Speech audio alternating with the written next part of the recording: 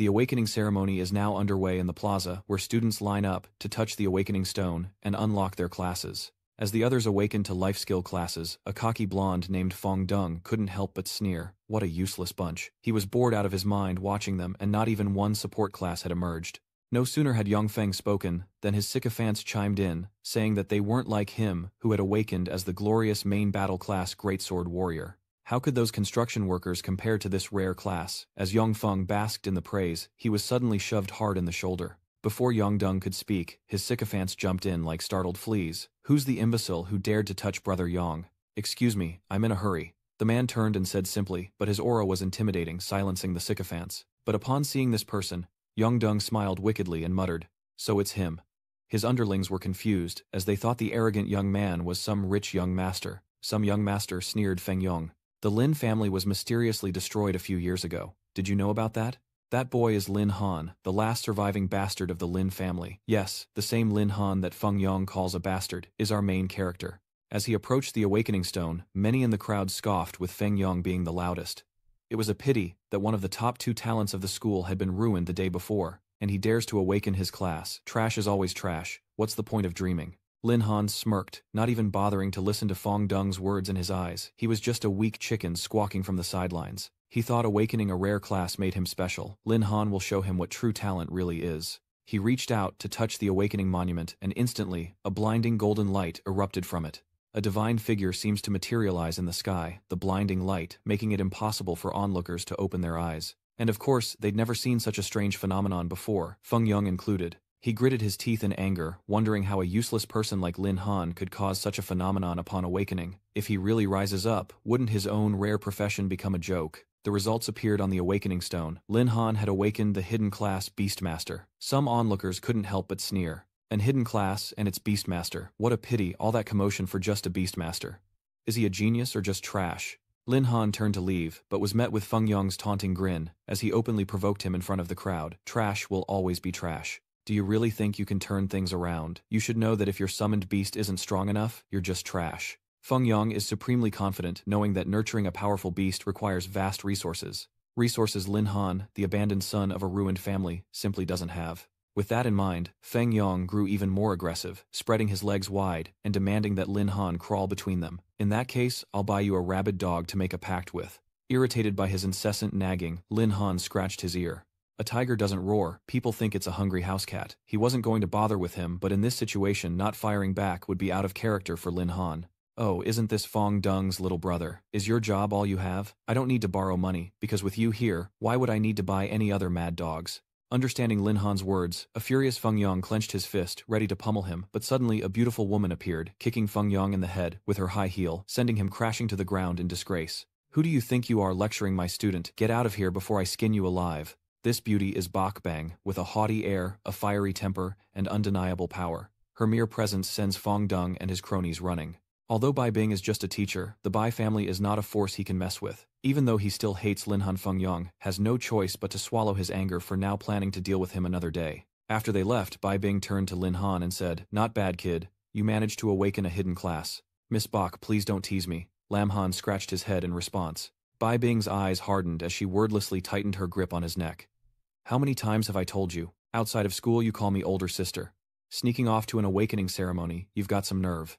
Ouch, ouch, ouch. Lin Han felt like he was suffocating, and quickly said, "Please, Ice Sis, be a little gentler." Hearing those words, Sister Ice Bai Bing finally let go, then generously pulled out a card and handed it to Lin Han. Beast tamers are a bottomless pit, and Bai Bing knew it, so she gave him some capital to find a decent beast to start with. No matter what, he had to improve. His strength first got it. Lin Han accepted the card without hesitation, and grinned only to be pummeled by Bai Bing again.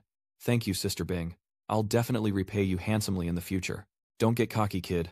I'll crush your skull." After the awakening ceremony and a beating from Bai Bing, Lin Han returned home. Closing the door behind him, he finally breathed a sigh of relief, a triumphant smile spreading across his face. Now it was time for Lin Han to make his move. The reason he was so confident back at the Awakening Square was because he already had the system, and now after completing the awakening ceremony, he's officially activated his god-level beast-taming system. The original Lin Han was the young master of the Lin family, one of the top families in the city, but 3 years ago his family was destroyed in a monster wave, leaving him as the sole survivor, or rather the original Lin Han. but soon after he succumbed to a heart attack from the overwhelming grief.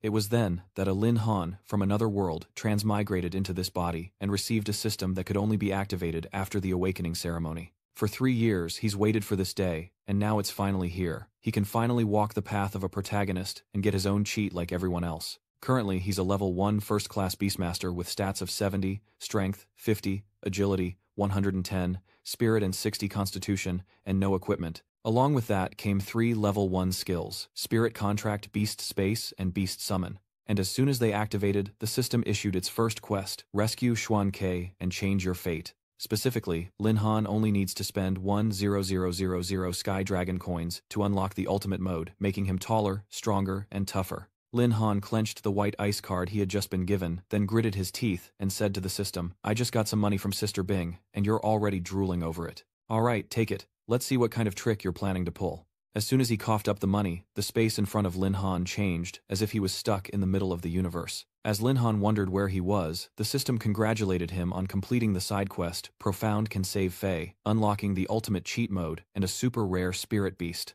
Suddenly, numerous cards appeared before Lin Han, their images blurred, revealing only silhouettes, but silhouettes that clearly belonged to girls. Lin Han was confused, but the system continued to send notifications. The host only has a first-level profession and can unlock 1 beast.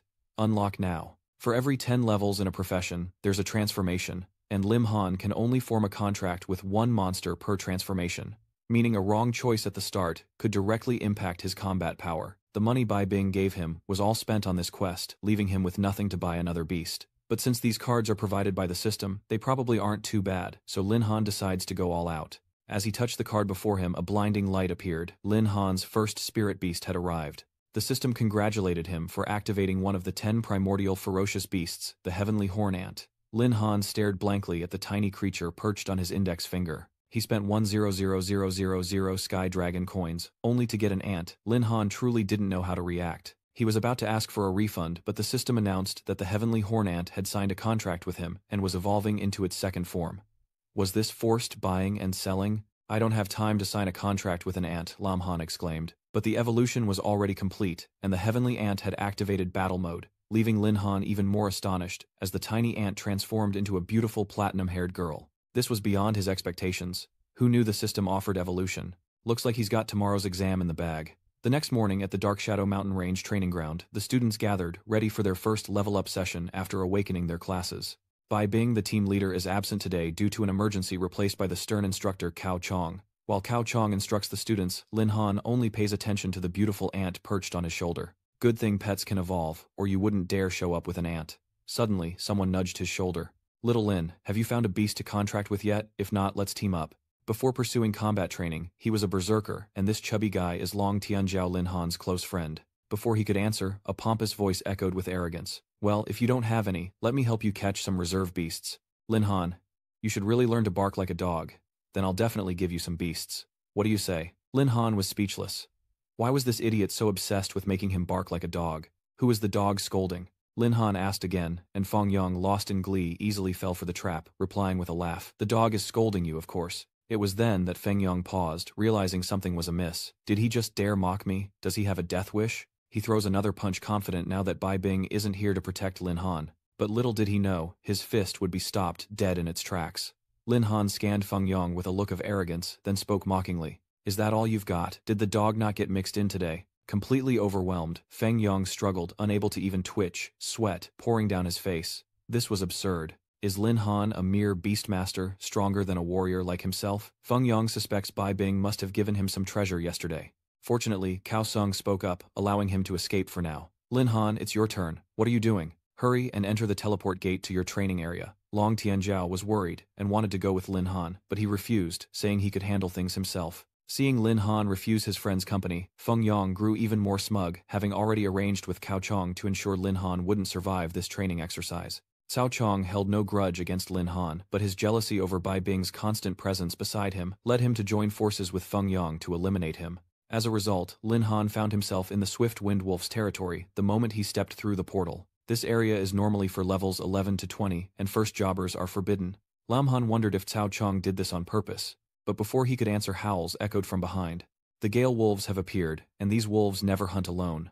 Lin Han is surrounded by a pack of hungry wolves. Any other first-class job would have been dead in an instant, but Cao Chong isn't qualified to take Lin Han's life. He poked the ant on his shoulder a few times, calling out, Yi, wake up, we have work to do." Awakened by her master's call, the heavenly ant transformed into battle mode. This ant girl, named Yi by Lin Han, had silver hair and beautiful amber eyes. She stood before Lin Han, facing the wind wolves without fear. "Master, I am ready." As one of the 10 ancient fiends, the heavenly horned ant is currently level 10, with 800 strength, 700 agility, 600 spirit, and 900 constitution, along with 2 inherent skills. Level 10 enhancement, which increases all basic attributes by 30%, and level 10 Herculean strength, which increases strength by 50%. Alright, let's see just how formidable one of the 10 ancient fiends really is.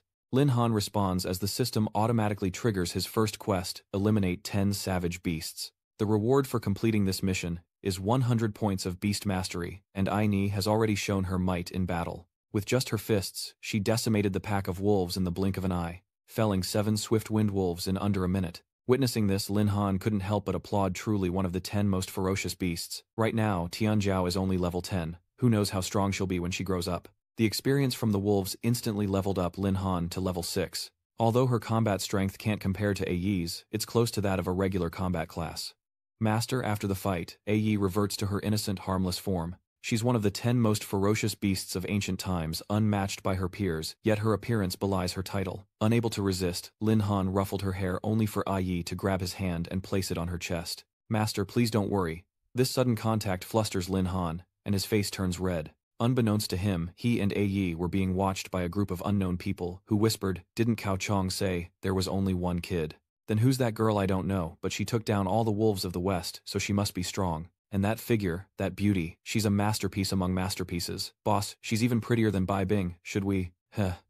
These guys couldn't resist, and are already plotting something. Cao Chong is truly cruel. Worried the Gale wolves wouldn't finish off Lin Han, so he arranged for another group of assassins to wait. Now they're plotting to take him down. Having just witnessed Il's raw power, the leader decided that the 3 of them would launch a surprise attack together, giving her no time to react, and then seize the opportunity to eliminate Lin Han first. Little did he know, Yi was already behind him, her face filled with murderous intent. She lifted an assassin by the neck with one hand, while the other appeared to be completely defeated. "You dare oppose my master?" Yi coldly asked, sending shivers down the leader's spine. He knew anyone who could control his men from the shadows had to be at least level 20, and he stood no chance against her alone, so he ran for his life. But escape wouldn't be so easy, as Lin Han had ordered Yi to capture him. The gang leader cursed under his breath as he ran. He wondered who Lin Han was to have such a high-level bodyguard, unaware of the claws awaiting him, as Gu Zheng's crisis pursued him from behind. And so he met his bitter end beneath those razor-sharp claws. Ayat halted. Seeing this, Lin Han shouted, and Yi immediately stopped and blocked him from behind. She seems wary of this new threat, and for good reason. It's the Swift Wind Wolf King, leader of the pack, level 22, and not to be trifled with. "Help me," a faint cry echoed from beneath the Wolf King's feet. Turns out that guy wasn't quite dead yet. But after he spoke, the Storm Wolf King stomped down with force, followed by a pained scream, and then silence. It was clear that the assassin was finally dead, and the Wolf King bared its fangs at Lin Han and Ayat with a look of pure hatred. The system quickly activated a new boss-level quest, eliminate the Gale Wolf King for a reward of 200 beast-taming points. But Lam Han felt that a level 22 Wolf King wouldn't be easy to defeat, so he quietly told Anat that they should retreat first. Anat didn't respond, but clearly had no intention of leaving, even wearing an excited smile. Seeing this, Lin Han gave up on retreating because she looked like she wouldn't give up without a fight. "Then go, Yi, destroy it for me." As he commanded, Yi shot forward like an arrow. The Tempest Wolf King roared a deafening sound, but A1 was fearless, charging forward. But when she tried the same trick on the Wind Wolves, the king brutally retaliated, sending A1 flying. And before she could even fall, the Tempest Wolf King used its Tempest Speed transformation to fly into the air, then struck her again with its claws, sending Ayat crashing to the ground. Her body, already smaller than her opponent's, now seemed pitifully weak as the Swift Wind Wolves King lunged at her with sharp claws. Its relentless attacks leave her unable to retaliate. Though she fights on, Lin Han can clearly see her mystical beast is at a disadvantage. Indeed, the level difference is too great. In a head-on fight, a one has no advantage. The Wolf King fights with increasing ferocity. Meanwhile, the other Wind Wolves try to sneak up on Lin Han from behind, so much for a fair fight. Fortunately, his stats had been enhanced, making him equal to a warrior, so Lin Han bravely faced the 7 wolf pups, taking down 2 in the blink of an eye. Having taken down 7 beasts already, A1 was close to completing the mission. Seizing the opportunity, Lin Han grabbed a wind wolf by the jaws and tore it in two. And with that he flawlessly completed his first mission, earning 100 beast taming points. Immediately after, Lin Han commanded A1 to unleash a furious attack. This is the Heavenly Horned Ant's active skill, which costs 100 Beastmaster points to awaken, dealing 100% of its own power as damage to the target with a 5-minute cooldown. Obeying its master, A1 immediately activates its skill, first using Blink to disappear from the swift Wind Wolf King's sight. The Wolf King, once dominant, now enraged by the sudden turn of events, frantically searched left and right, unable to find A Yi. Just then, she reappears with blinding speed, catching her opponent off guard. With the Wolf King in her sights, A Yi unleashes her full power, tearing through its body and completing the elite quest. The swift Wind Wolf King has been eliminated, earning Lin Han 200 Beast Tamer points and 1,500 experience points. He couldn't help but shudder as he stared at the Wolf King's lifeless corpse. That level 22 Wolf King was taken down in one hit by Anat. This is the true power of a ferocious beast. Luckily she belongs to Lin Han, otherwise it would be a disaster to have her as an enemy. While A Yi was reveling in the thrill of victory, the system sent Lin Han a new notification saying that weapons were dropped by the Gale Wolves and the Gale Wolf King and have been stored in the inventory. With her berserk state now lifted, Ayat instantly reverted to her innocent self. "Master, I killed those dogs," she exclaimed happily, then leaped into Lin Han's arms. Hey, calm down," Lin Han said. He felt embarrassed by her soft chest rubbing against him, but he didn't want to push her away. It was only a moment later that Ayat seemed to run out of energy and quickly drifted off. "Master, I'm so tired and sleepy." No sooner had she complained than she collapsed on the ground and began to snore. Lin Han chuckled, then patted her head a few times. "You've worked hard, get some rest." Anat returned to her tiny ant form, resting on Lin Han's shoulder. Then he checked his inventory, realizing monsters could drop items after being defeated. This system has turned his life into an online game just like his past life. Now he wants to see what kind of special weapon dropped from the Wolf King. It's the Wolf Fang Dagger Silver Quality, an exclusive weapon dropped by the Gale Wolf King, requiring level 22, with effects that increase strength by 50 points and agility by 80 points. Maximum durability is 80. The weapon's special effect grants a short-term frenzy, increasing all attributes by 50% when the user is injured. Lin Han's eyes lit up at the sight of it. His luck was truly defying the heavens. And there's more, a weapon dropped from a regular Gale Wolf, a bronze-quality ice staff, a random drop from a low-level monster level requirement, 10. Its effect is to increase magic power by 50 points, with a maximum durability of 50. In addition, it has a passive freezing effect. Each attack has a 30% chance to freeze the target for a split second. It's no Fang of the Wolf, but it should fetch a decent price. Lin Han was extremely pleased, planning to hunt again after Ai Yi had enough sleep and recovered her strength, leveling up and collecting items to earn money. Then he took the opportunity to check his level. After completing 2 quests in a row, he's officially reached level 10. It's time for his second-class advancement, or he won't be able to level up any further. Lin Han smacks his lips, surprised that taking down a Wolf King maxed out his experience points. He had planned to keep hunting monsters to get stronger and make some money, but it seems he doesn't need to anymore. However, before leaving, Lin Han still needs to have a little chat with the 2 surviving assassins to find out who's behind them.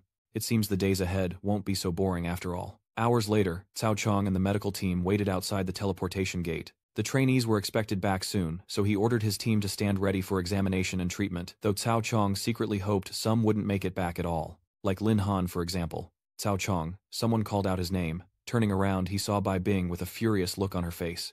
"Miss Bai, what brings you here? We're just welcoming back the trainees from their trial." Seeing Crass appear, Cao Chong immediately came running, feigning innocence, as if he had nothing to do with Lin Han's misteleportation. But Bai Bing wasn't about to let it go so easily, cutting straight to the chase. "About Lin Han's trial, shouldn't you explain something to me? Miss Bach, I know you and Lam Han are close, but we're teachers, and we need to treat each student fairly. I'd be happy to share my experience with you on that. Or perhaps you could follow me somewhere more private, and we can discuss this carefully." As a result, he crossed Bai Bing, who immediately drew her blade, held it to Cao Chong's neck, and mechanically repeated her previous words. "Cao Sung, I need an explanation about Lin Han." Cao Sung knew her temper was as cold as ice, and if she drew her blade, she wouldn't hesitate to strike, so he couldn't help but break out in a cold sweat. He hurriedly waved his hands, still trying to deny the accusation. "Miss Bai, I don't quite understand what you mean." Bai Bing scoffed, then directly accused him. "Lin Han is only a newly awakened Beastmaster, yet you dared to assign him to the Silver Tier training area. There he couldn't even protect himself, let alone find a temporary battle beast. Did you think the Lin family was defenseless, so you could bully him at will?" Cao Song waved his hand carefully, pushing Bai Bing's knife away. "Miss Bai, you've misunderstood me. Do I have my reasons? Lin Han awakened as a Beastmaster. How can he quickly level up without undergoing some tough trials? Besides, I didn't send him to his death. I've arranged for 3 assistants to protect him in secret. Cao Sung truly has no shame. Those 3 assassins he sent to kill Lin Han are now escorts protecting him. Bai Bing sheathes her knife, warning that if Lin Han doesn't return safely, she will settle the score with him. Cao Sung chuckled, scratching his neck, but inwardly he thought, "You only dare show your attitude to me now. Let's see how tough you are when you see Lin Han's corpse." He thought to himself, imagining Bai Bing submitting to him, and couldn't help but grin lecherously. News arrives that the students participating in the trial have returned, and the first to emerge from the portal is Lang Shui, the rare storm mage, and one of the twin prodigies. The crowd erupted at the sight of her. It's Lang Shui. She really was the first to complete the trial. Truly one of the twin prodigies of First High Lin Han doesn't even compare. Following closely behind Lang Shui was Feng Yong, who began flattering her the moment he stepped out. As expected of the top student, she even finished before me. Ignoring her darkening expression, Feng Yong shamelessly stuck to Lang Shui, saying that they were both geniuses of First High and should become closer in the future. He even tried to put his arm around her, but Lang Shui ignored the sycophant and dodged, leaving Feng Yong hanging in humiliation. "If it were the old Lin Han, I might reconsider, but you, no way." Lang Shui spoke bluntly, infuriating Feng Yong. The third to emerge from the portal was Long Tianqiao, who anxiously asked if his buddy Guo had completed the trial, only to be met with a mocking smile from Feng Yong. "I didn't expect a tub like you to survive the trial. Talk about beginner's luck. Your good friend wasn't so fortunate though. Lin Han is surely dead in the secret realm, and Long Tianqiao is furious, even wanting to fight Feng Yong right then and there. But this guy knew no fear, deliberately provoking him further, only falling silent when Cao Chong roared, "Everyone shut your mouths. Long Tianqiao is Lin Han, your dad. Stop worrying about others and focus on improving your own strength." He then shooed him aside, so as not to obstruct the return of the other students, and seeing Cao Chong take his side, Feng Yong became even more smug. As for Long Tianqiao, despite what he heard, he still strongly believed that Lin Han would return. An hour later, more and more students left the teleportation gate. Even Feng Yong's sycophantic underlings have returned, immediately fawning over him. But Long Tianqiao grew more anxious by the second. Everyone else had returned. Why hasn't Lin Han returned yet? He paced back and forth, anxiously wondering. Hearing this, Feng Yong's underlings burst into laughter, predicting that Lin Han was surely dead in the secret realm. After all, early-stage beast tamers are weak, and without a strong beast, they're doomed to die by the claws of ferocious beasts. But just as they spoke, a rock flew out of the portal, hitting the one who wished death upon Lin Han, then slamming into Feng Yong's head, causing them both to cry out in pain. Long Tianjiao's eyes lit up, recognizing his best friend as the stone's thrower, who then remarked about wasting time and the sudden influx of noisy dogs at school. Effortlessly, Lin Han emerges from the portal, appearing unharmed, let alone dead. Long Tianjiao rushes to greet him, while Bai Bing breathes a sigh of relief, finally able to release the tension she'd been holding. Of course, while some were happy, others were not pleased with Lin Han's safe return, like Cao Chong. He distinctly remembered sending 3 men to take care of him, yet he returned unharmed. "Consider yourself lucky this time, Lin Han, but don't think I'll let you off so easily," Cao Sung thought to himself. As for Feng Yong, he was obviously unhappy as well, but unlike Cao Sung, he showed it outright as he was used to being sarcastic. What can a beastmaster do without his beasts? Probably just hid in the shadows the whole time. Before Lin Han could speak, Long Tianjiao couldn't hold back any longer, and fired back. "Feng Yong, are you stupid? Does he really think everyone is as sheltered as he is? Whether I'm protected or not, let's just try and see. But what about Lin Han? How long did this useless summoner hide in the Shadow Mountains before finally coming out? Now that's true cowardice." Feng Yong continues to provoke him. Long Tianjiao is furious and wants to fight, but Lin Han stops him. In front of everyone, he declared that Feng Yong wasn't even worthy of carrying his beast's shoes. Seeing Lin Han's confident smile, Feng Yong was furious and he immediately declared war. "Is that so? Then how about we have a match to settle things? If you win, I'll give you 1,000,000 Sky Dragon coins, but if you lose, you'll kneel and call me Grandpa." Lin Han immediately agreed.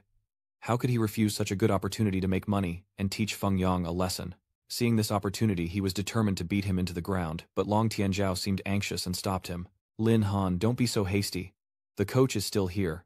Mr. Cao, this is a private matter. I hope you won't interfere." Lin Han spoke, and Cao Chong naturally didn't object, because in his heart, he believed that Lin Han couldn't possibly beat Feng Yong. Cao Chong emphasized that bets must be honored, as honesty is a virtue their school values most. But in reality, he was just waiting for the moment Lin Han would kneel and call Feng Yong grandfather. Standing by, Bai Bing saw the confidence in Lin Han's eyes, and didn't stop him, because she recognized that look, that scheming aura, that meant he was sure to win. The bet is on, witnessed by all but Long. Tianjiao, still uneasy, makes a proposal. "Mr. Cao, though I'm not part of the wager, I'm Lin Han's brother. Let me accompany him in this fight. He's only a level 2 berserker, while Feng Yong is a level 3 greatsword warrior, so he doesn't even register as a threat. but neither of them realize that Beastmaster Lin Han has already reached the level required for a second job change. When Feng Yong revealed his level, the crowd was astonished.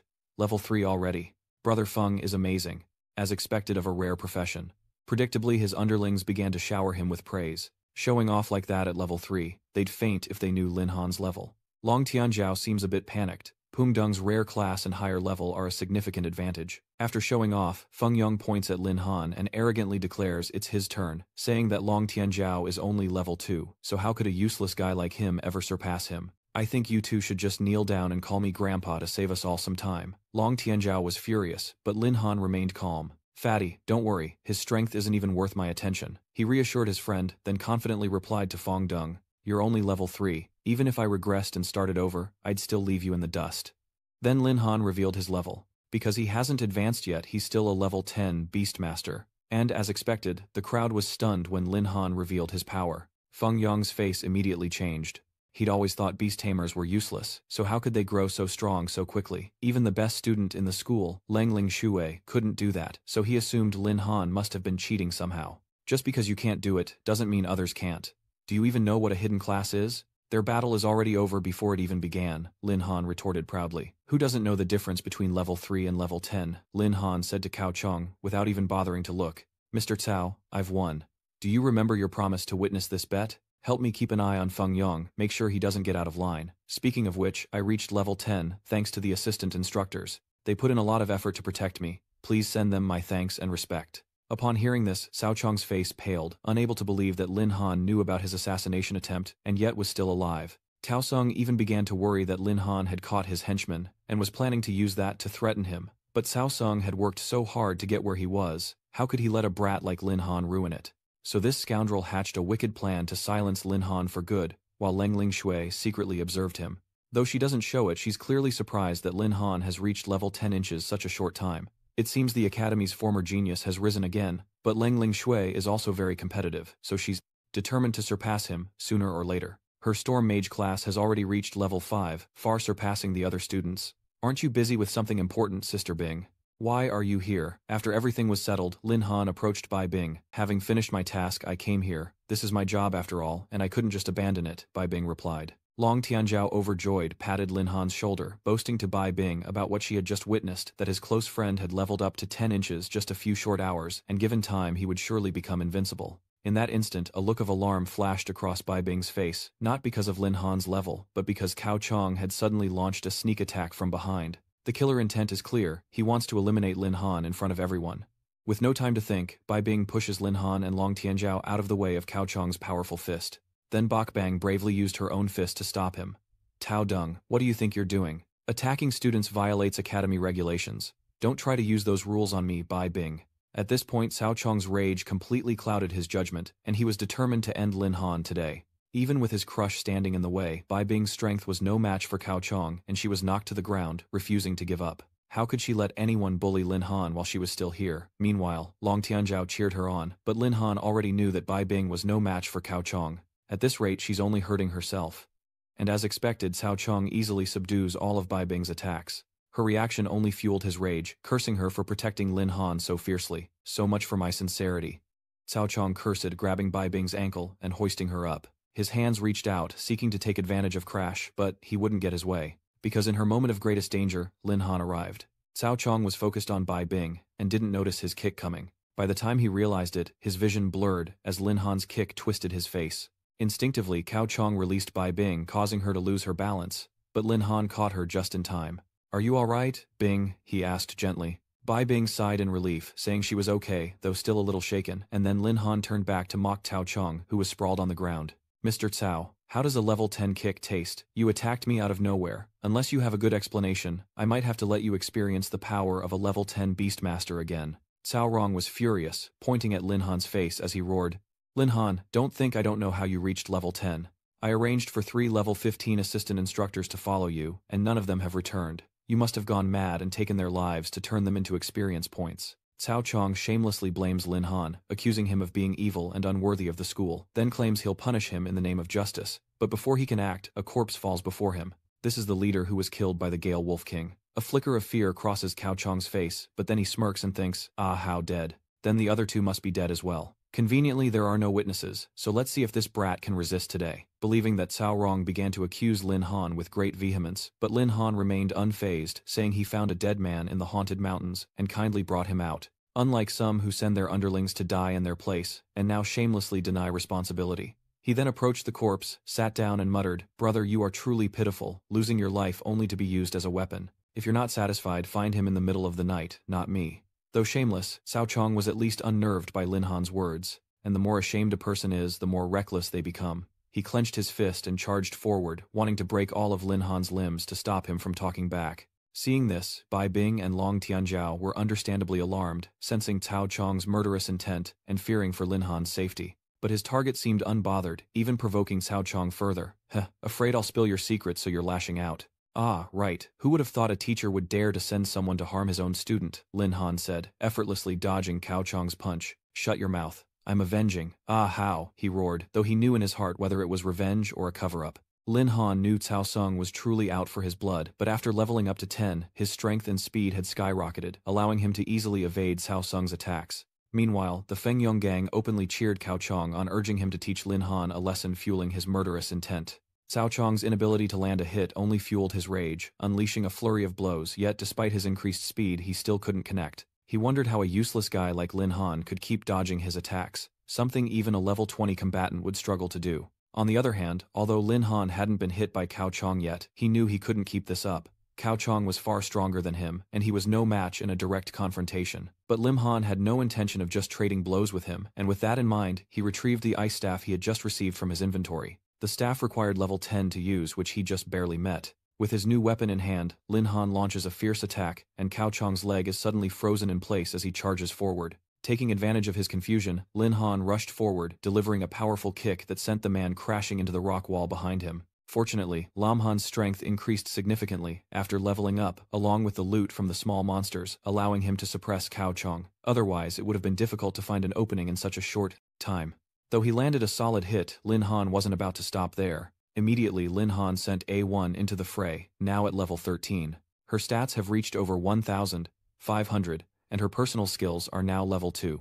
Most importantly, she's furious that Cao Chong dared to hurt her master. Seeing A-Not rushing towards him like an arrow, Cao Chong is incredibly tense. With the distance between them so short, his only recourse was to conjure a shield against A-Not's attack. When the two forces collided, a massive explosion erupted, the sound and light enough to overwhelm those nearby. The outcome was obvious.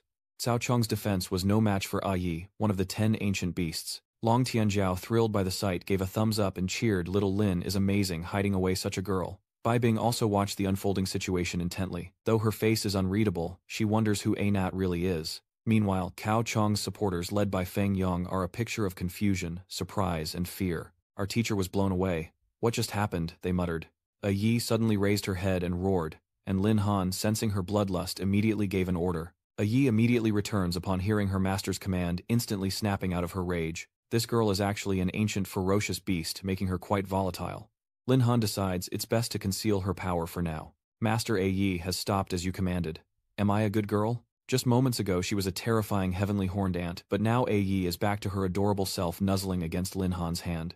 Good girl, but you should probably change back into an ant for now. Lin Han spoke softly, and Yi immediately agreed, shrinking back to her tiny form. After being beaten black and blue, it took Cao Chong a long time to stand up.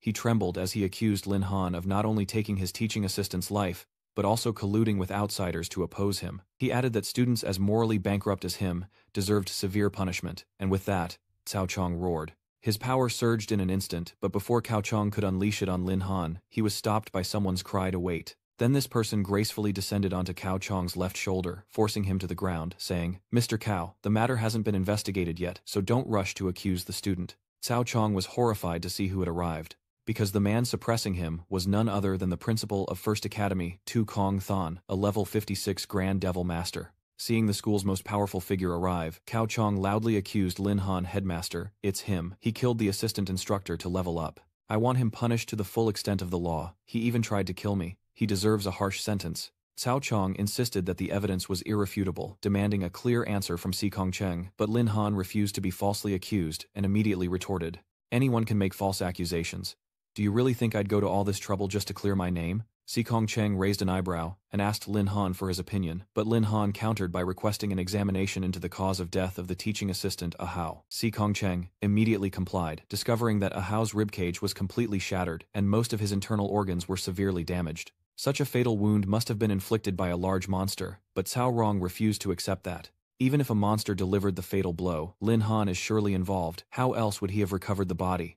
This shameless bastard rudely points a finger and accuses him. "Hey Cao, you're quite the hatchet man. It's a waste for you not to be a chef." Lin Han chuckled. "You only brought the assistant's body back. Cao Rong insists that you were the one who killed him. If you're so sure, why not just say you sent him to assassinate me?" But because he was too weak, he was killed by the monster. Exposed in front of everyone, Cao Rong panicked. Of course, he denied everything, claiming he would never do such a thing.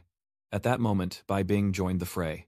In front of Kong Cheng, she reveals that Cao Rong deliberately placed Lin Han in a training zone that wasn't suitable for him, a clear sign of harming a student. "This is outrageous," Cao Rong exclaimed. "Principal, I'm an instructor, how could I possibly frame a student? They're clearly slandering me." It was all just words from Lin Han, without any evidence. Kong Cheng, a fair man, agreed with Cao Rong. After all, accusing an instructor isn't a small matter, and if Lin Han has no proof, things could get complicated. Hearing this, Cao Rong secretly rejoiced, believing that the two assistant instructors were also dead. How can the dead testify? And even if they lived, who would dare stand against him and side with Lin Han?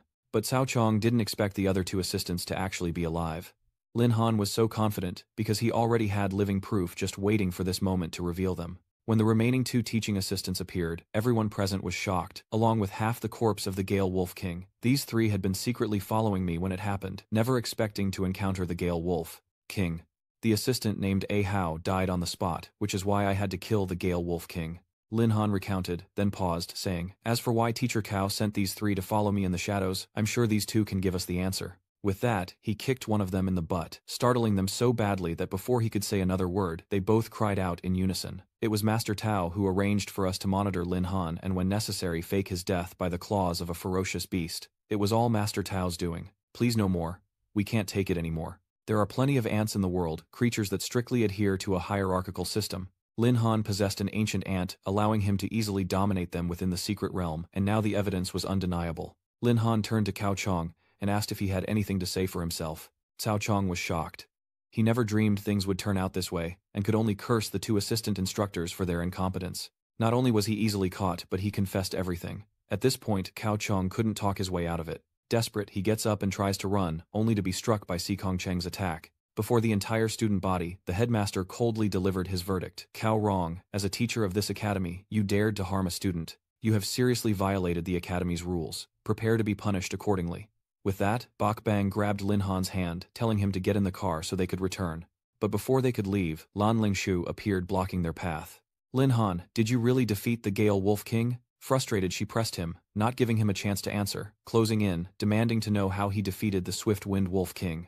As Lin Han retreated, he protested, "Hey, can you keep some distance?" But Lang Lingshui wouldn't let it go, sensing something was amiss. Lin Han's class differs from other close combat classes favoring ranged attacks, so facing the Gale Wolf King head-on, without someone to draw its fire, would have been nearly impossible. As she spoke, Lang Lingshui took Lin Han's hand, examining it carefully. After a moment, she suddenly looked up very close to Lin Han and drew her conclusion. The only explanation is that he's contracted a powerful beast, and then Lang Lingshui suggests a mock battle. She wants to experience his abilities firsthand, but Lin Han doesn't think this is a good idea at all. He didn't expect the cold-looking Lang Lingshui to have the curious personality of a child, and just then, Bai Bing stepped in to save him. "Lang, I understand your desire to improve, but right now, you need to learn from the trial, not fight."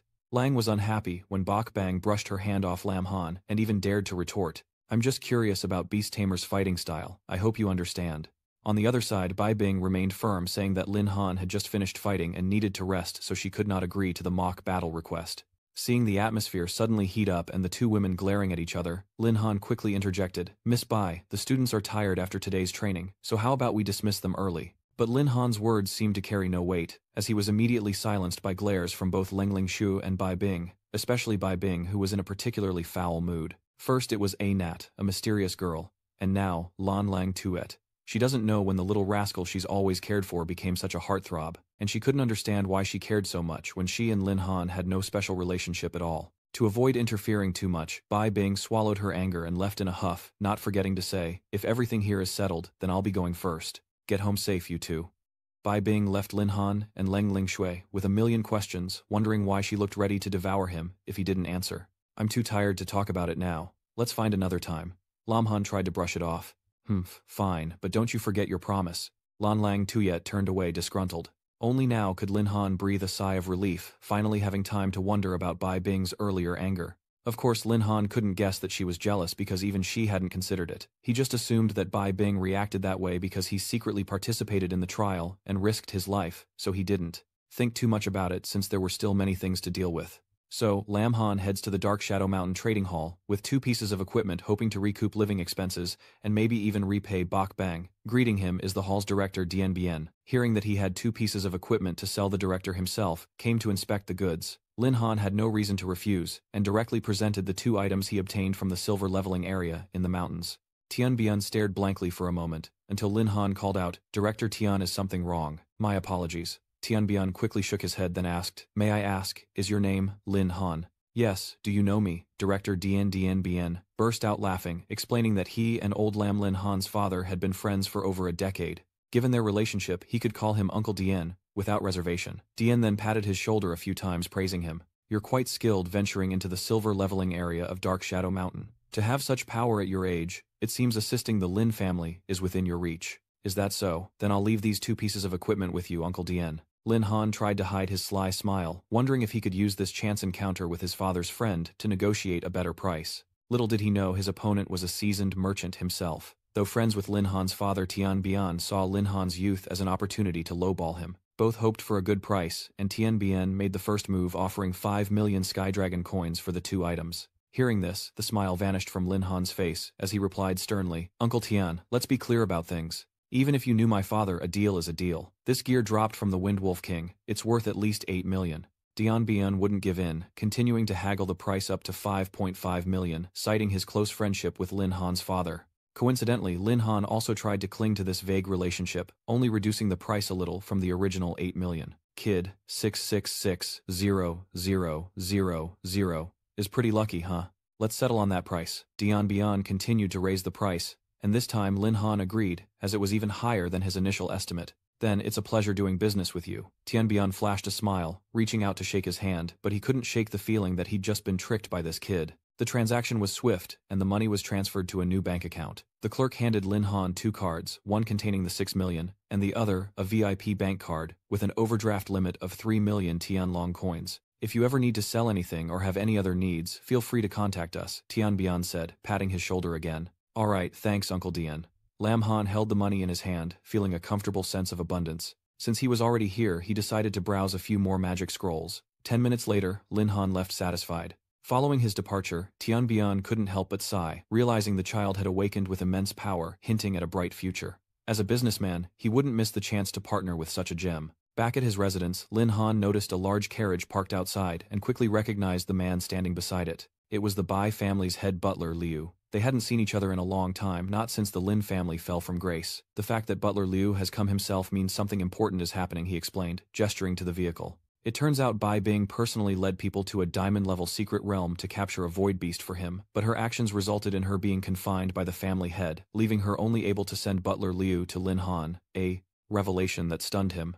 Lin Han couldn't believe Bai Bing dared to venture into a diamond-level secret realm, a place even Dean Sekong Cheng wouldn't easily enter. She had gone to great lengths for him. Not stopping there, Butler Liu also had a message for Lin Han, from the Bai family head. "The Bai family has treated you as well as we possibly could. Once you take this void beast, we'll have nothing to do with each other," the head butler said sternly. He reiterated that he hoped Lin Han would no longer bother his young miss, a sentiment that deeply wounded Lin Han's towering pride. He released his grip on the car and secured the void beast, then turned to Butler Liu and said, "Uncle Liu, no, Butler Liu, I appreciate your kindness, but I have nothing to do with the Bai family. When the Lin family was in trouble before, I didn't ask the Bai family for help." And so Lin Han turned to leave, telling Butler Liu to take the void beast back, and to tell the Bai family head that he didn't need any help from their family, be it with beasts or anything else. Watching his unwavering back butler, Liu couldn't help but sneer. Young Master Lin has spirit, but what the Bai family doesn't want taken, no one can take, and what the Bai family wants to give, no one can refuse. Clearly the old man wanted to force the void beast on Lin Han, severing his ties with Bai Bing. And seeing his stubbornness, he resorted to force believing Lin Han needed the power to back up his refusal. He lunged from behind with terrifying speed, but surprisingly, Lin Han didn't dodge or even assume a fighting stance. Instead, he only turned his head slightly, his sharp gaze like a knife piercing into his opponent. Surprisingly, Butler Liu, a veteran of the Bai family, was completely locked down by this look. Though he hated to admit it, his body was trembling uncontrollably. Butler Liu was baffled. Wasn't Lin Han supposed to be a useless beastmaster? Why is he so afraid of him? Old Liu is unwilling, and even more unwilling to be suppressed by a mere kid. Just then, Lin Han tossed him a bank card, saying it contained the money Bai Bing had lent him, and he was now returning the principal with interest. Thank Bai Bing for her kindness, but I Lin Han owe nothing to anyone. Don't you dare make a move on me again. If there's a next time, don't blame me for disregarding the past ties between the Lin and Bai families. With an icy tone, Lin Han turned and left, leaving the stunned Butler Liu with the bank card. He couldn't believe what he had just seen and heard. Was this really the same Lin Han? How could a useless member of a ruined family have such spirit? Exhausted, Lin Han finally returned home, collapsing onto his comfortable bed. He acted tough, but he'd be lying if he said he wasn't bothered. Lin Han knew his situation better than anyone. It's not wrong for the Bai family to distance themselves from him, but as for Bai Bing, even though he always kept his distance, not wanting to bother her being oppressed like that, today really bothered him. After thinking about it until his head hurt, Lin Han decided to put it aside and get some sleep, since he still had to do his class advancement quest after waking up. As he slept, Yi appeared as a tiny ant nuzzling her head contentedly against Lin Han's cheek. And as if that weren't enough, she transformed into her human form, embracing him tightly to comfort him. You've worked hard, master. With such a beauty by your side, Lin Han must have slept soundly. The next morning, the first thing he did after waking up was head to the temple to receive his class advancement. On the way, Lin Han overheard many people talking about him. Did you hear? Apparently a beastmaster awakened at Changyi High, and he's incredibly strong, I heard. Beast tamers are supposed to be useless, but he not only reached level 10 quickly, but also defeated Cao Chong. He's unbelievably strong. Do you think he'll come to do the class transfer quest today? Lin Han sighed inwardly. Rumors really do spread fast. Luckily these strangers don't recognize me. I should keep a low profile from now on to avoid trouble. Lin Han was a little nervous. After all, it was his first class advancement. But a level 10 advancement quest shouldn't be too difficult, right? As Lin Han touched the crystal, the quest quickly appeared before him, Thunder of the Fallen Kingdom, a 5-star difficulty mission. The objective, eliminate the thunder beasts in the ancient ruins, and collect at least 7 energy stones. The mission takes place in the shattered ruins, and the fact that Lin Han unlocked a 5-star class change quest has been announced to everyone in the hall. They were astonished as this was a legendary hell-level difficulty, nearly impossible to overcome without a mercenary group. Our protagonist, upon seeing the mission details, could only hold his breath. To unlock a 5-star difficulty quest on your first job change, your luck is truly awful. The discussion continues as they wonder who was unlucky enough to trigger a 5-star quest, and what class they could possibly be to manage it. He sighed, relieved that only the mission details were revealed, not his identity, otherwise it would have caused a lot of trouble. Now that he's accepted the mission, there's no time to delay. In the desolate ruined remains, a makeshift camp of tents serves as a mercenary gathering place. One of the mercenaries laments that no one has come to take on a quest, and they'll be tightening their belts again this month. He paused, noticing the boy's approach as others whispered, commenting on his fine clothes and wondering if he was some young master come to take on a quest. But now he's run into a fat sheep that looks ready to be fleeced, so he carefully chooses his words. What do you mean, fat sheep? That's a client. Il steps forward asking, Kid, you here for a quest? Want to hire our mercenary squad? Quality is absolutely guaranteed, and since you're new, I'll give you a 20% discount. Lin Han refused outright. No need, he persisted. The price is negotiable. I'll even give you a free service this time, just to be friends. He gripped the man's wrist as it reached for him. I said, I don't need it. Keep bothering me, and you'll lose an arm. With that, Lin Han tossed him aside, thinking to himself, casually offering free service to others. Does he think I'm an idiot who understands nothing? These mercenary types are either con artists or out for blood and treasure. Humiliated Yi orders, damn it, I'm going to beat him to death. His comrades called out, but Yi was unwilling to give up. Boss, are we really going to let that kid get away with this?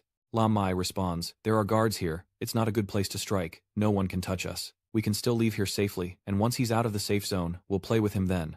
A stark contrast to the dark shadow mountains. Let's go. Yi, we're ready to go. She happily clings to him. Master, I'm ready, Lin Han purrs. Good girl. Today I'll let you have a real fight.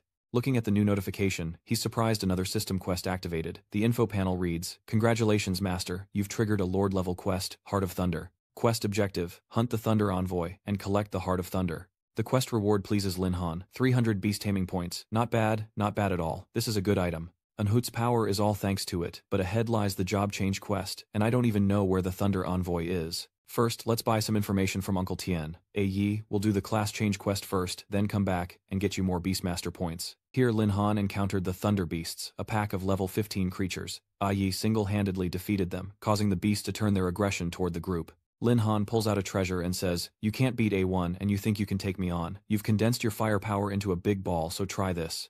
That Thunder Beast meat must smell amazing roasted. They all gape in fear. Well, they're BBQ now. Magic scrolls unleash a barrage of fireballs upon the Thunder Beasts. A series of notifications appear, announcing the successful elimination of the Thunder Beast and the acquisition of energy stones. Note: you have reached the maximum limit of the first transformation and must complete the class change quest, or you will be unable to break through the limit. Before reaching the second class advancement, you can't continue to gain experience. Lin Han takes out a pile of fireball techniques, heavenly fire techniques, and fire flame missiles. My quest isn't finished yet. Trying to run. My magic scrolls won't allow it. Not hurry and finish them off. Got it. The Thunder Beasts cried out in the sea of fire, unable to escape. After the fight, he happily held the energy stone in his hand. Not bad, he'd gathered enough energy stones in such a short time. The magic scroll was expensive, but indeed very useful. The item information panel displays Ancient 10 Fierce level, 15 Heavenly Horned, Ant Strength, 2000, Agility 1000, 800, Spirit 1000, 700, Constitution 2000, 100. Skills Fortification Level 2 increases all basic stats by 50%. Herculean Strength Level 2 increases strength by 60%, and Violent Strike Level 1 deals damage equal to 100% of the user's strength. He felt fortunate he hadn't completed his class change, or so much experience would have been wasted. Luckily, he leveled up from 13 to 15, making today's trip worthwhile. Lin Han pulled his phone out of his pocket. He figures the trading platform must have sent information about the Thunder Envoy right. Someone calls from the other end. "Little Lin, I've located the Thunder Envoy and will send you the coordinates. However, the Thunder Envoy is difficult to deal with. If you haven't reached Tier 2 and are below level 15, it's best not to go alone." Lin Han cheerfully calls out, Yi, let's go collect some Beast Mastery points." She agrees, "Master." Lan Mei secretly watches him, wondering how many magic scrolls worth tens of thousands he's already wasted. This guy's definitely a big spender. We're going to make a fortune this time. Behind him, Yi grew impatient. "Boss, should we make our move now?" She replied calmly, saying they should wait for the boy to accumulate more energy stones. Besides, the girl beside him wasn't easy to deal with, so they should wait for them to exhaust some of their strength before making a move. He flattered, "You're the best boss." At that moment, Lin Han encountered a level 17 Thunder Envoy. To him, level 17 was nothing far below the Wind Wolf King, and hardly a challenge at all. "Aoni, let's go, let's destroy it and go home." She charged forward excitedly. "Yes, master." The Thunder Envoy immediately sensed someone approaching, and A1's punch made it cough up fresh blood. She morphed into an ant and burrowed beneath the sand, preparing for her next move, as a small mound suddenly formed beneath the Thunder Envoy's feet. It was Ail's fist that landed the blow. Lin Han retrieved an ice magic scroll, transforming it into a block of ice bearing down on the Thunder Envoy. He casually waves his hand, declaring death. The ice magic scroll transforms into a giant sharp icicle, piercing him. The system announces the successful elimination of the Thunder Envoy, with no experience gained. Exhausted, she collapses to the ground. Yi is so tired. Meanwhile, Lin Han is absorbed in reading the notification quest. Complete defeat, the Thunder Envoy won. The quest reward of 300 Beast Tamer points has been granted. He laments that, while the beast wasn't strong, its hide was too tough, taking far too long to kill. Defeating the Thunder Envoy earned him 300 Beast Tamer points, a worthwhile reward.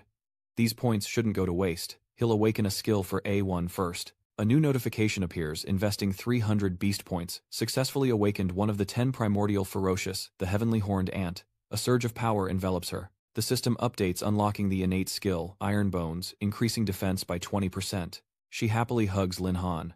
Yi feels stronger now. "Thank you, master." "Be careful," he warned. "This is the wilderness."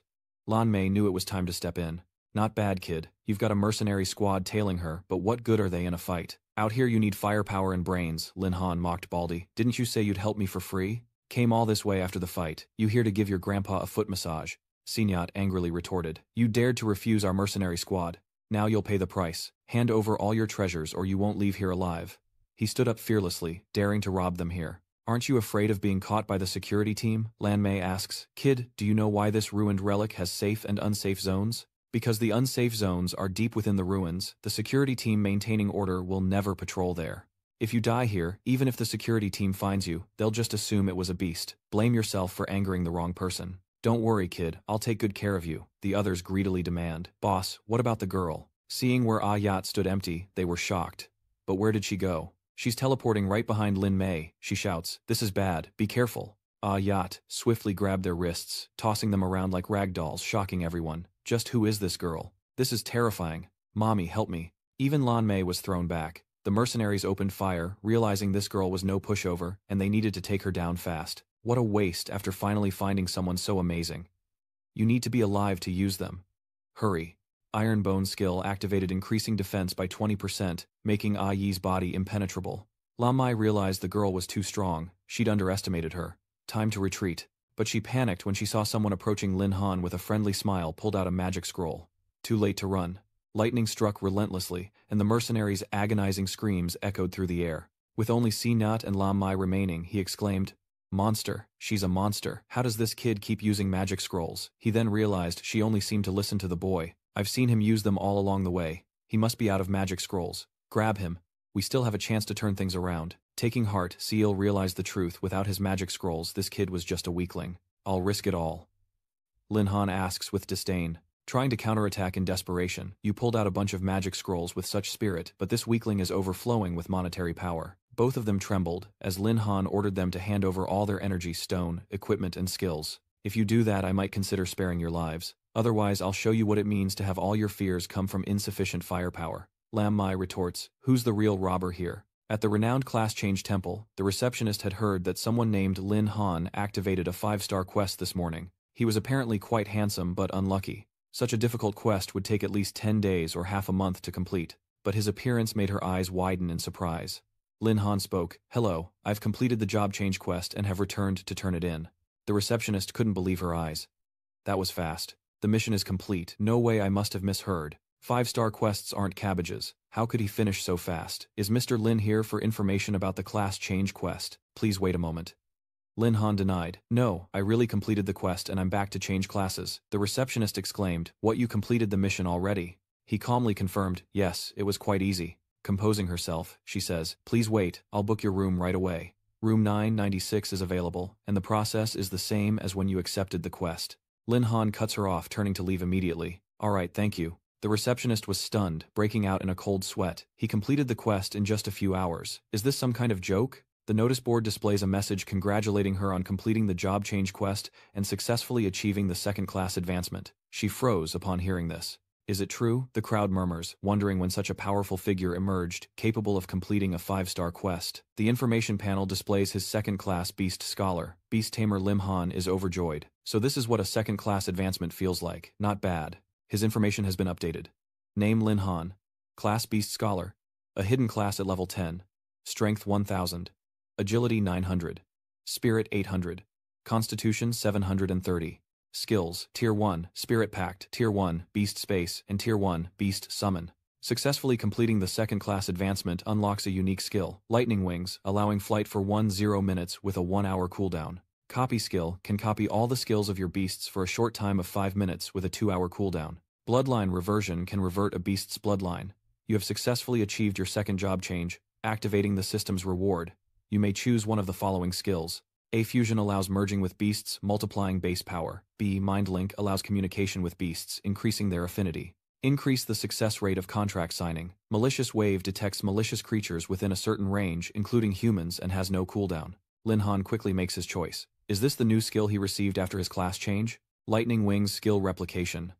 Let me test out the power of this new skill. In an instant, the wings carried him high. Holy crap, he can fly. Flight is a high-level skill, only learned through advanced skill books, yet I unlocked it upon my second job advancement. A beast tamer truly is a hidden class. As for the skill copy, does that mean I can copy and use all the skills of the beasts? Even though it's only 5 minutes, using it at the crucial moment could decide the battle. Not bad. Next are the other level-up rewards. Combining is pretty cool, and telepathy helps in combat, but the most useful skill is this one that detects malice like an automatic alarm. If he'd had this skill earlier, he could have wiped out those mercenaries instead of letting them run off to brag. The system chimes in. Do you want to choose the malice fluctuation skill, yes or no? Lin Han immediately chooses, knowing this is the skill he needs. Dynamic malice, yes. With everything settled, he stretched and yawned, only for a notification to pop up. He was shocked. A new quest already. But that's normal. After the second transformation, he should find a second beast to contract with, and see how the bloodline reversal works. A quest notification: the host has successfully advanced to a 3rd rank beast scholar, triggering a quest to capture and link with a beast with a reward of 500 beast points. Lin Han analyzes that, while his single attacks are powerful, his AoE is a bit lacking, so he has some expectations. This lightning attack is pretty good. A lightning-type beast would make up for that weakness. Looks like it's time to visit Uncle Tian, collect my spoils and buy some information. At the VIP auction, Dian Bian, he was stunned by the treasures Lin Han brought. Little Lin, what kind of treasure trove did you unearth? Behind Lin Han was a small mountain of glittering gold. I just ran into some kind people who gifted me quite a few treasures. I'd like to sell them all, so I'm asking for your help to take inventory. Uncle Dian. He hastily ordered his staff to start inventorying the items and calculating their value. Lin Han secretly rejoiced, even though the thunderous beast had dropped many treasures they couldn't compare to the mercenaries' stash. Luckily, they rushed out to their deaths or I wouldn't have made this much. After tallying everything, Tianbian said, Young Lin, the items you brought back are worth a total of 13 million Sky Dragon coins, and I'll arrange for the money to be transferred to your card immediately. Lin Han inquired. Thank you, Uncle. Also, I'm looking for a lightning-type spirit beast. Did Uncle Tian have any suggestions? He took the card and pondered. Lightning type, huh? That reminds me of something. That's right, I heard that a high-quality thunderbird appeared in the Thunder Forest of Wuzhou City a few days ago. That thunderbird may carry ancient blood, and many who tried to capture it failed, Lin Han exclaimed with excitement. A thunderbird with ancient blood is exactly what I need. Uncle Tian, is there any more information? Tianbian, bring the item up. That's all the information I have, but our exchange just acquired a thunderbird feather. It glows when near the thunderbird. He didn't hesitate to choose it. Excellent. I need it. He slams the box shut. Little Lin, in business, there's got to be a buyer and a seller, right? If you really want it, I'll give you this feather for a friendly price. 1 million. Lin Han thought, breaking out in a cold sweat. Asking for money for just this tattered feather? I could buy dozens of live scrolls with that kind of money. Might as well rob me. But this is the only clue to finding Lei Ming. He grits his teeth and confirms the purchase. 1 million it is. Dian Bian is ecstatic, feeling like he's made a killing. Thank you, esteemed customer. Lin Han consoled himself, thinking that if this feather could help him find Lei Ming more efficiently, then 1 million was worth it. In the Thunderclap Forest, the Thunder Leopard Habitat, a training area for bronze and silver ranks. Recommended levels 0 to 20. He recalled the broker's words, remember this feather will glow when you're within 10 meters of Lei Ming. 10 meters. But nothing happened, and Lin Han angrily threw the box away. A trap. If it's that close, shouldn't I be able to see it directly? Well, since I spent 1 million on it, I should at least try to find Lei Ming. It shouldn't be too hard to get through this forest. With Ayat alone, I can dominate the Silver District. If I had another beast, wouldn't I rule the Gold District? Annoyed by Lin Han's thoughts, A Not punches him, calling him a bad master. As if A Not wasn't enough, he wants more beasts. Lin Han quickly appeased her. Alright, don't be angry. A cry for help echoed through the forest. Hunted by savage beasts, she cries out, Help, that beast is a level 19, Thunder Leopard. This person is Su Nianwei, level 10. The tracking master thought, no, if this continues I'll be caught. She tripped over a log, face planting into the ground, and Long cursed under his breath. Damn it. The Thunder Leopard was right behind her, ready to pounce, and she closed her eyes in despair, certain this was the end. Not feeling the pain she expected, Nianwei opened her eyes slightly. Was she still alive? What was that sound? Lin Han unleashed a flurry of skills recovery. Heavenly Horn, Thought and Burst, strike against the Thunder Leopard, leaving her bewildered. What's going on? Lin Han rushed over asking. Are you all right? Nianwei replied. I'm fine. She wondered to herself. He could take down the Thunder Leopard with one punch. Just who is this guy? She anxiously warned the Thunder Leopard isn't so easily dealt with. Let's take this chance to escape. He remained perfectly calm. You mean that big cat? Lin Han reassured her. Don't worry, someone will take care of it. Yi then transformed back into his ant form. Its massive body, now rivaling the Thunder Leopard, it clamped its jaws down on its opponent, who struggled in vain to escape. Lin Han watches from afar, surprised that A1 can enlarge itself when using iron bone in its titan-horned ant form. In this state, A1 looks like a true ferocious beast. Another ferocious beast, Nianwei exclaimed in fear. He reached out his hand to her, asking, Are you hurt? Lin Han offered to help Nianwei up, asking if she could stand, but she immediately pulled him away. That ant can restrain the Thunder Leopard. It must be at least a level 20 ferocious beast. Hurry, let's run while it hasn't noticed us. The Thunder Leopard's corpse slams into the ground, blocking their path. A1 roars, Dare to kidnap my master. Nianwei stammered, This is bad, but Lin Han cut her off. Yi did a great job. He stroked its head. I'll reward you when we get home. Madame Ha was dumbfounded, unable to believe what was happening. Yi shrinks back, and Lin Han says, Let me introduce myself. My name is Lin Han, my profession is Beastmaster, and this is my beast. You don't need to be afraid. Nianwei has heard news about him. I remember now. Rumor had it that a hidden beast tamer had awakened in the next city, and it turns out it was him. Lin Han modestly replied, "It's just a rumor, not quite legendary." She wondered, weren't beast tamers supposed to rely on ferocious beasts? How was he so strong, even with his bare hands? So, what kind of ant is that? How could it kill a thunder leopard? Annoyed by the stares, A1 uses its secret technique, A1 headbutt, to strike Nian Wei in the face. With a bump swelling on her head steaming, Lin Han steps in to mediate. "Alright Anat, don't be angry," he furiously scolds, forbidding her from approaching his master. He couldn't understand why she, who didn't seem that strong, would dare come to such a dangerous place. She introduced herself, "I'm Su Nianwei, here for my second job advancement quest, but I had bad luck and got a 4-star quest. And you, what brings you here?" Lin Han didn't hide anything.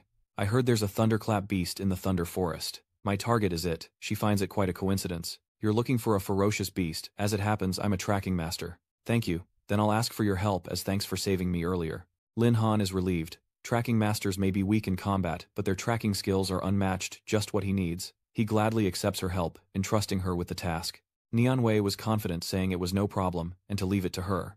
However, her abilities were limited, and an item from Lei Ming would greatly help her pinpoint its direction. Lin Han retrieves the item. "I have a feather here. Do you think it will work?" Nian Wei is shocked. "A thunderclap feather. I remember these going for unbelievable prices on the black market. This one's in great condition, so it should have no problem locating the thunderclap. However, using the skill might damage the feather, and Lin Han doesn't care about the money if I wanted to sell it." "Don't worry, this item is disposable to me. If it breaks, it's on me." Niam V breathed a sigh of relief. Good. She activates her tracking skill, item seeking. Found it. Nian Wei's eyes seemed to pierce through space itself, as she happily announced the feather's guiding light. "Found it. If we follow this light, we'll find Lei Ming." Lin Han exclaimed excitedly. "Alright, let's go." And so they followed the light's guidance. Lin Han stopped her, halting their progress. "Wait, there are savage beasts ahead, and quite a few of them." Nian Wei is startled. "What?" She hid behind Lin Han. "What should we do? Should we go around?" A1, perched on his shoulder, warily eyed Nian Wei's skin against his master, then leaped down and charged ahead. Lin Han tried to stop him. "It's not necessary, A Yi." But A Yi wouldn't listen, slaughtering the savage beasts. He received notifications of killing thunder beasts and gaining 650 experience points. Lin Han chuckled. "So spirited, huh?" He now understood. No wonder A Yi was able to effortlessly dominate the situation. But why did he sense that A Yi was particularly angry today? She did it because A Yi finished them off, and the master will be so happy when he sees this. Nian Wei is shocked. Were they all killed by that little ant? He calmly stated, "I told you these little monsters are easy to deal with." He was overjoyed, having reached level 11, a truly great feeling. System update: you've leveled up to level 11. All stats have increased by 160 points, and you've received 120 free stat points to allocate as you wish. Ai Yi returns, pushing Nian Wei back. He reminded him, "Ai Yi, you're being mischievous again. You should change back," and she immediately agreed. "Understood, master," Ai Yi replied, while Nian Wei scrambled to her feet, confused, asking, "What's going on? Could there be a ferocious beast about to attack us?" Turning around, she was speechless to see Ah Il transformed into a giant ant. Nian Wei brushed the dust off, realizing it was just a small ant scaring her half to death. Lin Han ordered, "Ai Yi, return to your original form. It will be easier to move that way." As she walked, a chill ran down her spine. Why did she feel like that little ant was targeting her? Am I just imagining things? A1 secretly holds a grudge. "So you dare seduce my master, I'll bite you to death. Just come over here, I promise I won't kill you," Nian Wei tells herself. It must be my imagination. How could such a cute little ant have bad intentions? Just try to get used to it. "Little ant, let me touch you for a bit." Ah Yi raises his sharp, thorny claws. "This woman is such a nuisance. I really want to hit her, but I'm afraid she can't take it. Master, please stop her and save Anat." As she wished, Lin Han leaned aside to dodge. "All right, or Anat will get angry. There are still so many ferocious beasts ahead." "Ah Yi, you go ahead and clear the path for us. He's made quite the progress tonight."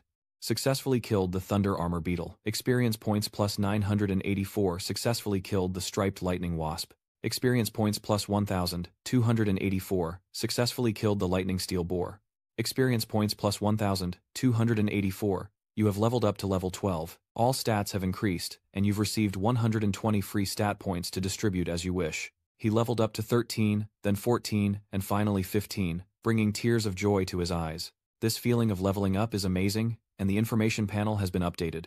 Lin Han, a second-class Hidden Beastmaster Scholar, level 15, Strength 1,000, 820, Agility 1,000, 720 Spirit 1,000, 620, Constitution 1,000, 550, no equipment level, 1 Spirit Contract level 1 Beast Space, level 1 Beast. Summon, level 1, Malicious Wave, level 1, Thunder Wings, level 1, Skill Copy, Attribute points unassigned. Lin Han realizes he's already level 15, it seems he'll have to do the third job advancement quest soon. A Yi has also upgraded, gaining the Ancient Titan Horn Dance power, a level 18 Ancient 10 Beast race, with 2,700 strength, 2,300 agility, 2,200 spirit, and 3,000 constitution. You praise it, but A1 has worked hard along the way too. Nianwei interjects, saying it's not just hard work. Before them lay the corpses of savage beasts, as she continued, saying that they had nearly destroyed the entire Thunder Forest. But instead of avoiding the beasts, they could use their speed to find the Thunderbird. I can sense it's coming from that direction. Hearing it chirp, Lin Han frowned and asked, A Yi, is something wrong up ahead? A Yi is an ancient beast after all. Is there something ahead that even he fears, or is it that thing he's been searching for perched high in the trees? This is the Thunderbird. A level 13 Thunderbird. If he can complete the contract, today will be a huge win. The Thunderbird Tiangu has detected their presence. It flaps its wings and flies away. Oh no, it's getting away, Nianwei says dejectedly. Our class can't fly, so we definitely won't be able to catch it. I can't believe we worked so hard only to miss out on this lightning bird.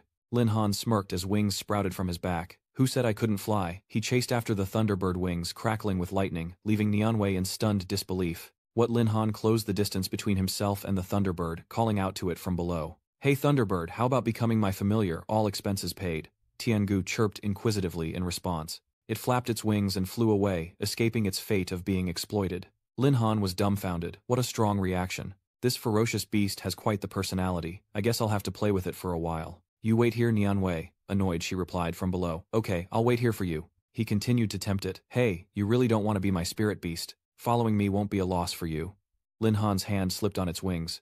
Enraged that it escaped again, Tiangu chose its spot and unleashed a lightning strike from above. Is he praising its courage for deciding to fight, knowing it can't escape? How admirable. The lightning spreads, but Lin Han remains unfazed. So I'll subdue you. He unleashes a copied berserk strike, punching the bird right in the face. Lin Han then used a seal on Gu Tiangu, finally completing the contract. The information panel displayed the Thunderbird, a Cyan Thunder wild bird, subspecies level 13 strength, 523, agility 768, spirit 622, constitution 502. He scoffed. A level 13 Thunderbird with such stats was far inferior to the heavenly horned rhinoceros. A system notification appears. Contract successful. Initiate reversion with contract target. Lin Han almost forgot. With the system becoming stronger is a piece of cake. Evolve. Gu Tiangu transforms, successfully evolving the Thunderbird into its second form. Thunder Emperor race, 10th Palace, Ancient level 18, Strength 1,900, Agility 3,000, Spirit 2,400, Constitution 2,600. Thunderstorm skill level 1, within a 1 kilometer radius lightning, will strike chaotically, and speed increases by 40%. Lin Han was impressed. No surprise, it's a lightning beast. It leveled up 5 times in one go. Moreover, that lightning storm skill is truly a weapon of mass destruction. She took a step approaching him. She bowed gracefully, greeting him. Greetings, master. Lin Han gaped at her smoldering cleavage. Well done, truly. A ferocious beast worthy of the name, even more ferocious than Ai Yi. Hearing this, the creature on his shoulder became enraged. Yacht transforms, matching her new rival's size, and they clash. What foul bird dares steal my master? No way a little ant dares to steal my master. I could swallow you whole in one bite. Lin Han steps in to mediate. Alright, from now on we're family, so no more sulking. Anat, you were the first to take human form, so as the older sister you have to be understanding. Tiangu asked Master, can I have a name too? He pondered. Well, you're a lightning bird. I once heard a poem. Then I shall name you Thien Cock. She was pleased. Tiangu, I love this name. Tiangu, thanks, Master. He secretly wished he could test her power, this gentle girl who wielded such ferocious lightning skills. Now was the perfect opportunity for Thunderbird to show its strength. Meanwhile, Nianwei sat alone, feeling forgotten by the world. Where did Lin Han go? When will he be back? And what demon camp is she in right now? Nianwei asked the person next to her. Lin Han, do you really want to help me complete the 4-star quest? But my target is hunting the leader here. The difficulty is too high. Or maybe not, he replied. You helped me find the Thunderbird, so helping you complete your second job advancement is the least I can do. Besides, I want to test the Thunderbird's power. Show me what you've got, Tiangu. It flaps its wings and soars into the sky, lightning crackling from its wings, its body transforming into a human shape as it flies through the thick, dark clouds. Tiangu called down lightning, and a vortex of thunder and lightning gathered from the sky. The Manji tribe members are level 78, and their level 9 chief looks up in astonishment. He sighed, thinking the monsters here were too low level. If Teen Cock's lightning storm landed, he'd have to beg them not to die. Lin Han asked Teen Cock to go all out, just not to kill the Manji leader. Nian Wei strained her eyes, unable to make out the bird amidst the lightning. Intrigued by the all-out battle, she watched as Tiangu obeyed orders, unleashing lightning upon the tribe, and then she leaped down as well, while the leader drew his bow to fire at the intruders. With incredible speed, Tiangu approached him as lightning struck him from above. Nian Wei worried, has the Thunderbird already attacked? With so many enemies, I wonder how long it'll take. Should we help? But as she peeked over the ridge, she gasped in disbelief. Nian Wei saw Tiangu standing over the leader's corpse. The barbarian leader had Thunderbird really captured him, and brought him back already. Lam Han praises, well done Tiangu. Give Nian Wei the dagger. Eliminating him completes her mission. Her hand trembles as she grips the dagger's handle. Understood. Su Nianwei has killed the barbarian leader. The mission is complete, and she turns to thank Lin Han. Thank you. I couldn't have completed the mission without you. I live around here and I've finished my business anyway. Would you like me to show you around Wuzhou City? He turned to leave, thinking it wasn't just him being polite, she had helped him find the Thunderbird after all. If fate allows, we'll meet again, Niamv silently prayed.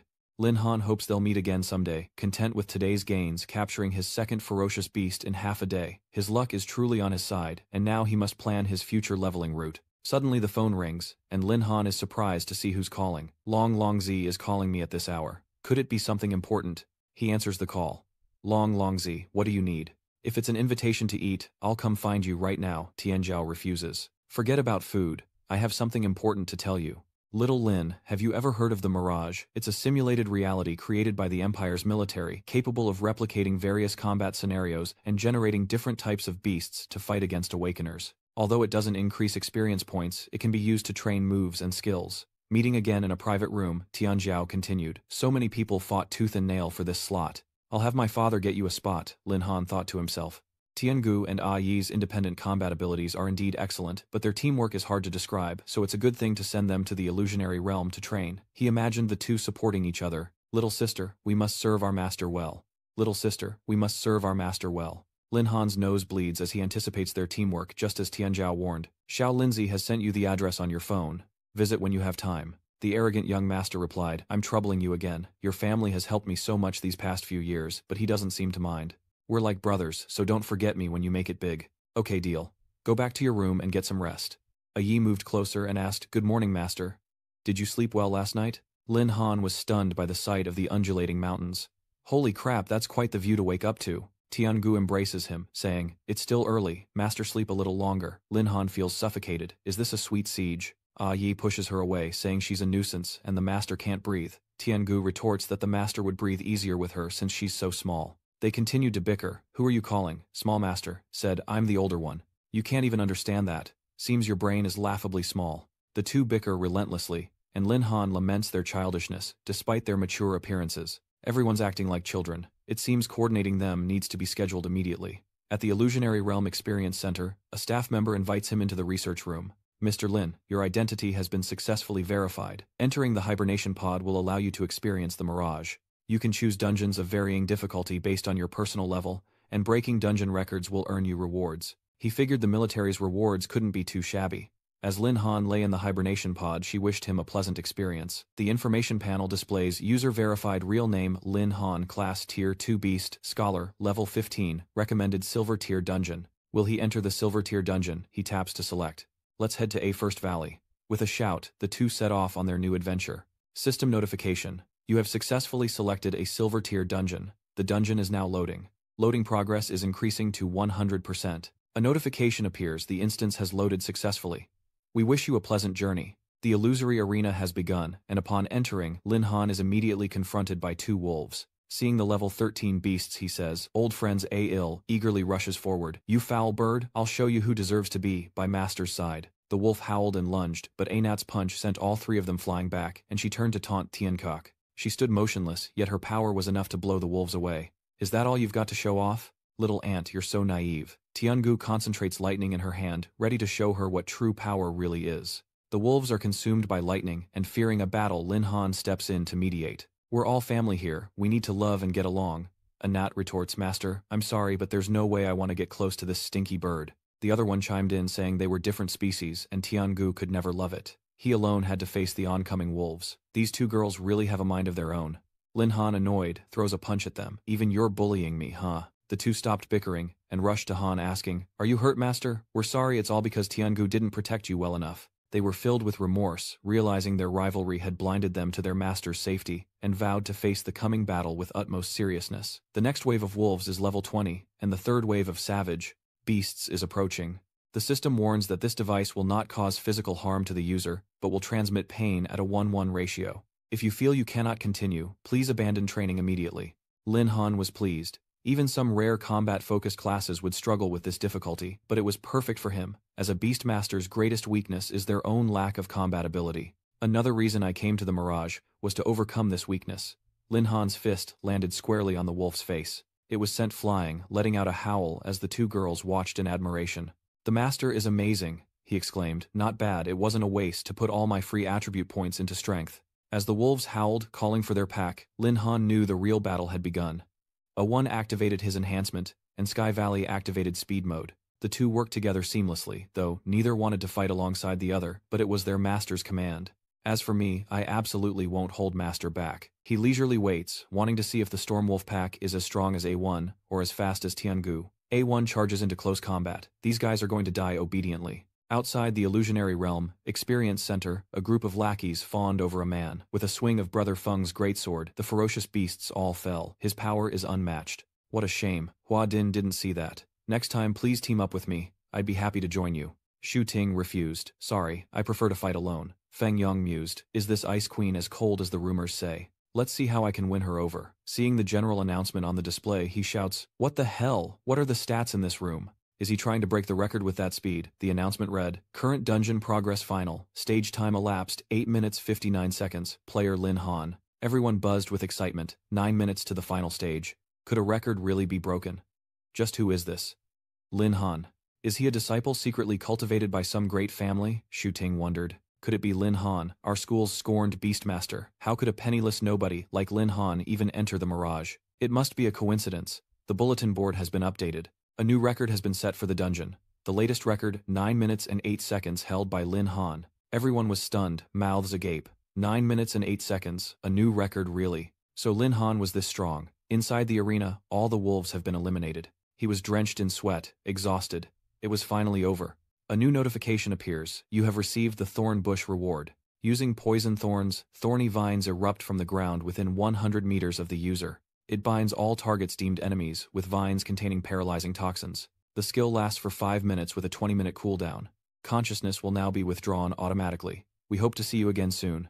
Lin Han accepts the gift, surprised to find it's a skill book. This illusionary realm is truly intriguing. Next time, I'll try the gold tier dungeon. Leaving the hibernation pod in the research lab, Lin Han calmly walked out to a welcoming party. He really broke the record, cutting the old time in half.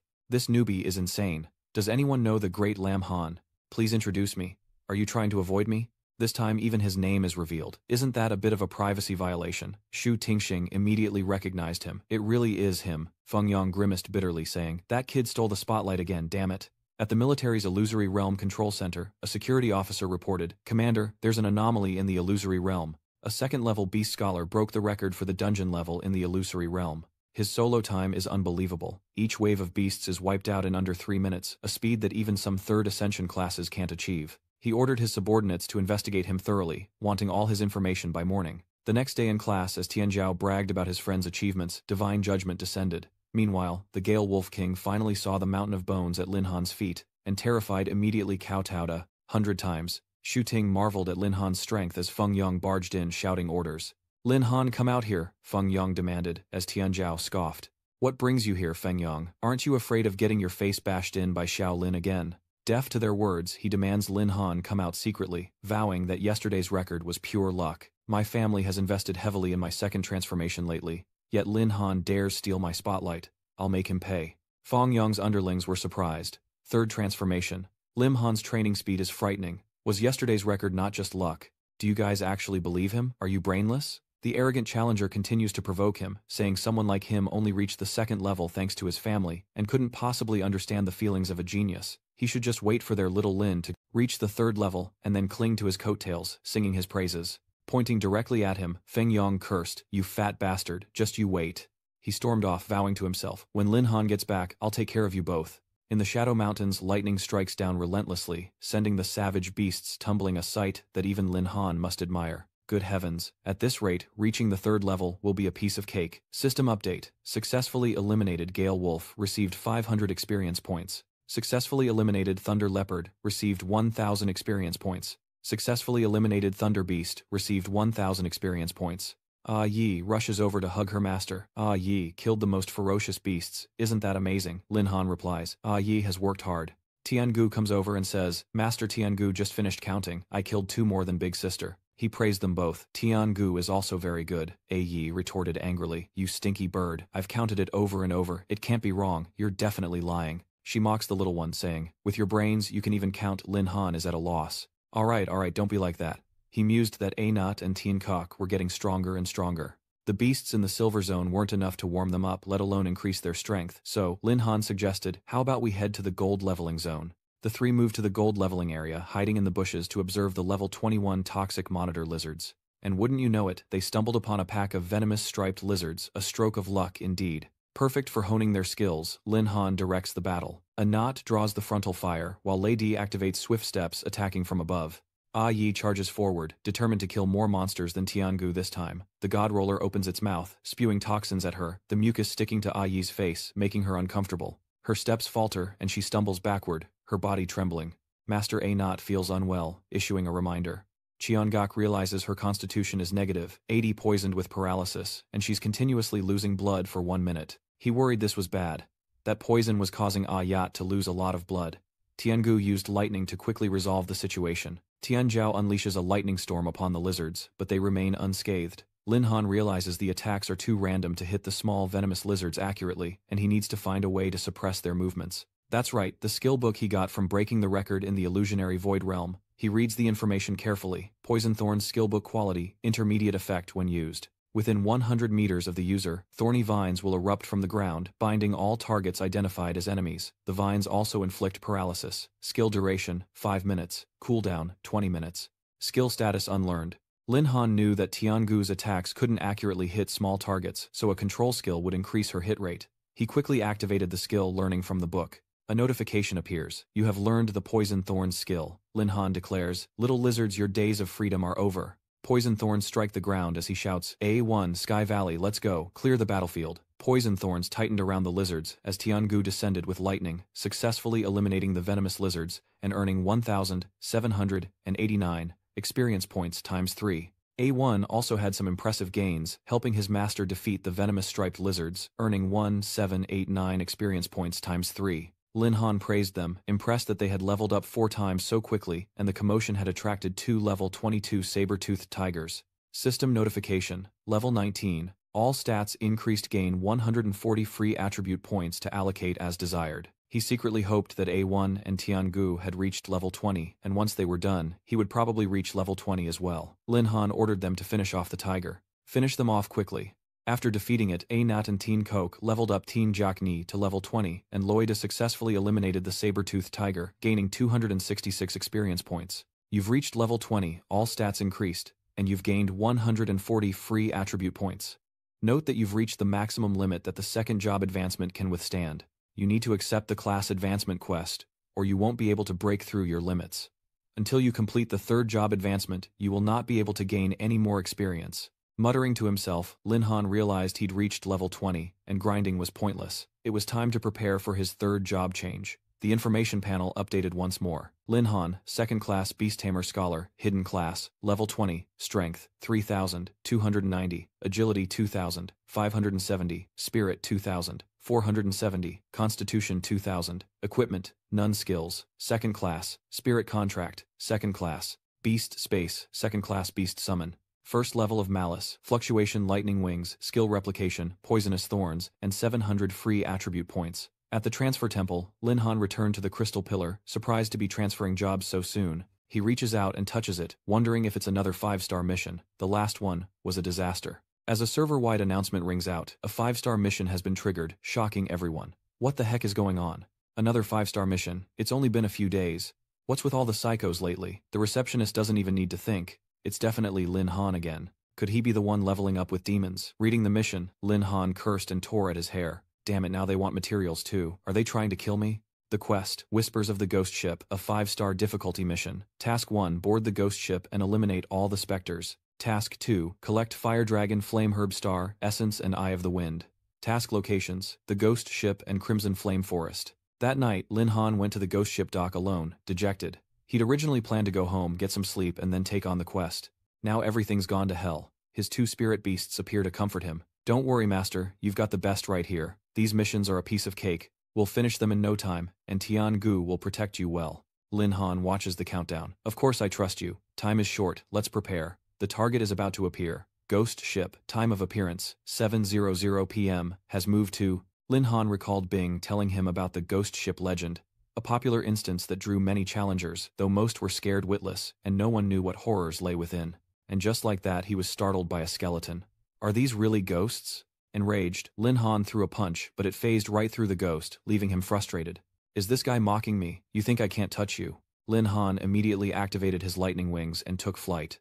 "So what if you can fly? Today I'll show you what it means to be asking for it." After defeating that ghost, the system updated, indicating the successful elimination of the ghost experience gained 0. "Attention, you've reached the maximum limit a second class can withstand. You must accept the class advancement quest or you won't be able to break through. Before completing the third class change, you won't be able to gain any more experience." Lin Han has tried and succeeded. Ice Queen was right. This set is effective against soul-type monsters. Ghosts are also soul-type creatures, and this is absolutely fatal to them. "I'm not even getting any experience points. What a waste. I better hurry and finish this quest. The longer it takes, the more it hurts to watch." More and more ghosts are pouring out of the Ghost Ship. He instructed Chon Gok to purify them, and she acknowledged the order. With a single strike of lightning, the master obliterates the spirits, and notifications of their successful vanquishing flood in. Experience points gained. He doubted these spirits were any match for Tian-gu. But this difficulty is only about 4 stars. Why is it a 5-star quest? Suddenly, a mournful cry echoes as they combine their strength, leading Lin Han to quip, "So they can fuse too." Finally, it combined into a level 25 Ghost Captain. He was less bored now, thinking that this Ghost Captain finally made things a little interesting. "A not you attack. Tian-gu disrupt its vision and support A not." They both eagerly agree. Ah Yat pierced through the power approaching the captain, while Tian-gu descended, with lightning from above, snatching the gun from his hand. Ah Yat's punch landed squarely on the captain's chest, causing him to grunt in pain. Tian-gu complimented her for the first time. "Not bad, Aunt." Anat added, "Your lightning earlier was pretty powerful too." He helplessly reminds them, work together to take him down first. Dongqing cheers, "Got it, Master." Together, they flew towards the captain one after the other. A-il's fist and explosive strike landed, sending his body flying backwards. Tian-gu cooperates, condensing lightning strikes down. The lightning crashes down like a waterfall, where the captain is. Lin Han cleared his throat, bit of an overstatement. The system chimed in. Successfully eliminated the ghost captain. Experience points not added. "Attention, you've reached the upper limit a second class can withstand. You must accept a class change quest or you won't be able to break through. Before reaching the third class, you won't be able to accumulate any more experience." A-il waves from above. Master A-il has taken care of the enemy. A-yi is super powerful. He muses that for A-yi and Tian-gu's first coordinated battle, the results were pretty good. The combined power of ancient beasts isn't as simple as 1 + 1 = 2. Now that the ghost ship is taken care of, it's time to find those 3 ingredients. New quest updated. Quest name, The Ghost Ship's Prophecy. The 5-star quest's first objective, boarding the ghost ship and hunting specters, is complete. Task 2. Collect Fire Dragon's Breath, Spirit Grass and Wind Spirit, Eyes from the Ghost Ship and Crimson Flame Forest. The Crimson Flame Forest glowed a fiery red home to level 22 wind lizards as Lin Han closed his eyes to sense their location. He opened his eyes with good news, finding the materials so quickly. Tian-gu was impressed. "Master, that flower must be the Eye of the Wind. Should I use the same trick again?" "No, you won't be flying over to get it." Lin Han refused. "No, the branches there are too dense for you to fly through easily." The girl beside him eagerly volunteers, saying anyone can help. She quickly snatched the lead with Tian-gu, bringing back the first ingredient. 10 minutes later, Tian-gu held a pearl pursued by a horde of level 22 wind lizards. She brought him the item, saying, "Master, I got the star herb." Lin Han replied, "Tian-gu did a great job." A-yi's eyes lit up. "I want to go too." A-yi also wanted to be praised by her master, and he indulged her immediately. A-yi, "Then go ahead and do as you please." A-yi happily burrowed into the ground. Tian-gu awkwardly smiles as A-yi wants. Lin Han isn't surprised as A-yi is in essence an ant. For A-yi, digging tunnels and the like isn't a skill, it's instinct. Before long, she infiltrated the lizard god's lair. He watched as Ayat climbed the tree, impressed by her skills. It seemed the wind-chasing iris was within their grasp. Lin Han warns her not to be too optimistic and to stay vigilant until it's over, but as she grips the flower stem, ready to pluck it, he cries out in alarm, "Something's wrong." A Yi plummets to the earth screaming. The lizards below notice the commotion she's about to land, and this wind is making her an easy target. Surrounded by lizards, a gnat remains unfazed, unafraid of the creatures. Lam Han warns that the wind lizards are too numerous, and a fight would be disadvantageous. Tiangu, get her back here, now. Tiangu speeds off using her familiar quickness skill. As she was lifted up by Tian, Gu Yi cursed, "You damn bird, you're leading them back here. Ay, my lord told me to save you." He hands her over to Lin Han. Tiangu reports, "Master, I've brought Yi back." He replied, "Very well." It was time for Lin Han to make his next move escape. "Hurry, let's get out of here." Chased by the lizard swarm, the two obeyed. Yes, the crimson Yang Qi flame was disturbed, losing its original tranquility. As Lin Han ran, he cursed, "Damn it, all this for one flower." He reviewed his stats. His second job class is Beast Tamer Scholar, level 20, Strength, 3,290, Agility, 2,000, 570 Spirit, 2,000, 470 Constitution, 2,700 free attribute points. Lin Han realizes that escaping these reptiles at his current speed will be difficult. He'd rather put all his free attribute points into agility, increasing it to 3,270. Yi marveled, "Is Master faster now?" He turned back to call out to Yi, "Just a little further, we'll be safe up ahead." They wondered what lay ahead, and what their master intended. They ran deep into the crimson flame forest where great fires blazed, and the lizards dared only stand outside, not daring to venture in. They turned and left as if wary of something deep within. Tiangu immediately guessed, "Master, did you intentionally come this way?" Because those giant reptiles left. Lin Han confirmed it. That's right. The fire lizard pack deep within the crimson flame forest are the overlords here, so much so that even the allied wind and grass lizards wouldn't dare face them. Moreover, the third target material we need, the fire dragon flame, grows within that fire lizard pack. Pressing on into the heat, they approach the fire lizard horde, hoping to complete their mission and return home. Deep within the forest, the level 22 fire lizards rest. Standing atop the mountain, a knot reports, Master, those big reptiles are bathing in lava." Lin Han gazes into the distance, searching for the ingredient. Finally, he sees it clearly. He's found it. The fire dragon flame. This area is wide open, perfect for Sky Valley to use its speed skill. Just then, the system announced that he'd triggered a random quest, awaken and defeat the slumbering fire lizard leader. The reward, 1,000 beast taming points. He was shocked, a quest now of all times. The fire lizard leader. So, there's an even bigger one among them.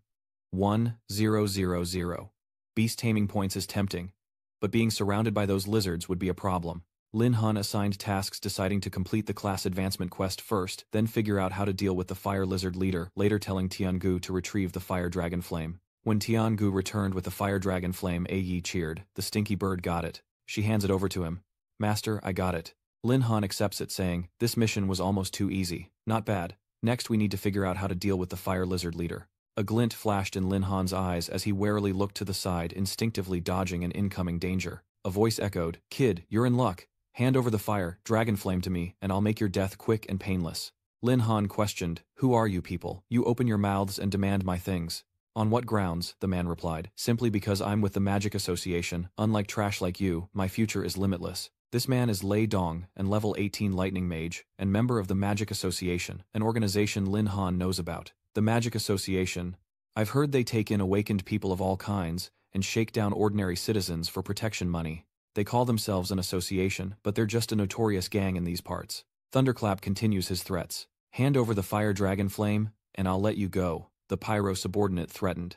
"Boss, wait a minute. Look at the girl behind that kid." The two women with their hot figures and beautiful faces caught their attention, and he exclaimed, "They're both top-notch. I've changed my mind. Hand over your girl so my brothers can have some fun." Lin Han sneered, seeing him as nothing but trash. Little did Lei Dong know who he was messing with. He needed to be eliminated to protect the environment. "What nonsense are you spouting, kid? If he doesn't know what's good for him, then cut off his limbs and throw him to the fire lizards." The lackeys obey. "Yes, sir." Tianhuo and his men charge forward, saying, "Kid, the boss only took your woman because he liked her. So you dare to resist, then it won't just be a matter of cutting off your hands and feet." Lin Han stood calmly as Yi and Tiangu stepped forward, ready to punish anyone who dared harm their master. As the henchmen were beaten back, Lei Dong was stunned. What he tensed up, wondering how these two could be so strong. With a dangerous look, he announced, "Allow me to introduce myself. I'm a level 20 beast scholar, and these two are my beasts, ancient, ferocious beasts at that. I can take you out easily." He was shocked. A humanized spirit beast, is that even allowed? They say spirit beasts never abandon their masters, so maybe he can wound the boy badly and escape in the chaos. He gathers lightning and strikes at Lin Han. But Tiangu's fist blocked the attack. "As long as I'm here, no one will lay a hand on my master." Then a gnat rushed toward the lightning, her fist packing enough power to make him cough up blood. Daring to lay a hand on our master, a gnat will beat you to death. And she doesn't stop there, following up with a flurry of kicks. I'll beat you to death. That bastard Lin Han has to stop me. A1, don't kill him. I still need him. The group is tied up, but Lei Dong remains defiant. What do you intend to do? I advise you to release me at once. If you dare harm me, the Magic Association will never forgive you. You act so innocent. We have no grievances between us. Why would I harm you? Besides, I have a task that I need your help with. Seeing Lin Han's expression change, he trembled. What? What are you going to do?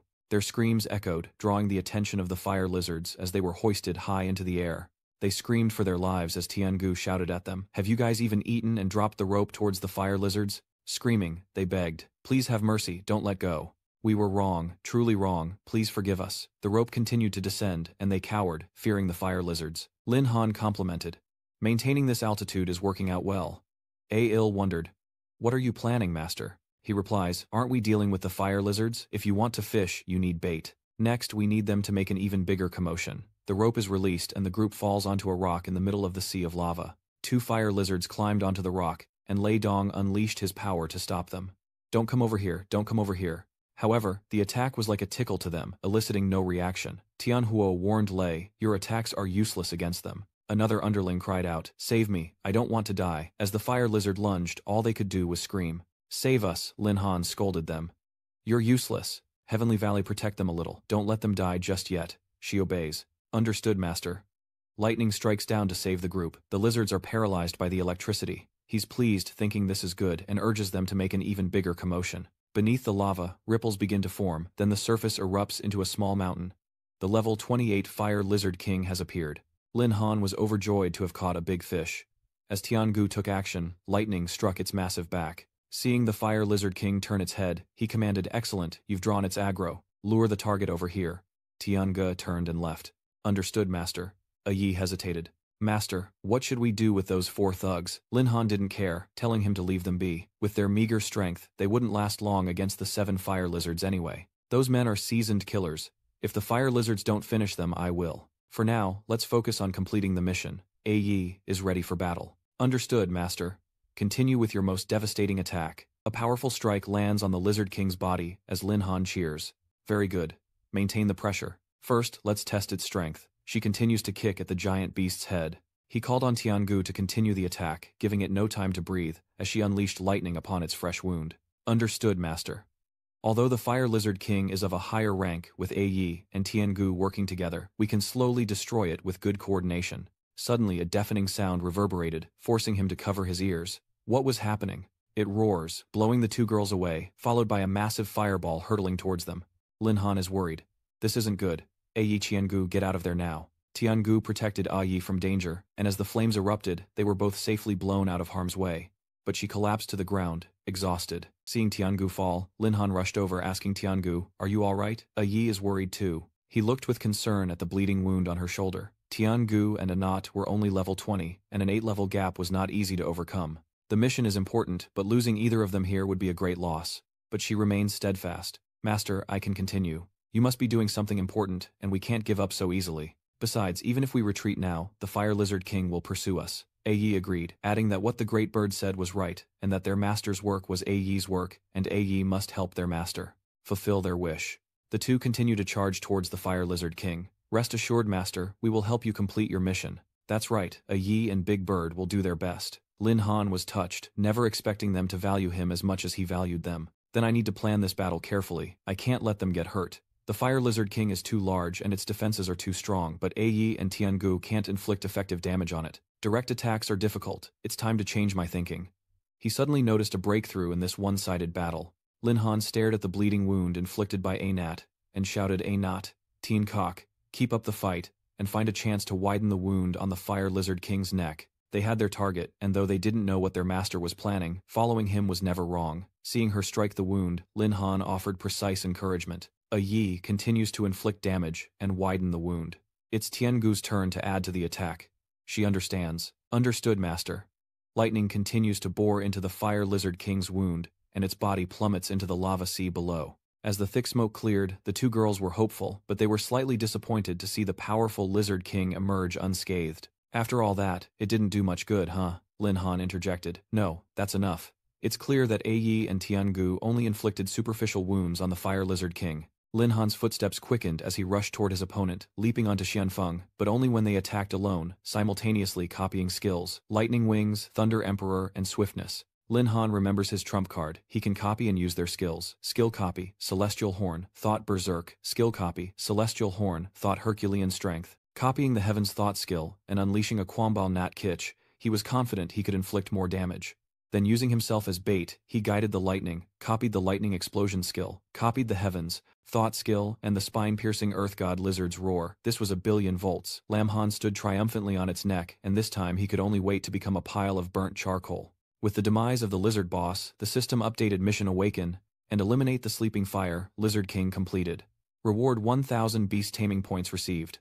The two girls rejoiced, remembering that their levels had also increased thanks to their master. The notification board displayed, "Congratulations on leveling up." Lin Han sighed, looking at his bloodied palm.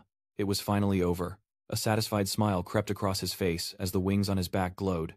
Exhausted, Lin Han fell backward, and the two girls rushed to catch him. "Master, calm down, it's okay. I'm just a little tired from overusing my skills. Those Magic Association scumbags are probably struggling to hold on right now. The Fire Lizard Horde will be here soon. Let's get out of here, rest for the night, and then head to the transfer hall." The next morning at the Job Advancement Temple, he reads the announcement on the crystal stone. Job advancement complete, successfully, achieved third advancement job, Elite Beastmaster, third advancement, success unlocked job, talent, skill, eagle eye, increased vision range, and ability to capture auditory movements, increased hearing limit. Name, Lin Han, job Elite Beastmaster, third advancement, hidden level 20, strength 3290, agility 3000.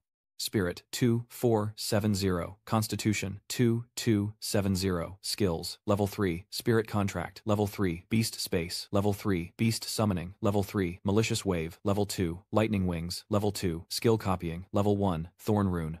Distributable attributes available. He reflects that third advancement wasn't easy, and he even awakened 2 skills. This quest was worth it. The 5-star quest Whispers from the Ghost Ship has been completed according to the public bulletin board, leaving everyone in shock. I remember that 5-star quest was just released the day before yesterday, yet it's already been completed in such a short time. Amazing. Is this truly a leveling speed that a human can achieve? The receptionist used to this thought. Look at them acting like they've never seen anything before. After witnessing Mr. Lin's insane leveling speed, I wouldn't be surprised if the sun rose in the west. Lin Han turned to the two girls and asked, "Yi Tiangu, how much stronger have you become?" Yi reported, Master. Yi feels so much stronger and full of energy.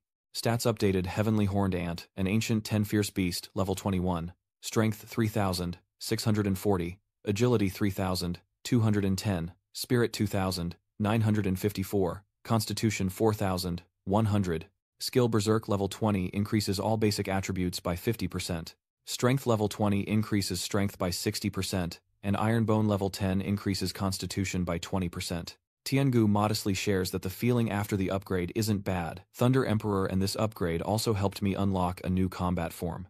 Her power stats are revealed: a level 21, Ancient 10 Fiends race strength 2800, agility 4280, spirit 3420, constitution 3100, lightning storm, level 10, unpredictable lightning strikes within a 1 kilometer radius, speed, burst level 10, increasing agility by 40%. Lin Han in despair grinds away, thinking Yi and Guanggu must be doing the same. He quickly regains his composure. Even though they're a level above him, the stat difference is vast, but they're his spirit beasts, so the stronger the better. A notification appears. Use 1000 Beast Tamer points to enhance skills. Tiangu thinks Ironbones, level 20, increases physique by 40%. Thunder Emperor's Thunderstorm, level 20, lightning strikes randomly within a 2 kilometers radius. Thunder Emperor's Swiftness, level 20, increases agility by 50%. With his available beast taming points, Lin Han hesitated. And there's the third-class advancement reward. I was so overwhelmed by the previous rewards that I didn't get a chance to look at it. These skills all seem pretty good.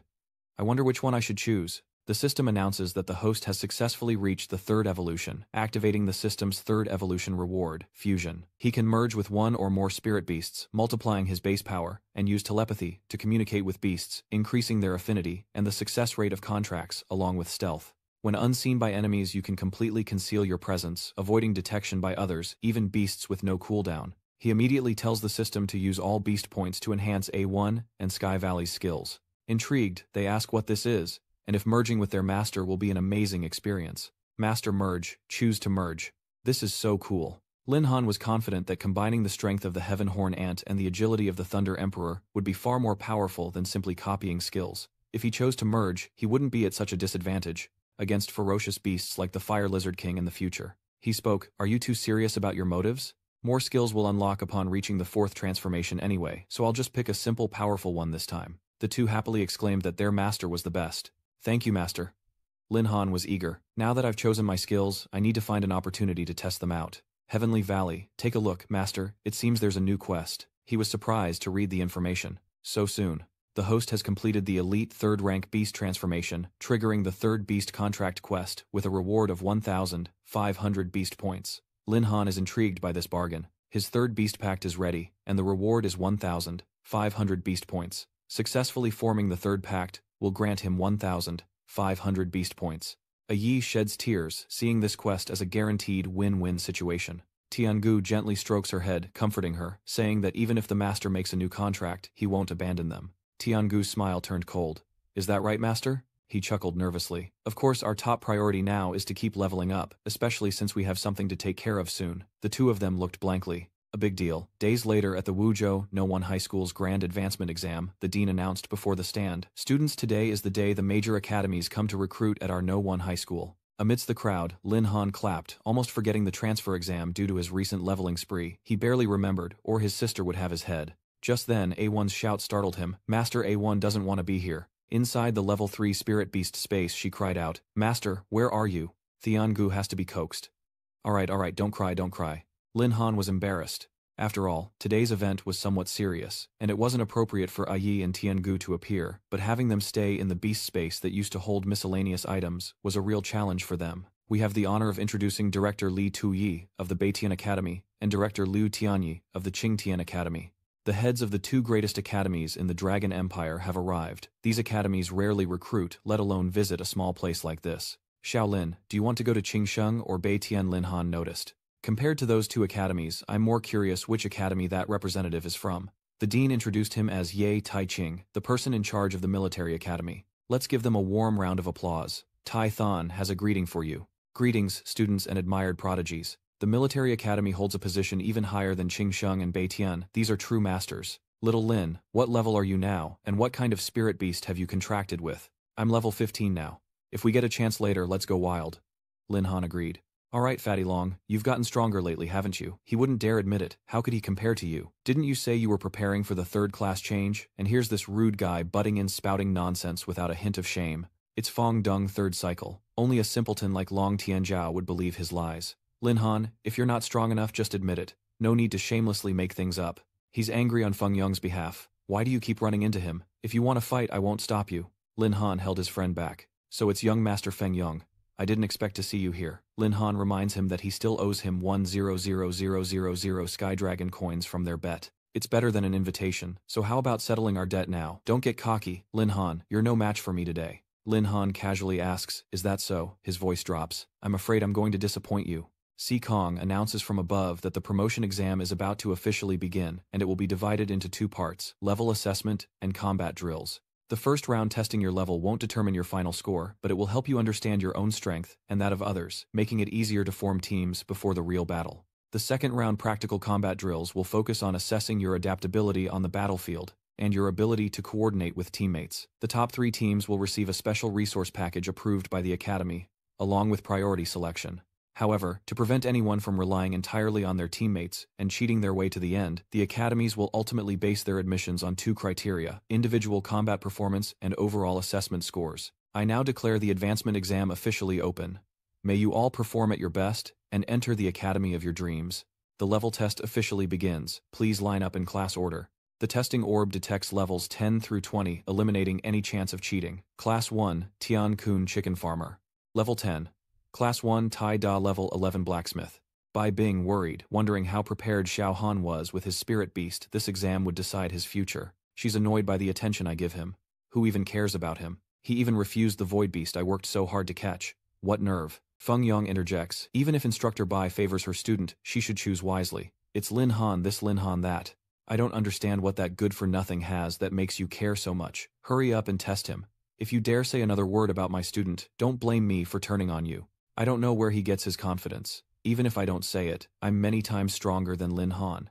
Today I'll show you what true talent looks like. The evaluation orb displays the assessment. Class 4, Feng Yang, Giant Star Elite Level 16. The students marveled. Young Master Fong had achieved the highest level ever from the start. It's unlikely anyone could surpass him. With such outstanding results, recruitment officers from prestigious academies will surely be fighting to recruit him. Lin Han, see the difference between us. I am the strongest in the first year now. He smirks, the strongest in the school. Not so fast. In any case, your record has already been easily surpassed. Only then did he notice the situation behind him. This time it's Class 5's Ling Shu, a level 17 Tempest Master. The others look on in awe, realizing there's always someone better. No wonder she's one of the twin stars of number 1 high. As Sikong introduces her, Headmaster's Ling Shui is the pride of our number 1 high. Not only are her grades excellent, but her talent is also outstanding. This student is truly an outstanding prospect, and Holy Saints needs talent like this. Tai Ching mentions Dean Tu Kong, and I heard that Kui Trong has a beastmaster named Lam Han. Along with Lan, they're known as the dynamic duo of First High. Will he even show up today? He immediately called for him. The next one from Class 6 is Lin Han. He immediately caught his attention. Lin Han was the boy who broke the Illusion Realm record before. What surprises will he bring this time? Feng Yang sneered, saying that the testing device would reveal all demons and monsters. Lin Han, I'm waiting to see what kind of joke you'll become. Bai Bing is furious at his attitude. This kid needs a beating. Lin Han reassured her, don't worry, the only way to deal with that clown is to slap him silly. You don't seem worried at all. I'm itching to get started. Bai Bing calmed down and urged, go on. He placed his hand on the orb, anticipating the results, remembering the dean's words. This crystal orb can only test power up to level 20. Having reached the 3rd class, I wonder what the result will be. The orb begins to assess Lin Han's level, but nothing happens, leaving him stunned.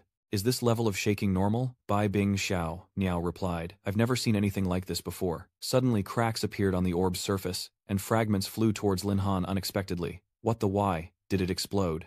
Tianzhao is shocked. What the hell just happened? Bai Bing asks. Lin Han, are you hurt? He replies, I'm fine. She wondered why the testing device suddenly broke. Could it be expired? But everything should have been checked before the big exam. Lin Han didn't dare say a word. Could his level really be too high? It can't be right. Feng Yang sneers, saying, his power is so weak even the testing device couldn't handle it. If I were you, Lin Han, I'd withdraw from the exam, someone chimed in. That's right. Not only can he not take the test, but he also broke the only testing device. He really thinks he's all that. Lin Han is surprised to see this person. The dean said Cao Chong would be punished, yet he still has enough backing to stay at the school. He's Cao Xiang, Cao Chong's twin, and also a proctor for this exam. He's held a grudge since you reported Cao Chong, so be careful. He reported to the school leaders, the dean and the department heads, that Lin Han damaged public property and failed to complete the level test and suggested that his qualifications for practical combat be revoked. Lin Han retorts that proctors shouldn't bring personal grudges into the exam room. Cao Chong sneers, Lin Han, don't try to salvage this. Tianyi speaks up, a useless summoner like him isn't worth wasting the department head's precious time. A weakling who can't even be tested, and a summoner at that, there's no point in him participating in actual combat. The odds are stacked against you, said Dujiak. It's too difficult to nurture a beastmaster without strong resources. Sikong added. Lin Han, did you hear what the 2 directors said? His expression was incredibly stern. Lin Han's career was likely over, along with Feng Yang and Cao Xiang. He's chances of promotion. Shouldn't a person's strength be judged by their combat performance? The level test is just for basic info. The real battle is what matters. Are you sure you can find true talent by turning everything upside down like this? The 2 teachers dared not object further. Ye's careless remark awakened the dreamer. Perhaps we should consider the student's performance in the 2nd round. There might be a surprise. He then asked Sai Kong, is there a problem with this arrangement, Dean? Who would dare? No problem. Thank you all for giving Lin Han this opportunity. Lin Han appreciated this man, the head of the military academy, for his straightforward approach. Bai Bing revealed, I heard he's always strict and fair. I didn't expect him to speak up for you. Xiao Han, this is a rare opportunity. You have to do your best later, and make those who look down on you hang their heads in shame. He was startled by her encouragement. Yeah, I get it. Fong Dung continued with his sarcastic remarks. Lin Han, you may be lucky, but what if you participate in real combat? Trash is still trash no matter where you put it. He finished speaking and laughed triumphantly, but Lin Han retorted, who do you think you are? A little favor goes to your head, does it? Keep whining. He scowls, gritting his teeth as he says, I wouldn't mind taking you out myself in battle. You're not scared, of course. If you've got the guts, let's settle this in the real battle. Feng Yang seals the deal. Then you'll see how I defeat you. Sikong announces the next round, the 2nd practical battle. Students form your own teams of up to 3. This test will be broadcast live. The school directors will be watching your every move, and naturally the prodigies are the ones to watch. Hey Xiao, Lindsay want to team up, I'll lead you through the encirclement. Lin Han obeys. Then I'm in your care, fatty, he replied. No problem at all. Hua Din blushed and stepped forward to introduce herself. Hey Lin Han, I'm Shu Ting from class 3. Can I join your team? Tian Zhao teased. Little Lin, you're quite the charmer, even the class beauty is after you. Lin Han, however, didn't remember I have no impression of this, Shu Ting. You're worried that randomly forming a team could put Yi, Tian, Gu, and even my identity at risk. So Lin Han refused. Sorry, Shu Ting, our team is full. You should find a better team than ours. Tian Zhao whispered. Lin, aren't 3 people enough for a team? It's boring to team up without girls. He replies. When are you going to stop judging people by their looks? Shu Ting pleaded. No, there's definitely no team stronger than yours at the scene. Lin Han, I know you broke the record in the Mirage Zone a few days ago. I can only win if I follow you. Please give me a chance. I may only be a level 15 elite knight, but I promise I won't hold you back. Lin Han thought she was straightforward and sincere and probably wouldn't resort to tricks in battle. His friend added, Lin Han, she's begging you, just agree. The prodigy relentlessly pleaded using every trick in the book, until Lin Han finally gave in. I agree, okay, Shu Ting's eyes lit up. That's great. He hands the registration form to Bai Bing, saying, here's our team's registration form. She reads the third member's information. This is Shu Ting from class 3, Lin Han explained. Her abilities are a good fit for our team structure, so we brought her on. She replied, I was originally going to recommend Ling Xue for your team, which would have increased your chances of winning. But that Feng Yang beat me to it. I wonder what promises he made to lure Ling Xue. Lin Han vowed, don't worry, we'll definitely win this championship. Bai Bing retorted, who's worried about you? I'm just afraid you won't find teammates and embarrass our 6th grade class. He didn't expose her. Right. We can't embarrass Teacher Bach, no matter what. She worried, telling him to be careful in case of unexpected situations. Bai Bing clenched her fist, silently encouraging herself. Mustering her courage, she hugs Lin Han. Contact me immediately, don't push yourself. Her teammates wave from the portal. Lin Zai, let's go. He agreed to come at once, silently listing the names in his head. Sister Bing, Fatty Long, Shu Ting. So many people were supporting him. It seemed he couldn't hide his strength in this combat drill. Inside the forbidden grounds of Huayuan, Sikong announces that this practical exercise will divide students into 3 areas, bronze, silver, and gold. The higher the level of the area, the more points you'll receive for eliminating ferocious beasts. Also, please keep the school-issued point tracking bracelets safe. Is this the location for the combat exercise? Lin Han wondered. He continued explaining that the device could open notification and chat channels, allowing everyone to track team rankings and call for help in emergencies. Now please choose an area that suits your strength and try to accumulate points. Team Feng Yang rushes to fight monsters, easily crushing the weaklings. The system updates Team Feng Yang has eliminated 2 level 8 fire lizards, earning the team 80 points. As the lizards approached, Ling Xue flicked her fingers, freezing them solid before they were destroyed. Team Feng Yang has eliminated 4 level 8 fire lizards, earning 160 points. The scene inside the secret realm is broadcast live. 2 teachers discuss how impressive Ling Xue is, already topping the charts just 10 minutes into the exam. This child is highly gifted, and has teamed up with strong allies. It seems their team may soon secure the championship. The scoreboards are up, and Lin Han's team has a big fat 0. Cao Xiang scoffs, noting that while other teams are scoring points, Lin Han's team has gained nothing embarrassing. First high. Those 2 teachers continued. Was Lin Han the Beastmaster from earlier? There's not much to expect from this team.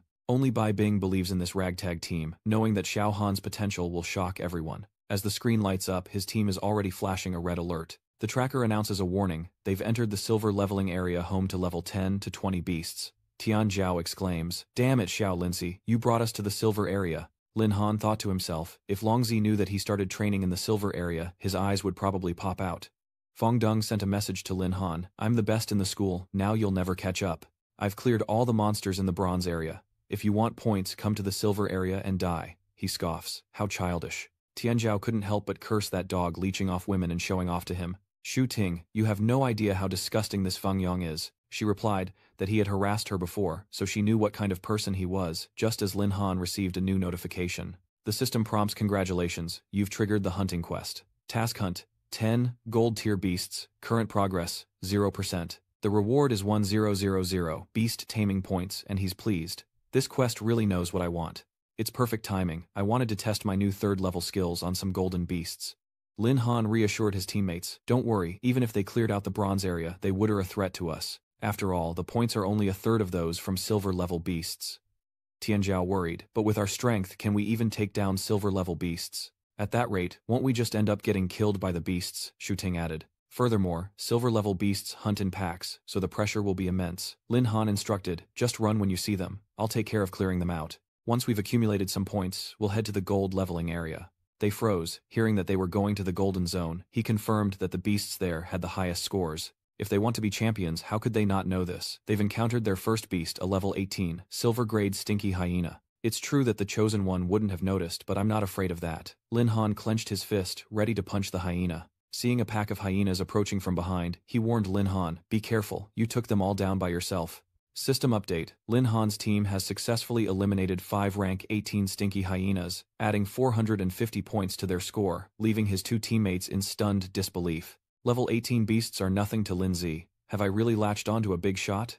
Lin Han calls out to the 2, what are you thinking about? Want to come with me to the golden zone? A series of notifications pop up. You have successfully killed a stinky hyena, gaining 2,700 experience points. They both trust him implicitly, of course they'll go. A notification warns that Team Lim Han, including Tian Zhao and Shu Ting, has entered the silver leveling zone, prompting the other class's teacher to angrily shout, is your Lim Han crazy, Miss Bai? Why would he bring Shu Ting to the silver zone? If anything happens to my student, I won't let him get away with it. Bai Bing replied, Miss Li, calm down. Lin Han wouldn't do anything he wasn't sure of. Cao Xiang then sneered, I think he knows he can't win, so he's pushing his teammates to their deaths. I can't believe Lin Hanwei would stoop so low. You should be lifting up our students, Examiner Cao. Where's your professional ethics? He replies, I'm just worried that some bad apples will tarnish the school's reputation. That silver area is no place for rookies. If something happens, it'll be a big problem. Tianren adds, what a pity for his 2 teammates. They clearly have high-level professions, but they were implicated by Lin Han. Duo Yiha gaped in astonishment. No way, how did Lin Han's team score jump so high in an instant? The update showed that Lin Han's team had successfully killed 5 silver-level stinky spirit orbs, earning them 450 points. Tai Ching also noticed the news. Is that Lin Han? His team's score continues to climb. Li Li exclaims, oh my gosh, the score's going up again. Bai Bing asks the staff to switch the surveillance camera to Team Lin Han. He agreed. The screen showed Alpha in ant form attacking a ferocious beast. And there's Tiangu flapping its wings in the sky, lightning constantly striking down. Miss Li admires how beautiful. Could these be Lin Han's beasts? Yi Tu observes, these 2 don't look simple. Perhaps this is Lin Han's trump card. It seems he's not as bad as Judge Cao said. Cao Xiang remained stubborn, thinking that even with rare beasts, it didn't mean Lin Han could dominate the silver area. There are plenty of silver-level beasts out there. 2 pets aren't going to solve everything. Update, Lin Han's team has successfully killed 3 level 15 snow beasts. Team Lin Han successfully eliminated 6 level 12 Gale Wolves, adding 225 points, and another 360 points were added to their score. Team Lin Han has successfully killed 4 level 17 Snowfall Leopards, adding 340 points to their score. Teacher Li realized that Lin Han's 2 pets were like mobile point-collecting machines sweeping the entire silver zone. Cao Xiang KQ thought that at this rate their team might just take first place. Bai Bing asks, so do you still think Lin Han is leading your class's Shu Ting to her death? She's embarrassed. No, I was just joking with you, Miss Bach. Please don't take it seriously. Now Bach Bang understands. No wonder he didn't want the Void Beast, he had a better option. Someone noticed their team's progress. They're 10th, no 7th now. Lin Han is as formidable as his beasts, defeating a savage beast with 1 punch. The system updates, announcing that Lin Han's team has successfully eliminated a level 19 Thunder Beast, adding 95 points to their score. The other 2 are left to cheer them on, as the team's ranking climbs to 5th place. Amazing, scratch that. They're already in 3rd place. You called for 2 people. The beasts here have already been cleared out. Let's find another place to continue. The prodigies are questioning their lives. Little Lindsay, are you really an awakened like us? Ling Xue's level up was already outrageous, but you're even more terrifying than her. Shu Ting adds, to achieve this level of power at the 2nd transformation stage, it's unheard of. He replies, who told you I was at the 2nd transformation? They both gasped in disbelief. Not 2nd, but already 3rd awakening. He reaches out to ruffle Lin Han's hair. Little Lin, how long has it been? You've already reached the 3rd stage. He flinched. He brushed his friend's hand away, telling him to talk and not touch. Lin Han leads his teammates, declaring the silver zone is no longer enough. Let's go, I'll lead you all to the golden zone. Tian Zhao replies, Brother Long, we'll do whatever you say. We're counting on you this trip. Their actions alarmed Miss Li. What? He wants to level up in the golden zone. Bai Bing is worried. Is it too dangerous for him? Cao Xiang mocks him, thinking that defeating beasts in the silver zone makes him invincible. She coldly reminds him that he lacks even basic knowledge. Can't you see that Lin Han's beasts could crush even a gold-tier ferocious beast? Instead of being so negative, you should have faith in your student. That's what a qualified teacher would do. He pulls out his phone, thinking that if it weren't for Lin Han, his brother wouldn't be locked up. I have to collect it this time, no matter what. Looks like it's time to cooperate with Fong Dung. At the edge of the bronze training zone, silver-level beasts lay scattered on the ground as Feng Yong proudly declared, "At this rate, our score will skyrocket. That good for nothing, Lin Han won't be able to catch up even if he whips his horse raw." He received a message from Cao Xiang saying that Lin Han was in second place and about to enter the gold area, urging him to speed up his point accumulation and, if necessary, enter the silver leveling area, including the distribution of beasts there. Ling Xue said, "Let's just kill the monsters here and not go any deeper. We don't want to provoke the silver-level beasts," she said, noticing she was alone. "Where did you go?" Ling Xue is on high alert. "Were there monsters here?" Feng Yong lured a level 20 ape demon here. Ling Xue, "Hurry, let's work together to kill it." He smugly thinks that it's lucky that Dam Cao Tao gave him the location of the fierce beast. If he can kill this intelligent magic ape, victory will be his. Fong Dung's eyes widen as the ape is about to pounce on him. Damn it, how is it so fast? The distant mound begins to frost over, and icy spikes pierce the demon ape's chest. The demon ape's chest froze under a thick layer of ice as Ling Xue scolded, "Didn't I tell you not to provoke the silver-level beast?" Feng Yong reminds her, "Stop complaining, and let's kill it together." He says, "Cooperate with me, and the Storm Master weapon that Cao promised you, and the Feng family will be just as effective." She regretted being dragged into this mess by Feng Yong. She should have joined his team from the start. However, they shatter on contact with its skin like the demon ape's impenetrable armor. She's shocked. What? Is it not even going to acknowledge my attack? It launches a palm strike toward its target. The demon ape's body prepares to leap down where Ling Xue stands, and she closes her eyes, breaking out in a cold sweat. However, a knot stabbed it, causing it to cough up blood. Not feeling the pain she expected, Ling Xue opened her eyes wide. Hearing footsteps behind her, she's surprised. "Lin Han, you're surprised it's them too." Ai Yi fiercely attacks the demon ape's body while Tiangu unleashes a lightning storm from above to assist. Its body is engulfed in massive lightning, and blood splatters from the demon ape's back. Ling Xue is shocked. Could the level 20 Tong B demon ape really be dead so easily? Are Lin Han's beasts really that strong? Lin Han asked, annoyed. "What's wrong with you two? With this little strength, who gave you the courage to provoke a level 20 ferocious beast?" He touched the pool of blood beneath the demonic ape, and Feng Yong's expression darkened as he coldly snorted. He grabbed Lin Han's collar, angrily shouting, "Lin Han, who gave you permission to interfere? You dare steal my prey? I swear we're enemies for life." Feng Yong's hand tightened around his collar. Ling Xue stops his senseless actions. "Feng Yong, has the goblin scrambled your brain? If not for Lin Han saving us, you'd be a pile of minced meat." Feng Yong retorts, "Saving us, my foot, he just wants to steal our points. Are you saying we two geniuses can't handle one measly goblin?" She slapped him hard, leaving him reeling. "You dare hit me?" he asked, holding his cheek. "Is there a reason I wouldn't?" she replied. "Let me remind you, our agreement was that, if I helped you win first place, your family would give me a level 20 exclusive equipment. We have a deal, and you have no right to talk back to me. If you don't know what's good for you, then you'll be the one who suffers."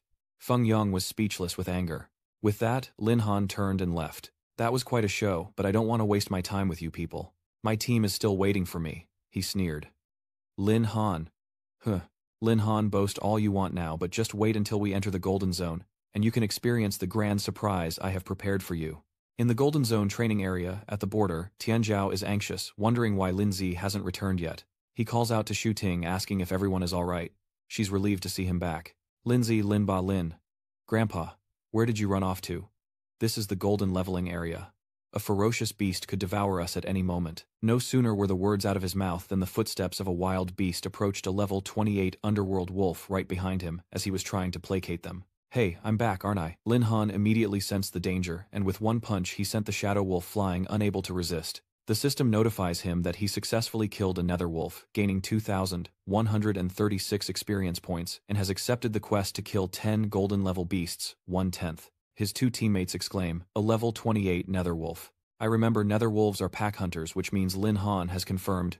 We're surrounded." Tianqiao despairs a horde of level 28 beasts. This is bad news, he thought to himself. Luckily, they had just leveled up after killing so many savage beasts, so this group was just a warm-up for them. Lin Han commands Ai Yi and Tiangu to show no mercy and turn them all into experience points within 10 minutes. A1, activate Berserk and tear them apart. She's eager to oblige. Ai Yi will help Master beat the big dogs.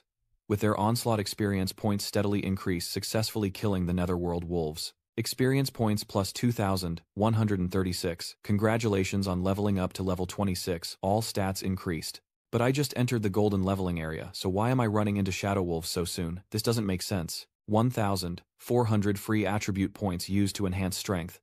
Current strength, 6,160. Lin Han decided who knows what else lies ahead. Just in case, I should still increase my strength a bit. A1 happily returned to his side to deliver the news. It lunges at Lin Han, calling out, "Master, I killed the big dog." Lin Han falls backward, saying, "Good boy Ai, get off me first." It sniffed. "This scent is so intoxicating, I want to push Master down." "Wait, this blood!" Tiangu angrily scolded. That little ant was told not to monopolize Master. Lin Han urged them, all right, calm down you two. We still have to clear out the monsters." Shu Ting trembled. Tianjiao, not only is Brother Han's combat power heaven-defying, but he also tames ferocious beasts as pets. "This isn't what I imagined a beastmaster would be like. Just get used to it," Tianjiao thought, trying to endure. He spoke up, saying that they'd come all this way and couldn't leave empty-handed. He told them to finish off the two shadow wolves and gain some experience. The two of them looked at the wolf like vengeful spirits. "Okay, thanks Dad Lin." Lin Han urged them on. All right, let's clean up quickly, we still have more monsters to hunt." Curious Tianjiao wonders what their rank is after killing so many ferocious beasts, and he's shocked by what he sees. "Oh my god, when did we climb to first place?" Shu Ting replied. "Probably about half an hour ago." As they chatted, they realized just how incredible their score was. "I wonder what the teachers will think. We owe all these points to Lin Han." Tianyi now sees him in a new light. "Lin Han Qingsheng, we want you." Du Yi scoffs, saying they have no shame, and asks if Qingsheng has experience teaching beast tamers. "He clearly belongs with us in the Northern Heavens," he questioned. "What, just because the Northern Heavens once had a powerful beastmaster, you think you're all that?" He retorted, questioning if they had more resources, and challenged them to a duel, confident that North Sky was superior to Green Saint. Sikong beams with pride. Both Qingsheng and Bei Tian are fighting over one of his students. Bai Ling can hardly believe it. Her Xiaohan is more promising than she thought. Those two teachers are about to throw down. Whoever wins gets to take Lin Han. Fight if you want, but don't cry when you lose. Suddenly, they both turned around, stunned.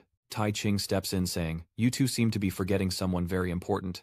Dong Qing blurts out, "Director, Ye, are you also interested in Lin Han?" Both thinking the same thing, they knew that while Than Than and Bak Thian were the Empire's top academies, they couldn't compare to the military academy. He answered clearly, "I do admire Lam Han, but everyone has their own ambitions. I believe where Lin Han goes to study should be his own decision. Now sit down and be quiet. We'll talk about this after Lin Han is finished." Neither dared to cause any more trouble there. "Very well."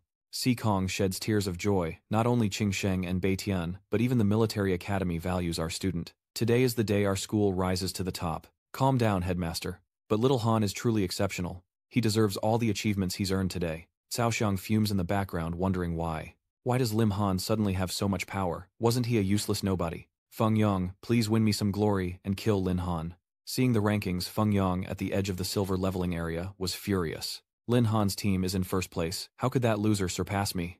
He calls out to Ling Shui. "Let's go, we still have a chance. We have to even the score. Take first place back from Lin Han." She scoffs, "Take first place back. Are you daydreaming?" Feng Yang shouts. Ling Shui, "What do you mean, don't you want a level 20 weapon?"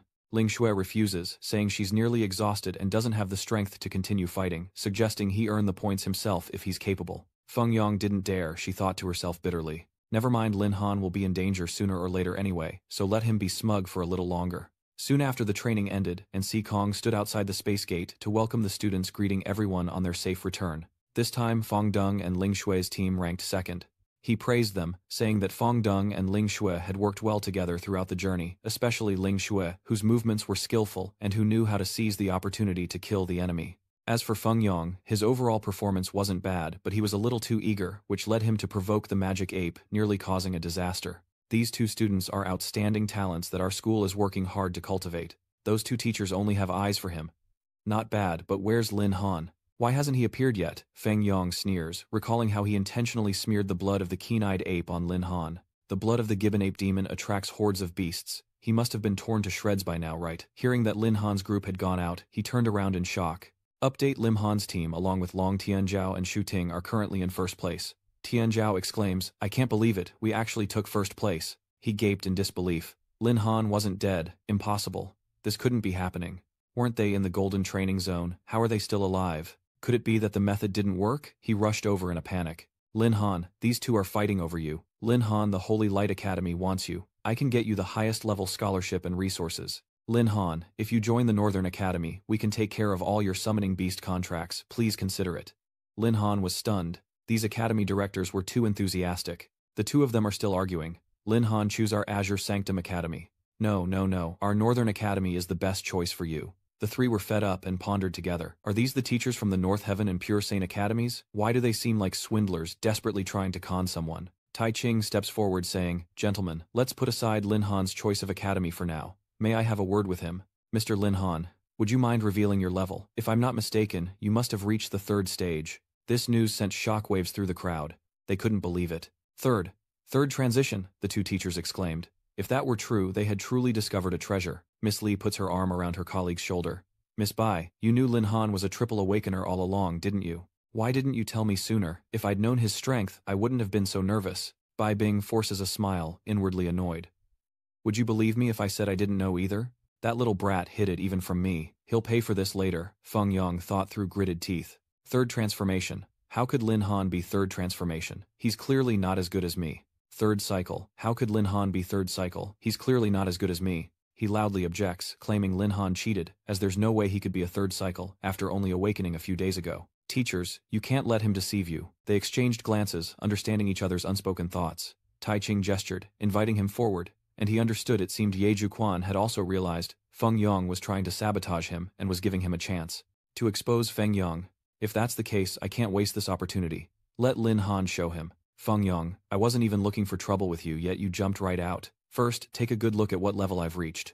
The others were stunned by his meteoric rise. Level 27. Am I seeing things? Lin Han was once a cripple, but now he's reached such a high level. How long has it been since he awakened? Ling Shui isn't even level 20 yet, so how is he level 27? Lin Han points to the bloodstain on his chest. Are you so sure I'm going to die? Why? Is it because of the demonized beast blood you smeared on me? He was sweating profusely from the tension. What are you talking about? I don't understand. Bai Bing steps forward to support her student, declaring that his excuses are useless. Everything you did during the combat drill was recorded. Watching the playback will reveal the truth. Suddenly, Feng Yong smirked, a stark contrast to his previous tension. Lin Han grew wary, sensing something was off. He called out, "Judge Cao, please, show them my surveillance footage so they can see clearly." He thought to himself, when did Feng Yong hand over the monitoring device to Cao Xiang? This is bad. Cao Xiang speaks up, saying that Feng Yong handed him the surveillance device when he went on stage. Unfortunately, his surveillance device was damaged in the fight, so the test footage can't be replayed.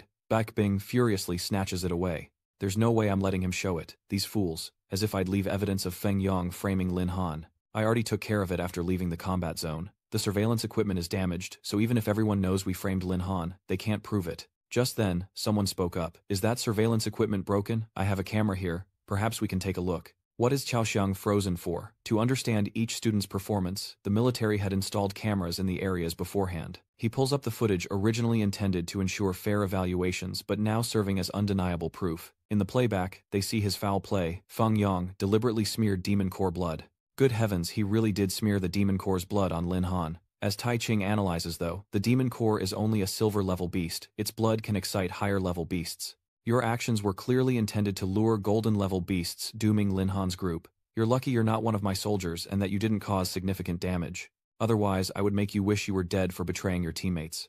Sikong rebuked.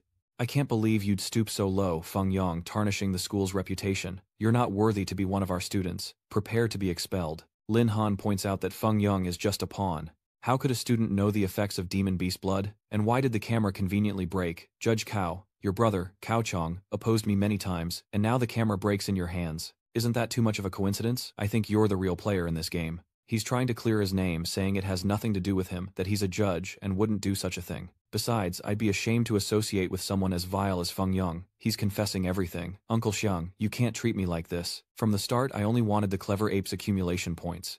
You were the one who told me about the ape's blood, and told me to smear it on Lin Han. Cao Xiang kicks Feng Yong, telling him to shut up and asking when he ever did such a thing. Feng Yong falls backward, his face contorted in pain. Bai Ling picked up the phone from the ground and began checking the sent messages while Bai Bing raised the evidence confirming Feng Yong's statement. The phone does indeed contain messages sent by Cao Xiang. Cao Xiang rushes forward yelling that it's a setup and demanding the phone. Sikong couldn't accept this. Cao Xiang was as despicable as his brother. He intervenes, declaring that such men must face punishment and that Cao Xiang should be handed over to the military for judgment, as decreed by Tai Ching. You abused your power, harmed students, and lacked the morals of an educator. I assure you, you will face a punishment beyond your wildest nightmares. Those two teachers mock him, saying he got what he deserved. As for that Fong Dung, with his rotten morals, my Thanthan Academy would never accept him. my Northern Sky Academy, will also refuse entry to Feng Yang and his family members. I didn't expect Feng Yang and Cao Xiang to join forces and play such cruel tricks. Now he's not only lost face but his future is ruined. Feng Deng sits there dazed, muttering that it's all over. All over.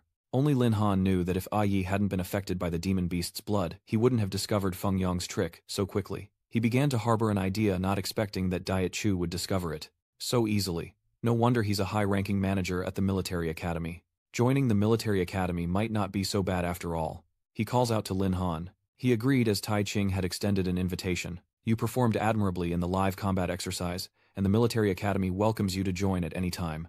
But I'll tell you now, the military academy can't offer you any special treatment. After joining, you'll still face grueling training. The decision to join is yours alone. Please give it some thought. The two teachers behind him stepped forward to advise him, and Lin Han quickly concluded that he should think it over. That's right, the faculty at North Heaven Academy is definitely the strongest in the entire Heavenly Dragon Empire. Lin Han replied, I'll consider it carefully. For years, Sikong pondered, stroking his chin. It was the first time he'd seen the two great academies and the military academy vying for a student like this. Since he was a student of his, one high school, he should support him a little. He announced, everyone, this competition is now over. Let's begin the awarding ceremony. The rankings are announced. Third place Du Haonan Tian Kun Yuan Bo. Second place Feng Yong Lung Nuye Tuyet. First place Lam Han Long Tian Kyo Hua Din. Lam Han, based on your performance, these are all your rewards. A villa in the city center, a high-level skill book, and a golden grade accessory that boosts all attributes by 20% for 3 minutes, but can only be used 3 times. Thank you to the principal, to the school, and especially to Mist City. He thought to himself, surprised that first place came with a villa. This is too extravagant. Does this mean I can sleep with Yi and Tiangu every day? Sikong advises him to thank the school later when he's successful, and has Bai Bing take him to see the villa. The car takes him to his new villa, and Bai Bing asks if he's decided on an academy yet. Lin Han replies, I'm not sure yet, I was going to ask you. She analyzes. If you want to play it safe, then Qingbei is definitely your best choice. But the military academy is a place to train people, and it would be good to go there if you want to pursue something greater in the future. He thought to himself that if he didn't have the system, going to Qingbei to get resources would indeed be the best choice. But now that I have the system, especially the ancestral reversion ability, what I need more than resources are beast taming points and battle to hone my skills. Lin Han has made his choice, no more hesitation. He decided on the military academy, and Bai Bing replied, You always surprise me. If you need anything at the academy, don't hesitate to ask. He figured the White family's influence couldn't reach the military academy, right? Was Bing trying to keep the pressure off him? But I'm really not feeling pressured. With Anat on my left and Thien Kok on my right, what pressure is there? Imagining the two girls, encouraging each other, will serve our master well. Lin Han dismissed his earlier thought. No, the pressure was still immense. The driver swerved unexpectedly, sending the car into a sharp turn, and he lost his balance. Lying in Bai Bing's lap, she suggests, You're probably still missing a spirit beast. Got a target in mind, let me help you catch one. He agreed, saying this was great, and asked if she knew where to find a powerful fire attribute beast. Bai Bing pondered, saying there was a flame forest in the nearby Shanqi city home to a platinum-level blazing firebird, perfect for his current level, and a valuable asset when he joined the military academy. Seeing as you're about to reach 4th evolution, we can use that dungeon to meet the level requirement. Hey kid, had enough yet? Lam Han suddenly sat up. Enough, she said, blushing. Then let's head to the fire forest, a place ablaze with fiery light. Bai Bing leads the way, hoping the intel is accurate. If there's no firebird here, she'll help him find something comparable. Let's just level up for the 4th transformation first, Lin Han replied. Thanks, Isis. The beasts of this place roar at their presence. A horde of 2-headed toads approaches them, and Bai Bing says confidently, Hide behind me if you're scared. The fire lions quickly pounced, but she unleashed icy shards. They pierced through the fire lions' bodies, leaving him shocked just how powerful was ice. Despite facing fire beasts that should counter ice, she completely suppressed their element, keeping them on the verge of death, practically 1 hit away from defeat. Lin Han couldn't contain his curiosity. Ice, just how strong are you? You froze those lions solid. She urged him on. I'll tell you later. Hurry and collect your spoils. Aren't you about to reach the 4th stage? This should be enough experience, right? He steps forward to collect the spoils. Lin Han thought to himself that leveling up was too easy. The system updated, announcing he had reached level 28. All attributes have increased by 27 points, and you've also received 240 free attribute points. You've leveled up to level 29. All attributes have increased by 27 points, and you've received an additional 250 free attribute points. Successfully eliminated the Flame Fox, gaining 2,258 experience points, and leveling up to level 30. All stats have increased by 300 points, and you've also received 300 free stat points. The Crimson Fire Fox has been defeated. Did you get it? Your experience points have reached the maximum limit that third stage can handle. You must accept a class change quest or you won't break the limit. Until your fourth class change, you can't accumulate experience. With anticipation, Bai Bing asks, how is it high enough level yet? Lin Han confirms, I'm there, I've hit the level cap. She grabbed his hand, pulling him forward, as Bai Bing exclaimed, let's keep going then. The place where the firebird appears is still ahead. In the heart of the fiery forest, a blazing firebird perched atop an ancient tree. Bai Bing declared, the intel was correct. The firebird is indeed here and you're eager to fight. Alright, time for me to make my move. Wings of light burst from Lin Han's back as he took flight, heading straight for the firebird. She stood below in awe. When did that kid learn to fly? Lin Han was eager. It was time to show off his power to Sister Bing. He summoned A1 to fight, and it instantly closed in on the firebird, striking its head with immense force. The firebird is knocked to the ground, the earth trembling, as Lin Han seizes the opportunity to make a pact. The notification displays Firebird subspecies Crimson Flame Firebird. Level 35 Strength 296, Agility 2000, 564 Spirit 2000, 100 Constitution 2000, 350. He was a little disappointed. Its stats were really low. Its level is much higher than A rank, but its stats aren't even half as good. Looks like I'll have to rely on its reversion. Bai Bing is impressed. He really does have the strength. Looks like I can leave in peace now. Lin Han is surprised. Ice is leaving. Is it for work? Or perhaps it's you who's leaving. I'll be leaving Mist City in a few days. Our next meeting will be far off. You must walk the path ahead on your own. I believe in you. Your future definitely doesn't end here. Bai Bing paused, turning back to say, I'll be waiting for you, so be sure to surprise me when you come. Lin Han vowed that he would definitely come. The car quickly left the forest as he made his announcement. Alright, let's begin the reversion. The scarlet flame bird beats its wings and flies high. Come on, its new form is gradually appearing. System notification. The firebird's reversion to its ancestor has succeeded, becoming a true phoenix of the ancient 10. Fierce level 35, with a combat power of 4586, 0 agility of 78690, spirit of 74520, constitution of 5962020, level 10, phoenix flame skills, capable of summoning fire from the sky to incinerate a 1 kilometer radius, and level 10 earth vein control, capable of igniting flames from 1 kilometer underground. The firebird nuzzles against Lin Han, who hugs him back, wondering if he's become one of the 10 primordial evils. That's amazing. Time to accept the class change quest. He returns to the familiar job change temple, and a new quest appears. The quest, Turtle Proliferation. Quest level 3 to 5 stars. The mission, eliminate 50 turtles to improve the ecosystem in the Bitter Water Swamp. Location, Bitter Water Swamp. Lin Han sighs. Another 5-star quest. It's alright. I'm not the same as I used to be. The central bulletin board in the hall has been updated, a 5-star class advancement quest. The crowd is stunned. What in the world is going on? Another 5-star quest. Has the world gone mad? Why are so many 5-star quests popping up at once? Maybe they're all from the same person. He and his beasts left the hall, their extraordinary presence drawing many eyes as Lin Han exclaimed that it was time to complete his 4th class advancement quest and head to the Bitterwater Swamp. The Bitterwater Swamp is shrouded in a gloomy atmosphere as he observes the churning water. This is the Bitterwater Swamp, and it doesn't seem too dangerous at first glance. Snakes swam beneath the surface, not just one but several, all of them looking fierce and menacing. Lin Han commands, Xiao Zhen, take care of those snakes. You accept the mission, ensuring your master will be satisfied.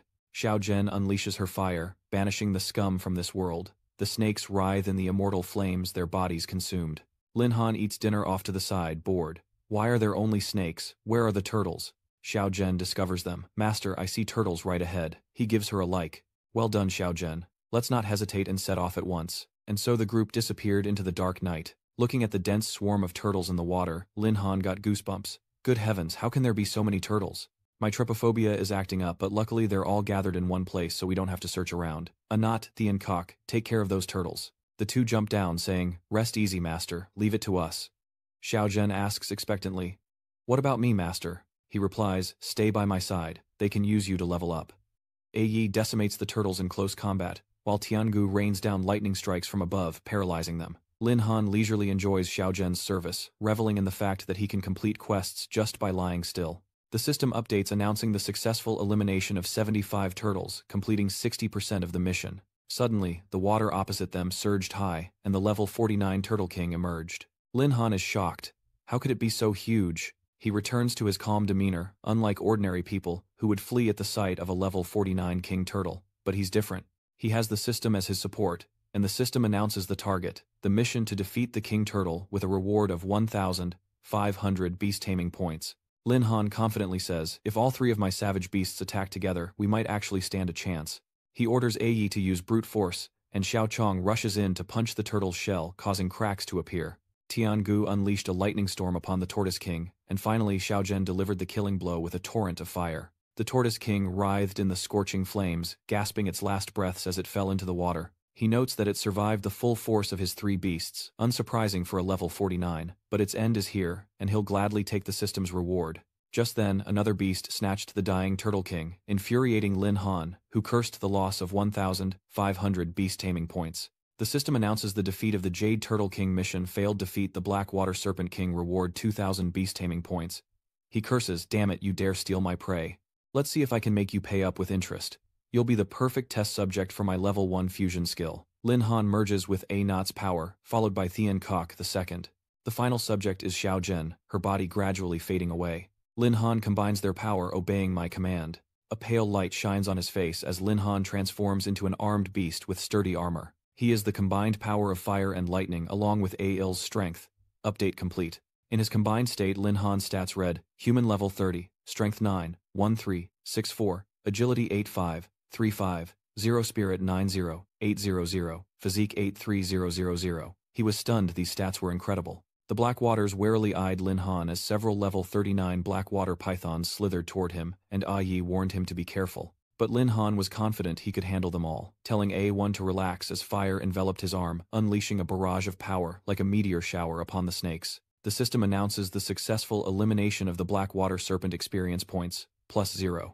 Warning, you have reached the maximum limit that a 3rd class can withstand. You need to accept the class advancement quest or you won't be able to break through your limits. Before reaching 4th transfer, you won't be able to accumulate any more experience. Lin Han declares, the small fries are taken care of, now it's your turn. The Serpent King roars, trying to intimidate his powerful foe. Combining brute strength, frenzy, and yellow flame, Lin Han unleashes a torrent of power upon the Serpent King, his punch severing its body. His beast companion exclaims, my master is so cool. Lin Han is surprised. It's still not dead. The King Cobra's fragments begin to change, transforming into a mutated monster, revealing the true form of the special variant beast, the King of the Bitter Water Swamp.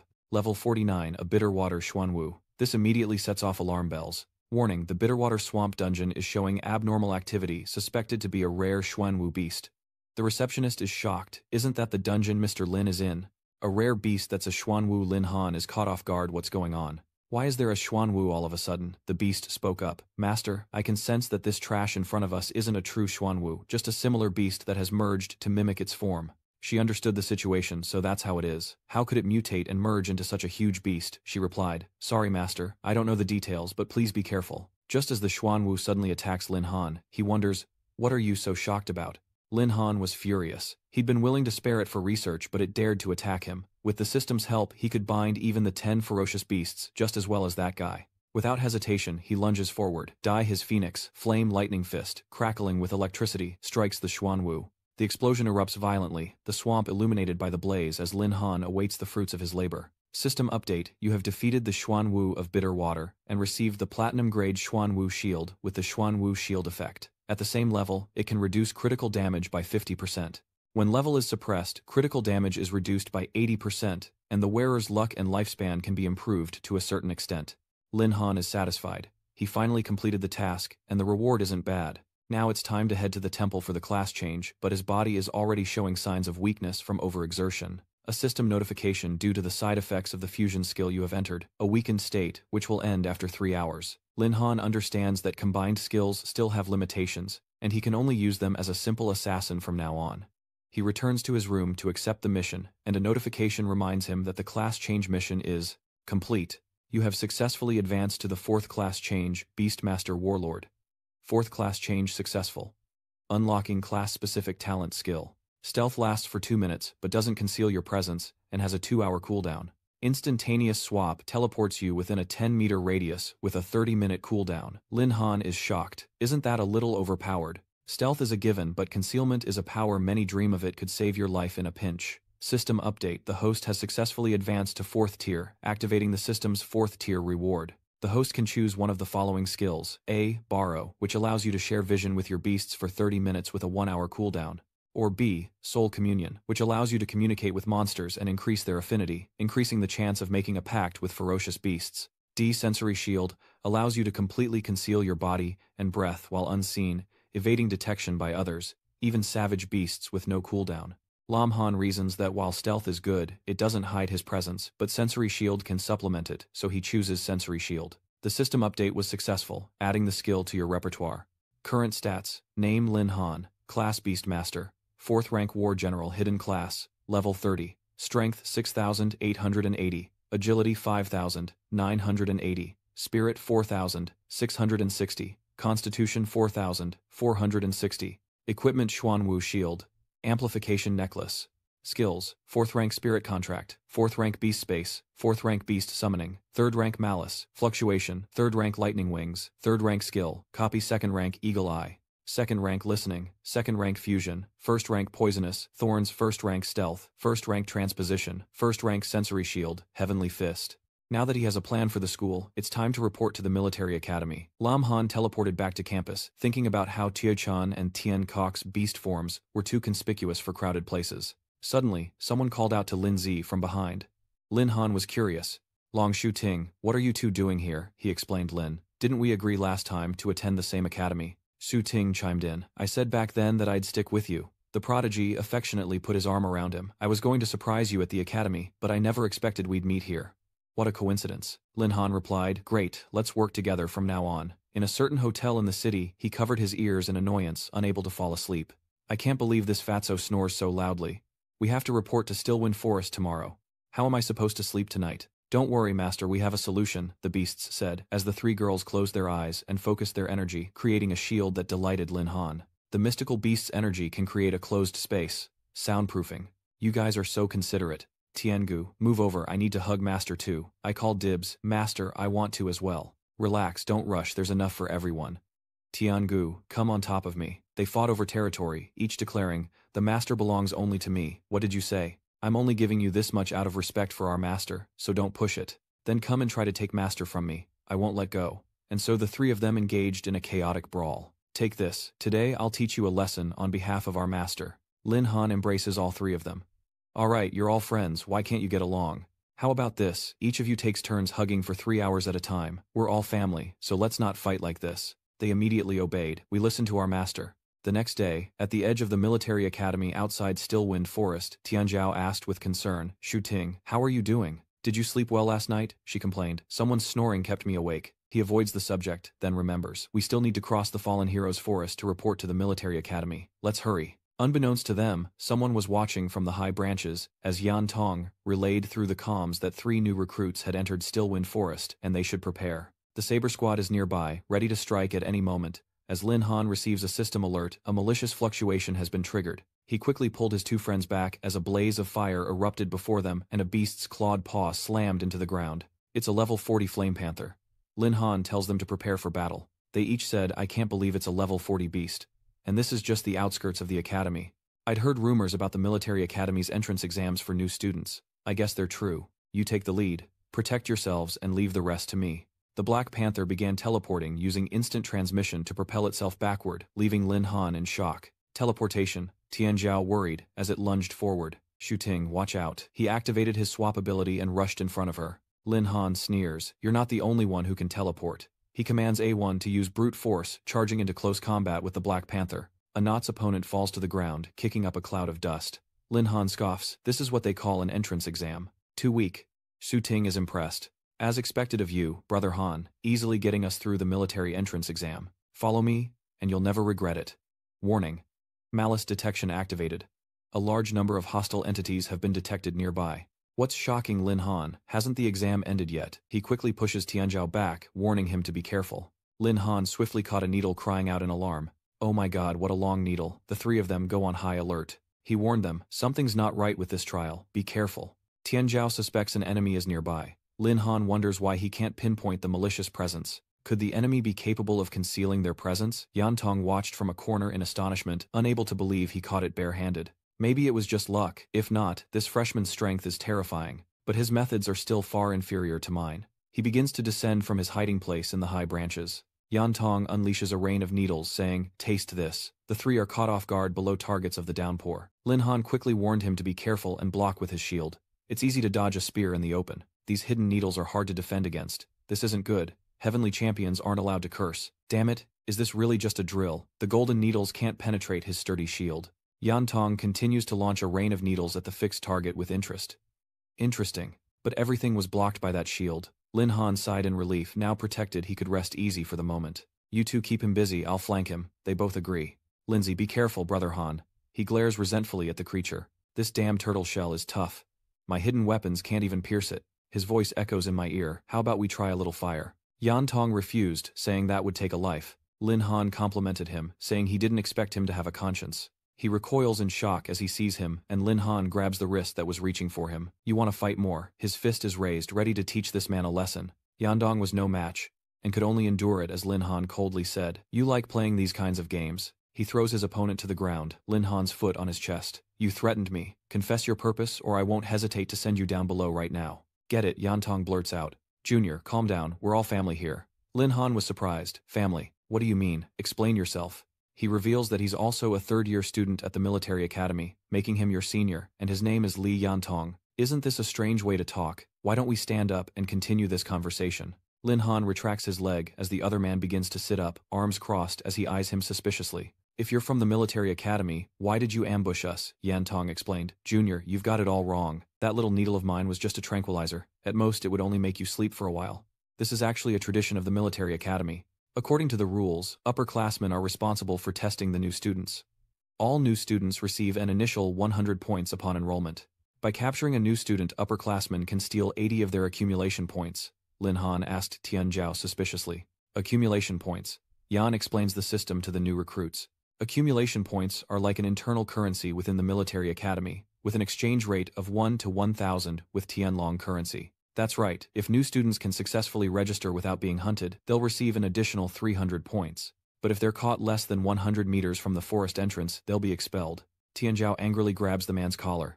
Is it only the upperclassmen who are allowed to steal points from the new students? Yan Tong denies it, saying that if you're strong enough, new students can hunt upperclassmen. Stealing an upperclassman's ID card earns you 500 points. Lin Han understands the malice from before originated here. He has a bold plan. If freshmen can hunt upperclassmen, then Fatty Shu Ting. How about we become the hunters? Senior, I've caught you now, which means a 500-point deduction according to the academy rules. Yan Tong senses something is wrong. What exactly are you planning, Junior? You're dodging around the fact that 500 points is equal to 5,000,000 Sky Dragon coins, which isn't a small amount for you, is it? His face paled. 5,000,000 was almost all of his savings. But if he teams up with this freshman to rob and kill others, will he ever have peace in the academy again? Lin Han makes an enticing offer. I won't let you take a loss either. As long as you help me defeat a senior student, I'll give you each a 50-point commission. What do you say? He asked, dumbfounded. 50 points. Just for calling some people over without even lifting a finger. He confirms it. Of course, if you want to fight, I won't stop you, but I won't pay extra. Shu Ting wanted to speak, but how do we prove it to the school, after we defeat the other upperclassmen? Yan Tong dusted himself off and replied, that's simple, everyone has an identity card, and we can exchange it for points. So you understand now. An identity card, huh? Senior, you can start now. Yan Tong hands her the identity card. He pulls out his phone and selects his first victim. Sorry Lao Wang, I'm being forced to do this, please understand. Wang Li Chang, a third-year student at the military academy and a student council officer, is 50 meters from his target. This must be the location that Li Yan Tong mentioned. As expected of freshmen completely unguarded and resting here, let this senior teach you the cruelty of battle. Seeing Tian Zhao and Shu Ting resting under a tree, he charged forward without hesitation, thinking, these 160 points are mine for the taking. But then Lip Chang stepped into a pit, his face paling as he realized he'd fallen into a trap, plunging into the deep hole below. Lin Han praised, well done, senior, keep it up. He replied, not at all, you're just too skilled, junior. One down already. From the pit, Li Chang roared, Yan Tong, you're dead. You think you're getting a scholarship this year. Hearing this, he raged. Haven't you squeezed enough out of me already? You use my scholarship money to chase girls every year. Lin Han asks with concern, senior, has your anesthetic not taken effect yet? Yan Tong forces a smile. This bastard has body enhancement skills, so the anesthetic is a little slow to take effect. I'll increase the dosage for the unlucky ones later. He replied, okay, let's quickly deal with the next one. The enhanced body below began to weaken. In a haze he heard Yan Tong continue to set up the second person. Damn it, Lao Dian found 3 freshmen in the southeast. I can't handle them alone. How about you take one and I take one? I always think of you first for good things like this. We're so close. As the second person fell, he rejoiced. Another one bites the dust. As the third and fourth fall, Yan Tong exclaims excitedly, we really are the perfect pair. His eyes lit up as he scrolled through his contacts. Wait, let me call a few more people over. Deep within the silent, shadowy forest, Tian Nan, a member of the team, reports that several teams have lost contact with their members. Many have suddenly disappeared, and some teams have vanished entirely. Chi Tian guessed that a monster must have emerged from this year's new recruits. Meanwhile, in the deserted forest, Yan Tong's voice echoed. Old Chen, I was the one who found these freshmen, so don't forget my cut when this is over. He relents. Alright, I'll split half the accumulated points with you after we succeed. Yan points to the two amateur actors. It's them a battle maniac, and I'm not sure about the other one. Old Tran is confident. No problem. One move is all I need to take them down. But just then, Captain Chi Tian announced that all intercept teams should be aware a special situation has arisen in the southeast, possibly a red target. It seems the time for action has finally come. Old Chen is surprised. A red target? Could a freshman really take down an upperclassman? Wait, the southeast? Isn't that where we are? Yan Tong dismisses it, wondering if it's a mistake, questioning how a freshman could beat a senior. He's on high alert, but the captain's orders are absolute. We rendezvous with him first. Lin Han leaps from the tree, delivering a swift kick. You can stay here, he asked curiously. Senior, why is he suddenly so wary? Did you say something? Yan Tong denies that the team leader issued the red target order, meaning we're in big trouble. The red target is the academy's incentive policy for upperclassmen. If many upperclassmen fail in one direction, the academy will allow them to team up and target the new students there. I know you're strong, but you can't handle them all at once. Lin Han surmises that they only sense something is amiss, so they haven't been exposed yet. Senior, you three hide well. I'll scout around. Remember to give him another shot. Just leave this to me. Junior, be careful. There are plenty of experts among the upperclassmen participating in this activity. Lin Han sprouted wings and flew away. I'll be right back. Meanwhile, Nian Wei was running for her life. Wasn't her father supposed to make this newbie blockade by the military academy just for show? Why are there so many people? The upperclassmen are hot on my heels. Junior, don't bother running. You're completely surrounded. You're not stupid. You think I'm stupid. If you catch me, I won't even get to register. Dan Tri, with his gun in hand, prepares to act, telling her that running is useless. Each target stopped is worth 1,000 points. Fat Dat fires, narrowly missing Nian Wei's shoulder, blaming her bad luck as he happily claims her points. Nian Wei narrowly dodges the bullet, losing her balance and falling to the ground. She quickly rises, declaring a fight to the finish, determined to make them pay, even if she can't kill them. A net drops from above, quite the move. I think you should just go to sleep. Suddenly, a shocking explosion erupts. Teachcot has been activated. Who is it? Lin Han arrives just in time to save the damsel in distress. Nian Wei, I'm afraid I've gotten you caught up in this. Let me check you over. It seems you were knocked unconscious by the upperclassman's anesthetic attack. A is jealous. Master pet me too. One of the upperclassmen spoke up. To withstand our attacks unscathed. Is he a freshman? Could it be Lin Han, gathering lightning in his hand, quickly unleashes a lightning storm towards the senior? He's not afraid. Now that he's been exposed, he might as well take the initiative. He brings Nian Wei back to explain to his teammates, saying she's a friend he knew before. She's also a freshman at the military academy. Tianzhao is shocked. He didn't realize Lin Zi was so popular with the ladies. Staggering to her feet, Nian Wei asks Lin Han, "Why are you here? Did you save me?" He explains, "We're also new recruits heading to the military academy. We just happened to be passing by and rescued you." Nian Wei is confused, but wasn't I trapped by my old classmates? Besides, the last time we met, you were only a second-level evolver. Right. How did you do it? He drops a bombshell and she wonders if she heard correctly. Actually, I've already reached the 4th stage, Nian Wei exclaimed in terror. What she thought to herself. He's already at the 4th level, the proud prodigy exclaimed. No wonder he's my brother. Shu Ting admired his powerful backer. Yan Tong froze for 5 seconds, wondering if this was a true genius. Lin Han proposes a plan. Instead of hiding, they should hunt the upperclassmen and take their cards for points. What does she say to this invitation? Are you interested in joining us? Nian Wei was shocked. What you mean hunt down the third-year seniors? Since entering the forest, she'd relied on her tracking skills to locate enemies and find favorable terrain to escape, and now she was going to hunt them. Nian Wei was intrigued. This was getting interesting. I've been itching to take those upperclassmen down for a while now, Lin Han added. Alright, let me introduce you to our teammates. This is Long Tianzhao of the Warriors, and this young lady is the knight Shu Ting. He analyzes the new plan. With Nian Wei's abilities, they can actively pinpoint their seniors' locations. You guys act as bait and leave the sneak attack to me. Also, I'd like you to gather internal information, like before, and with that, Lin Han officially begins the operation. On the senior team side, Tian Nan reports, Captain, we've detected device signals from the missing members nearby. He orders the scouts to pinpoint their exact location. A team member reported finding an unconscious missing teammate near their usual post. After examination they concluded he'd been drugged and given a mild electric shock but was otherwise unharmed. But strangely, his ID card is missing. Chi Tian wonders, could it be the new lightning student who wants to steal the points? But how did they know the old student's exact location? He was immediately pressed for answers upon waking. Lap Thuong, report the situation of your ambush. Lap Thuong, reporting Captain old and new students colluded, cooperating in an ambush. The old student who betrayed us is named Yen Dong. He understood the situation. Understood. You should return to the academy and rest. Leave the rest to me. Tianan asks angrily, so a senior student actually betrayed us. Captain, should we make an announcement on the comms channel? Chi Tian stopped him. There's no need. Since these freshmen are here to ambush reinforcements as their senior, I can teach them a lesson in misdirection. Maintain silent contact with Yan Tong, and tell the others to converge here. This is their chance to teach the newbies a lesson.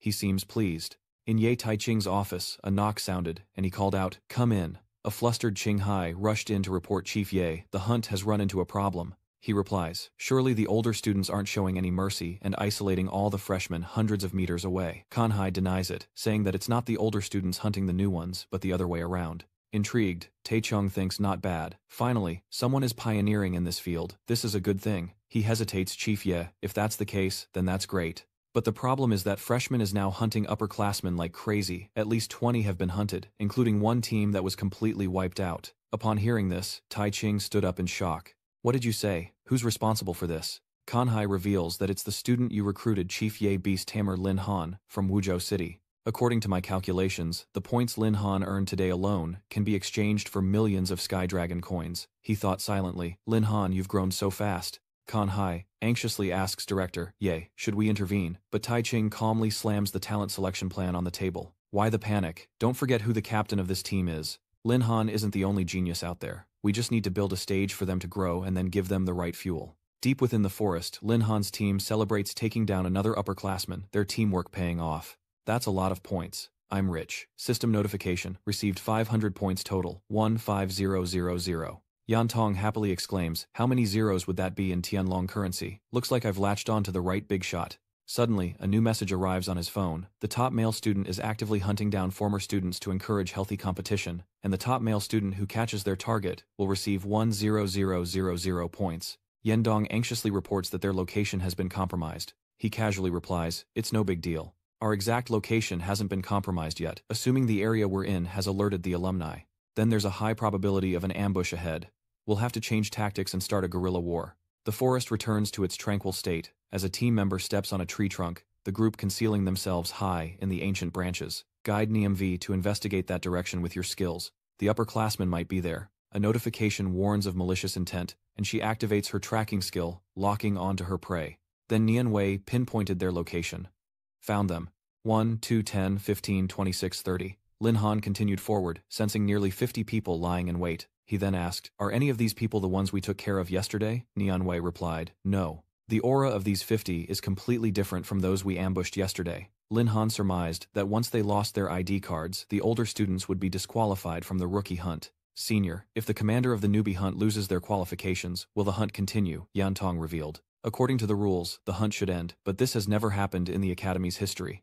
Lin Han has a new idea. If that's the case, let's make a big play. In the quiet forest on the senior's side, a voice reports over comms that a new student has been found, but his appearance suggests he's not a red target. The order comes back, take him out. The figure immediately leaped from above, startling the new recruit who found his path blocked by the upperclassmen. The senior student said, sorry, but you'll be taking a nap here. You'll wake up at the military academy. Seeing the man rush forward, the new student screamed, don't come any closer. Suddenly Lin Han appeared behind him and took him out as the rest of the group jumped down to where he was. The terrified freshman cries out, who are you people? Lin Han extends his hand, just a group of freshmen passing by. He explained everything to Su, who was in shock. You want to hunt down upperclassmen. Lin Han offers him 10% of the profits if he agrees to help. I immediately agreed, offering my help without asking for a cut. You saved me once already, so don't be shy. Okay, let's move according to plan. The communicator crackles to life. What's going on? Why is it taking so long to deal with one measly freshman? He raised the communicator to his mouth. Hello seniors, this is Lin Han. I hear your friend isn't waking up, Tian Nan threatens. Lin Han, we've surrounded your location. Return the card now, and I might consider letting you live, he retorted. We're all adults here. Do you even believe what you're saying? Tian in exchange. What's not to believe? Just tell me where you are and we'll talk. Lin Han warned. Don't be hasty, senior. We'll meet eventually, just remember to bring your ID. He was furious. Lin Han, it's you. Chi Tian coldly reminded him. Have you pinpointed his location? According to the earpiece, we've successfully located Lin Han. But perhaps he knows he'll be exposed doing that. Could this be a trap? He replied. It doesn't matter. Post this news on the forum. No matter what he's planning, it'll be useless against absolute power. Lin Han throws the communication device back to his senior. He takes the identity card from the opponent as Yan Tong happens to see the news. Damn, these freshmen are really making waves. Lin Han, a freshman, is trending as the #1 hot search on the forum. Everyone's commenting about the bounty on the freshman, but how did the upperclassmen get taken down instead? These third-year students are a disgrace. Makes me a second year want to get involved. From now on, we have only one goal, capture Lin Han. Tian Zhao and Xu Tong admire Lin Han, who has become a celebrity throughout the school before even enrolling, as expected of Hanga. Lin Han declares that if they want to play, he'll gladly oblige, taking all the old students' ID cards. Tai Ching praises his bold move, calling it excellent. Facing an enemy 10 times his size, Lin Han surprisingly strikes first to gain the upper hand, earning high praise. Looking at the satellite feed, Kan Hai sees the green dots, representing the new recruits, are surrounded by the red dots of the veterans, and an orange dot has appeared. My lord, it seems that Chi Tian, the veteran team leader, is near Lin Han. Tai Ching is expecting a lot from Lin Han, so let's see just how strong you really are. Deep within the forest, they hid amongst the ancient trees. Niem V checked, sensing many upperclassmen approaching. He reads the notification intently. A strong wave of malice is being emitted, and a large amount has been detected in the host's area. Lin Han speaks. The fish have taken the bait. Now it's up to Xu Ting and the others. She worried. Is this going to work? What if the trap doesn't hold the seniors? He's confident. Don't worry. As long as they stall long enough, I'll subdue the commander and truly end this hunt. System update skirmish is now in effect. Looking at the upperclassmen in the distance, Lin Han exclaims, "There are people." Tian Zhao waved, saying, "Hey seniors, are your ID cards ready?" Su Yi, disguised as Lin Han, thought to himself, I didn't expect Senior Li to have props that could change a person's appearance. Everyone has entrusted me with the important task of impersonating Lin Han. I absolutely can't hinder them. Those two seniors confirmed it's him. According to Li Chang's description, the one on the right is Lin Han. Then let us teach him how to speak to his seniors. Yan Tong introduced the two men as the commander and the informant for this operation. Seeing them rush over, Lin Han waited, good, just a little longer. Then he unleashed his immense power. The seniors immediately fell into the trap they had set. Nat rejoiced. The rest is up to Thien Kok. Don't forget what the master told you. Standing above, she unleashes the enhanced thunderstorm bolts of lightning, striking down relentlessly. The senior disciples scream in agony as they are engulfed in the electric currents. Seeing them tremble, Tiangu snorted coldly, telling Ah Yi to collect their identity cards, updating the score to 500x, 48 equals 24000. Someone exclaims excitedly that their master will be pleased with so many points, while Tiannan, observing from afar, angrily realizes they've fallen into a trap. Little do they know, Lin Han is lurking in the branches above. Excellent, now's my chance. He swiftly descends, hoping to eliminate them both in one fell swoop. Needle Sting is at maximum power, Berserk is activated, Spirit Listener is activated, hearing enhanced by 200%. Tiannan realizes their captain was wary of an attack from above and behind, and activates Full Stone Ice Fist. Qi Tianzong throws a punch at Lin Han, who feels the terrifying power no less than the Black Serpent King at the 4th level. Lin Han recoils, wondering how they detected his ambush. Logically, there shouldn't have been any openings in my strategy. Tiannan taunts, you still have much to learn, Junior. Although I couldn't sense your presence, the slightest disturbance in the air from your movements was all it took for my spirit hearing skill to detect you. Qi Tian added, I didn't expect you to actually dare attack a 5th level cultivator like me. Not bad, but you're still green. Your plan has failed. Hand over the identity card. What is he talking about? The battle isn't over yet, they interrupt. Take a look at your teammates. Lin Han is shocked to see his 3 teammates frozen. What? Ice Seal has been activated, and all of his teammates have fallen to Qi Tian. Even Xu Ting couldn't escape. Lu Suyi, disguised as Lin Han, froze in place along with Nian Wei, Yan Tong, and Zhang Jingwu. Lin Han realized he'd been outsmarted. They'd all fallen into a trap. Qi Tian arrogantly says, you're the only one left. Make your choice. Abandon your teammates and run, or, his expression turns cold, fight me. A notification appears. The host is facing a challenge from a powerful foe. Victory will yield a mysterious reward. So you accept. He praises choosing to fight rather than flee. How interesting. The live broadcast on the altar begins to record this scene. Qi Tian declares that he will teach him his first lesson at the military academy. Lin Han interrupts, telling him to save his breath as he launches his Ice Burst Divine Palm, warning him not to cry later. Seeing his opponent rush forward, he's shocked. Such speed. Is this the power of the 5th level? As their fists collide, the system alerts him that his agility has been temporarily reduced by 300 points. Lin Han noticed the frost on his arm. These ice crystals were slowing him down. Chi Tian coldly says, "You noticed, that's right, my ice crystals slow you down when they stick to you, but that's not all I'm capable of. Spirit Gathering, Destruction, has been activated. If the target's level is lower than the caster's, one skill will be randomly frozen, and the target will immediately receive massive damage. If the target's level is higher, all stats will decrease by 30%. What was Lin Han not expecting when he read that? His spirit contract skill is frozen, and ice begins to encase his leg. As the ice reached his chest, Lin Han cursed inwardly. Damn it. Tian Nan reminded him, Captain, isn't it a little undignified to use spirit gathering break on a freshman? What if he ends up in the hospital for 10 days or half a month? Chi Tian replies. He just slapped the entire younger generation in the face. If we don't punish him today, the new students will follow his example and disrespect their superiors. But if he's willing to apologize to us publicly and clean the teaching building for a year, I might consider removing the skill and letting him go. Come on, apologize to the underclassmen on camera. Otherwise, how can a beastmaster who can't summon beasts even function? Qinghai hastily concluded via the broadcast. It seems this farce has reached its end. Chi Tian has played his trump card. Tai Ching asks directly, "Are you sure?" He wonders, is Master Ye being careless? Could there be another variable? Chi Tian has reached the 5th transformation, while Lin Han is at most only at the 3rd. If Chi Tian wanted to, he could kill Lin Han instantly. He reveals, but according to the enrollment documents, Lin Han recently broke through to the 4th transformation, and his 3rd beast is of the fire element enough to restrain Chi Tian. Qinghai was stunned. What? How old is he, to have already reached the 4th cycle? Tai Ching perks up, realizing the show has only just begun. Chi Tian also noticed the firepower gathering in Lin Han's arm. What? Before his fist could break through the ice, he jumped high into the air, shocked, thinking, impossible. Chi Tian landed opposite him, unable to resist, asking, what exactly is going on? How could you break my spirit convergence blast? The system announced skill replication, and Xiao Zhen materialized behind him. Lin Han replied, Senior, there's plenty more where that came from. He gathered fire in his palm. Now it's my turn. The Huangyan replication skill activates, and fire blasts toward his opponent. Chi Tian erects an ice wall to block it, but cracks begin to appear in the thick ice. He tensely exclaimed that the ice wall was breaking, and the ground beneath him suddenly exploded. Chi Tian escaped, declaring it wasn't over yet. He lunges, throwing a diamond ice fist, but Lin Han nimbly dodges the attack.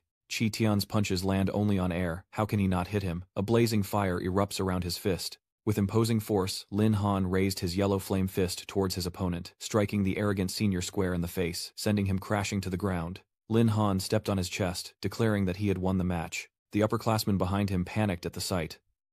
Lin Han turned back and asked, anyone else want to challenge me? They refused, not wanting any more of it. Little brother, you've won this hunt. The ID card is yours. Release our captain.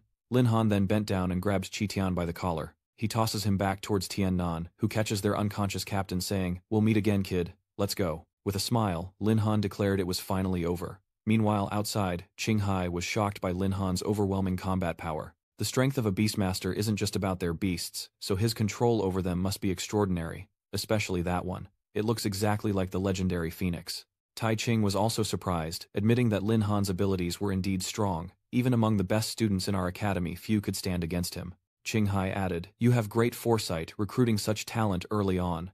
Perhaps he will become the academy's most outstanding ace. He replies, it's been a long time since the Tianlong Empire has seen such a powerful summoner. Could this kid be the next one? Kanhai inquired, will Lin Han be added to that list? Tai Than approved, saying he could observe along with the other candidates. The next day at the Military Academy's freshman registration hall, the system's perception interference was activated, surrounding Lin Han with 3 beast girls, Master Touch, Master Hug, My Turn is next. Since they were invisible, he was very comfortable.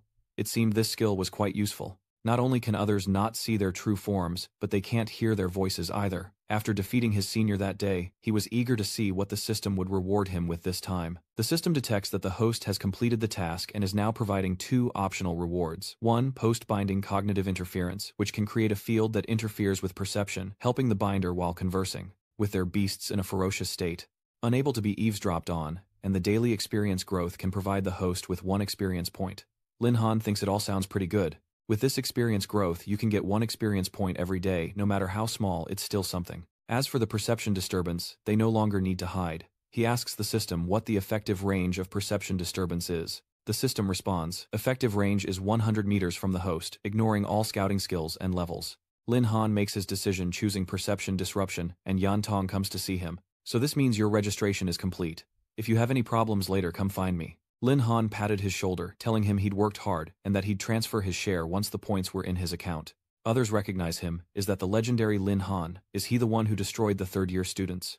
Let's see how many allies he has. If the third years can't handle him, then we second years will show him the true power of upperclassmen. Yan Tong feared he'd attract unwanted attention, telling him, "Little brother, hurry back to the dorms, or we'll have a hard time dealing with the crowds." Lin Han agrees that discretion is the better part of valor, and decides to follow his senior's advice. "Let's go, Longzi." Tian Chao hurries after him. "Hey Lin." As night falls, the dorm lights come on. Entering the room, Lin Han breathed a sigh of relief, thankful that his senior had drawn attention, otherwise, he wouldn't have been able to get into the dorm at all. Tian Chao looked forward, wondering what their roommate would be like. Stepping inside, the three introduced themselves in unison. "I'm Lin Han, a beast tamer, Su Yi, a healer, and Tian Chao, a berserker." The other waves back. "Greetings, I'm Sun Tianqi, a gunner." Tianqi recognizes Lin Han. You're the legendary Lin Han." Lam Han was surprised. "You know me," the other man pointed to his phone. "Of course. You're the hottest topic on the military academy's forum right now. It says here that even the top student from the third-year hunting competition wasn't good enough. Is it just that the guy was too strong?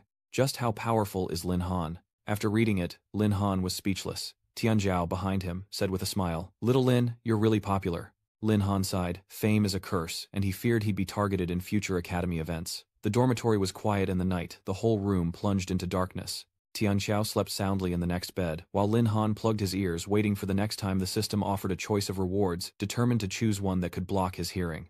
The beast spirit girls reappeared, and Xiao Zhen said sweetly, "Master, we finally met again. Xiao Zhen missed you so much. Give her a hug, and don't let go." Yi has been counting every second. "It's been 9 hours and 48 seconds since she last saw you." He placated them. All right, I'm sorry. I had to keep you all away because of outsiders, but I promise to let you out more often from now on." Tian Gu embraces him, saying, "Master, without you by my side, my core energy becomes incredibly unstable. I envy them so much. They can maintain such a stable waiting state, counting the days until your return." Meanwhile, Ayat couldn't stand the clumsy display of affection. Little feet blocked Lin Han's path. Master, I'm still the most obedient one who puts your mind at ease. I won't argue with them." He embraces all three. All right, no more fighting.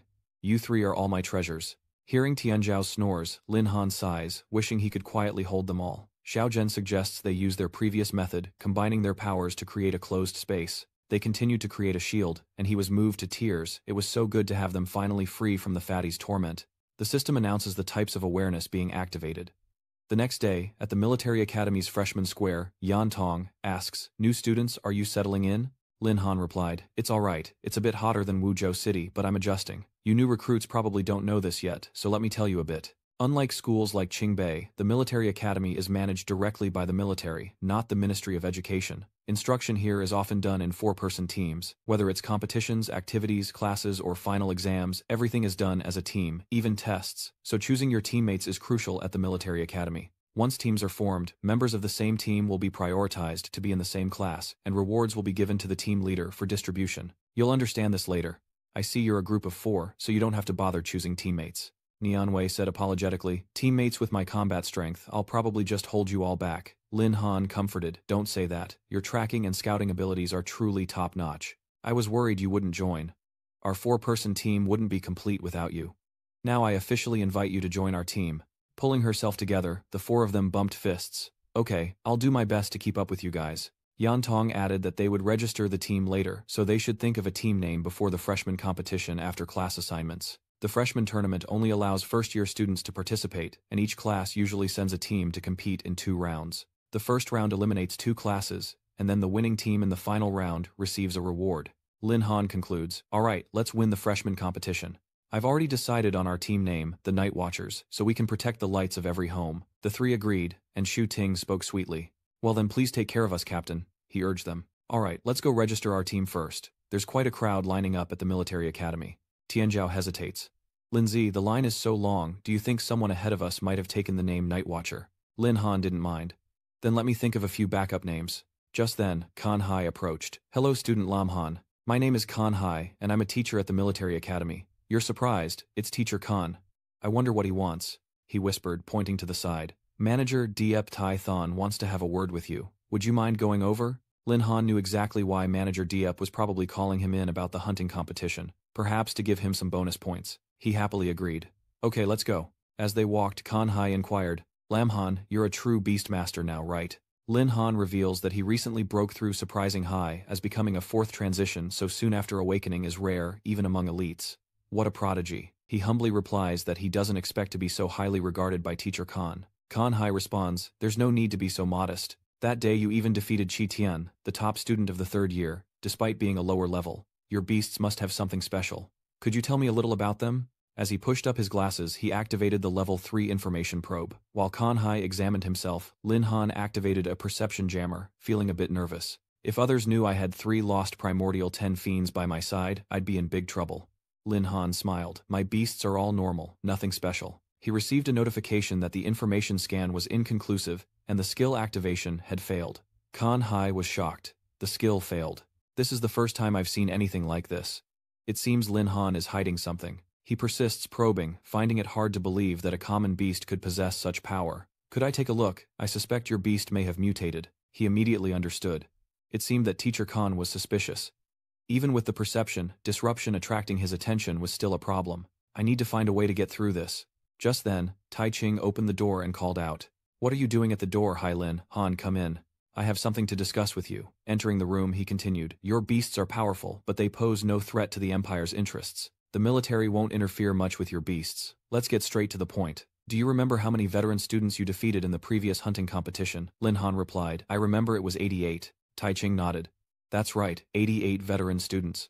You probably know you can exchange your ID card for points, right? Lin Han understood immediately. So it was about this after all. Has he thought about how to use these 2,000 points? He shares, I'll take it first and think about it later. He already has a plan. With so many points, he'll naturally use them to buy good things for them first. Tai Ching gets to the point, saying with some embarrassment, that the Academy probably can't afford to spend that many points. Even though points are the Academy's currency, they can't just hand them out. He listens in disbelief. He continued to vent. Today I want to apologize to you on behalf of the Academy, and as for specific compensation, is there any item you need? I'll try to accommodate you based on the market price to deduct points. He stroked his chin thoughtfully. I'll cooperate with the Academy's arrangements, but I haven't thought of what I want yet. He thought to himself, there are those who revert to their original state, making the enhancement effects of props not very obvious for him. Tai Ching takes the initiative. You're a 4th level cultivator now. You must need another pet, right? As long as it's within my power, you can have any level of pet you want. And all your college expenses will be covered, including food for your beasts. Is that all right? With no other options, Lin Han had no choice but to agree. His heart ached at the thought of his dwindling funds, especially since the food in his pet space was running out, and A1 ate so much. He kept promising not to be discouraged and that he would try to make up for the remaining points. He could also ask Qing Hai for more cultivation materials to prepare for the entrance exam. Now, hurry back and don't miss your team registration. Lin Han bid farewell, promising himself to make it up to Lin Han, later not wanting to be laughed at by Qingbei Academy. As he left, Qing Hai headed to Diet Chu Quan's chambers, gently knocking on the door. Master Destroyer Quan, I have something to discuss. A voice echoed from within. Come in, what is it? He requested I want to be Lin Han's homeroom teacher. This surprised him, as he hadn't taught new students in a long time. What was the reason this time? Qing Hai only revealed half the truth. A promising student like Lin Han would flourish under my guidance, I believe. Tai Ching agreed. Alright, you'll be in charge of Lin Han's freshman class. He thanked Director Ye and left immediately. He vowed to keep a close eye on Lin Han until the secrets of beast mastery were revealed.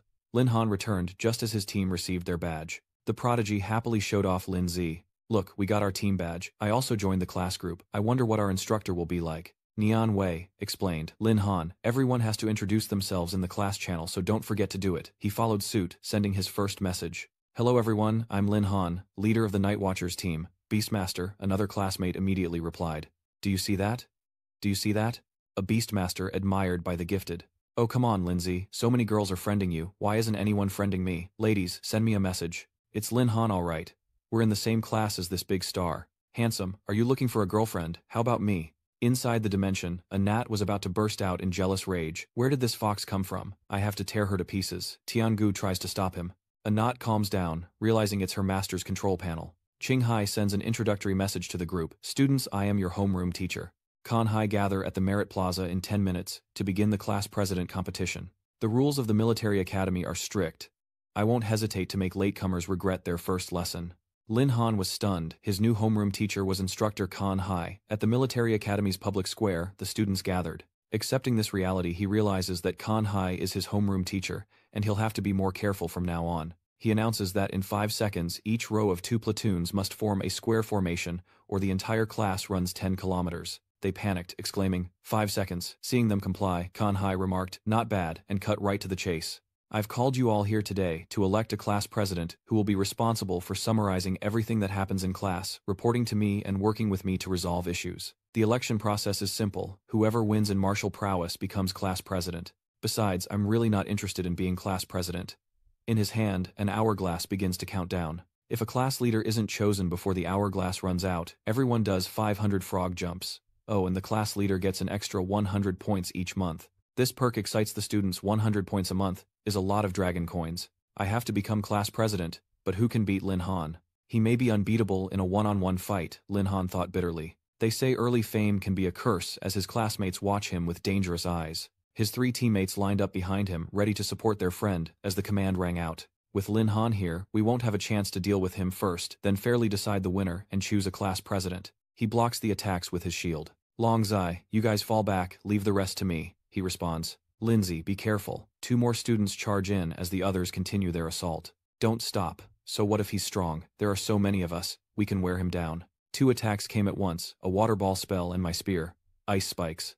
2 forces tried to break through Lin Han's shield. Seeing them thrown back, the students panicked. He's unharmed. How is that possible? He concentrates lightning in his hand. Are you done yet? Because it's my turn. Don't worry, I'll go easy on you. Seeing those pioneers paralyzed by lightning, the rest of you lost your nerve. Damn, he's serious. I forfeit. Indeed, we are no match for him. Kanhai's scheme has failed by a hair's breadth. He didn't even need his beasts to take everyone down. He announces, your team wins this match. Are you sure about this? Who should be class president? Tianzhao suggested. The 3 of us are out, but I'd gladly accept Lin Zi as class president, he replied. In that case, I humbly accept. Qinghai warned him that being class president wouldn't be easy, as the academy's freshman competition was coming up soon. Lin Han asks, what exactly do you need me to do? His nonchalant tone belies the magnitude of the request. All you have to do is lead class 4 to victory in the freshman competition. Lin Han readily accepts. No problem, leave it to me. Kanhai looked at the deep craters in the field. There's also the matter of the grounds. Minor damage is one thing, but you destroyed half the arena, so you'll need to cover the repair costs. Don't worry about it, just deduct it. I have plenty of points now, I can cover it. Qinghai turned to leave, saying, Lin Han, your individual abilities are indeed strong, but a real battle isn't fought alone. I'm looking forward to seeing how he performs at the tournament. Meanwhile, at the military academy training grounds, Tianzhao looked forward to the crowd, thinking, if I win first place, won't I be able to get contact info from a bunch of girls? Shu Ting passed the buck to his friend, saying, you can go to this year's freshman tournament alone. Inside the dimension, Anat asked Master, can we come out and watch? Lin Han replied, sure, we have perception jamming anyway. As the system activates perception jamming, they begged to come out. Master, I want to fight too. Let me go later. He sensed a wave of malice building.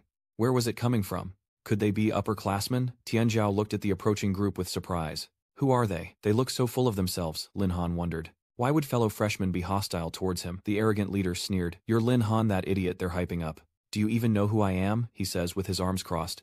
I don't know if you've been praised to the heavens or not. Either way, I've never heard of you. Are you famous or something? The man reveals he's from the Zhao family, to which Lin Han replies, which Zhao family? I've never heard of you acting so high and mighty. Does your family own the academy? Zhao Feng scowled, thinking how humiliating it was to be insulted by him, especially with his system. Was he just wasting his life? Lin Han, listen up. Our 3rd-year class is taking first place this year, no question.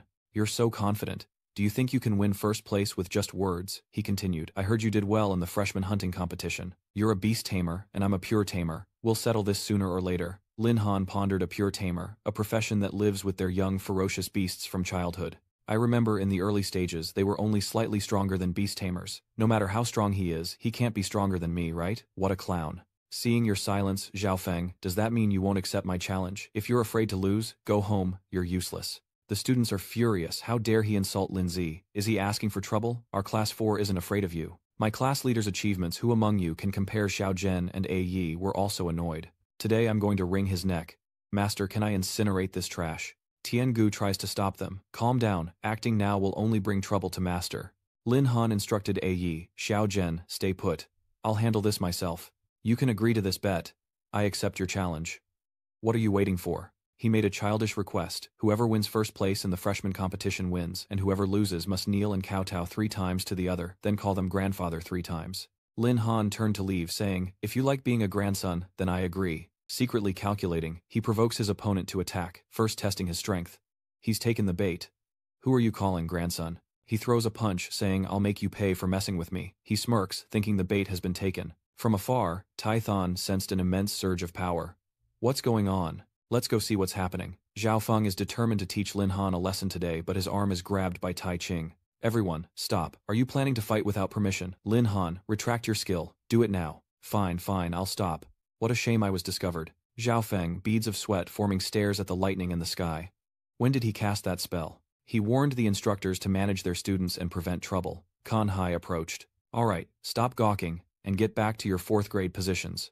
Zhao Feng is holding a grudge, letting Lin Han off easy this time, but during the tournament when he suffers a crushing defeat, I'll make sure to trample him under my feet and take everything from him. Looking at the notification, the system detected a malicious fluctuation, warning him of intense malice. He knew it. Zhao Feng clearly wasn't convinced and was willingly walking into hell. Kan Hai secretly assessed the situation, wondering what the consequences would have been if Ye Zhuguan hadn't intervened in time to stop Lin Han's attack. This kid is truly full of secrets. An announcement rings out requesting the attention of all class instructors. The freshman competition will begin in half an hour. Standing on the platform, Kan Hai announced the rules, stating that this year's competition would be different from previous freshman events, a specially approved combat simulation training exercise designed to test boundaries. This competition will not proceed with the original team units. Everyone will be shuffled and reorganized. The goal is simple: to quickly learn to trust strangers, clearly delegate tasks, communicate effectively, and work together to win skills vital for unexpected battlefield situations. For example, teammates being injured or temporary team reorganizations. Lim Han is intrigued. This is the military, after all. Even the examination methods are surprising. Interesting. A spatial gate appears with a swirling vortex of dark blue energy. He reached inside to grab something. Now, let me explain the rules of the competition in detail. From the 4 classes, 3 teams of 4 are randomly reorganized and matched by lottery. The 2 competing teams will then engage in individual matches within the arena. The winner will continue to fight the next opponent, but each person can only hold the stage twice, until all 4 members of a team are defeated. Ultimately, the team that eliminates all of their opponent's members first will be declared the winner. He inwardly muses if this is a test of strategic deployment between teams. It seems the order of battle is also very important, he added eagerly. At the end of the tournament, an MVP will be chosen based on their overall performance. The academy leaders will vote for the MVP, who can then request a reasonable reward. With our class's strength, the only team we need to watch out for is Zhao Feng's 3rd-year team. I believe you'll win. Now prepare to split into groups, and don't disappoint me. Tian Zhao happily shows off Lin Zi. We're still in the same group. He's curious to see who the other teammates are. Lin Han is satisfied. The teammates we've been paired with don't seem bad. 2 new teammates have already come to introduce themselves. Class monitor Uyen Thu approaches saying, I can't believe we're on the same team. We're counting on you, Kari. Beside her is Zhang Zhen from the freshman assembly. Half an hour later, Tian Zhao excitedly pointed to the stands. Lindsay, look, the drawing has begun. Tai Ching announces that Class 1 will face Class 4, and Class 2 will face Class 3. Class 1 has drawn Class 4 again. Someone exclaims, me, against Lin Han. Is that really true? Hongbao asked Zhao Feng for his opinion. What do you think? He replied. It's a shame we can't eliminate him directly. But sooner or later, the 2 classes will clash.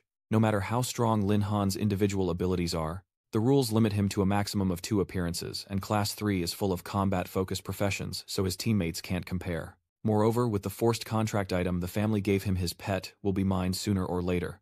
Tai Ching announces, I now declare the freshman tournament officially open. The lights shine down on the arena as the referee calls the first match of round 1, Class 1 versus Class 4, first team, first player. The muscular fighter introduced himself. I'm Zhang Yang, an elite 3rd stage berserker. Let me secure the first win and show Class 1 what they're up against. But Tian Zhao stopped him. Let me test their strength first, trust me. Lin Han cheers on his friend as he calmly steps into the arena to face his hulking opponent, introducing himself as Long Tian Zhao, a 3rd stage berserker. You're no match for me.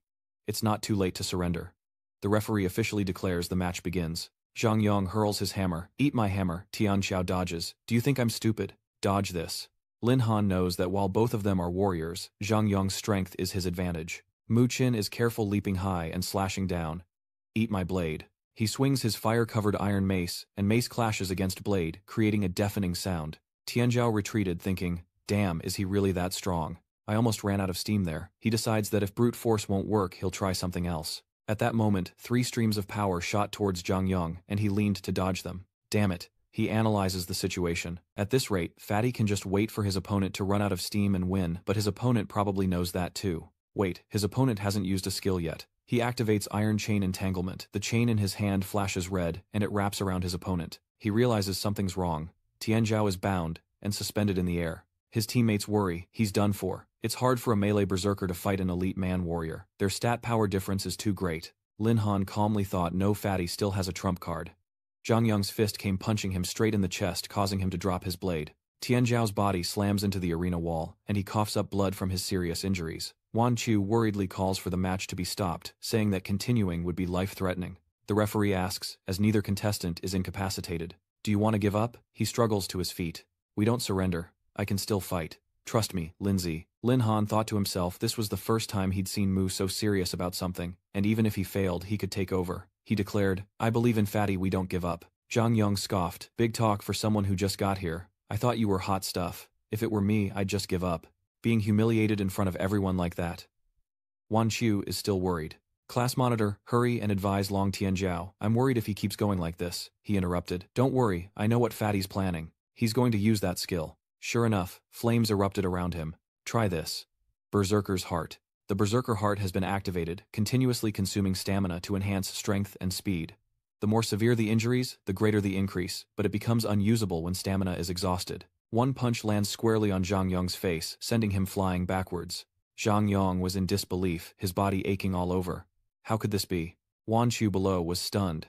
What just happened? He explains that this move is Fatty's trump card. The more injured he is, the more his potential is unlocked, increasing his speed and strength in an instant, so he deliberately gets hit to put himself in a desperate situation. Tianzhao picks up the blade, asking, "Did you enjoy hitting me just now?" With his berserker rage ignited, Zhang Yong panics as his opponent charges. This is bad. He landed a blow, and now it's my turn. He could do nothing but accept it, but the expected pain never came. Zhang Yong was surprised that the Qingdao had stopped. "Why did you stop? Why didn't you keep attacking?" Tianzhao replied, "There's no need. The victor is already clear, isn't it?" On the arena, the air seemed to freeze after Zhang Yong collapsed, his head bowed.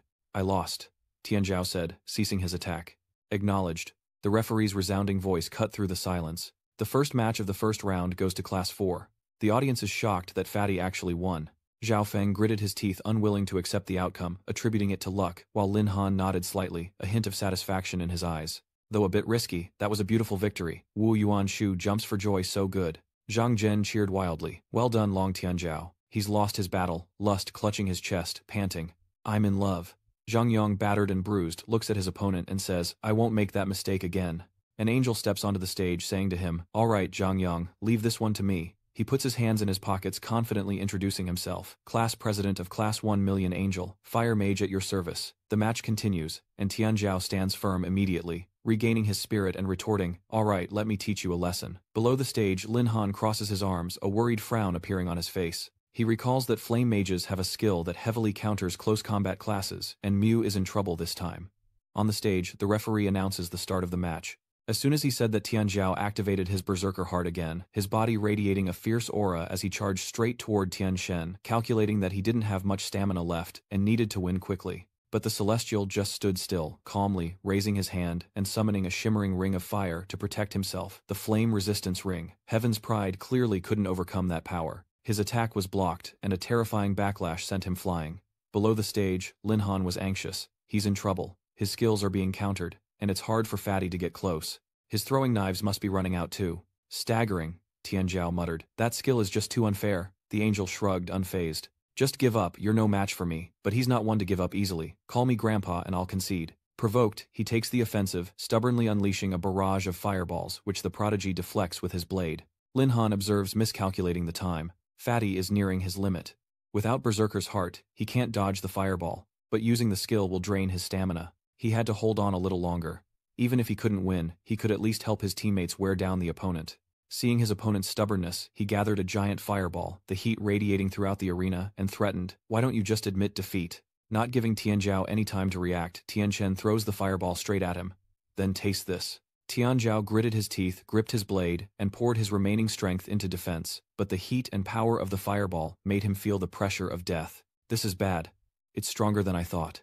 From the arena floor, a student from Class 1 exclaimed in disbelief. At this rate, Lin Han's teammate will be in the hospital for a long time. Zhao Feng clenched his fist, a triumphant grin on his face, thinking he'd be out for at least half a month. Serves the fat idiot right for stubbornly refusing to surrender. Even the referee couldn't stop it. Wan Chu cried out in alarm, "Hurry and surrender, Fatty." But in that moment she didn't realize that Lin Han had disappeared from her side. Suddenly, a massive explosion echoed through the arena, as Lin Han appeared before Tianzhao, raising his shield to block the giant fireball. He panted, "Lin Zi, did I cut you off before you could finish?" Cutting him off, Lin Han spoke without a hint of blame. "You've done well. Leave the rest to me."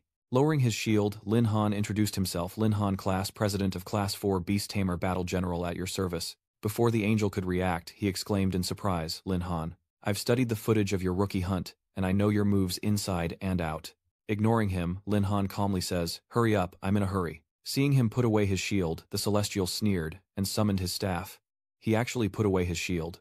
"Lin Han, you'll pay for your arrogance." His staff is called Phoenix Feather, said to be crafted from the feathers of the ferocious beast, the phoenix, increasing all attributes by 30% and skill power by 20% for the user. Seeing his opponent draw a weapon, Lin Han smirked and beckoned with a finger, taunting, "Then you'll have to show me you've got what it takes." Seeing this, the other immediately cast a fireball. Hong Bao, watching from the stands, was reinvigorated. The class president's skills were both offensive and defensive.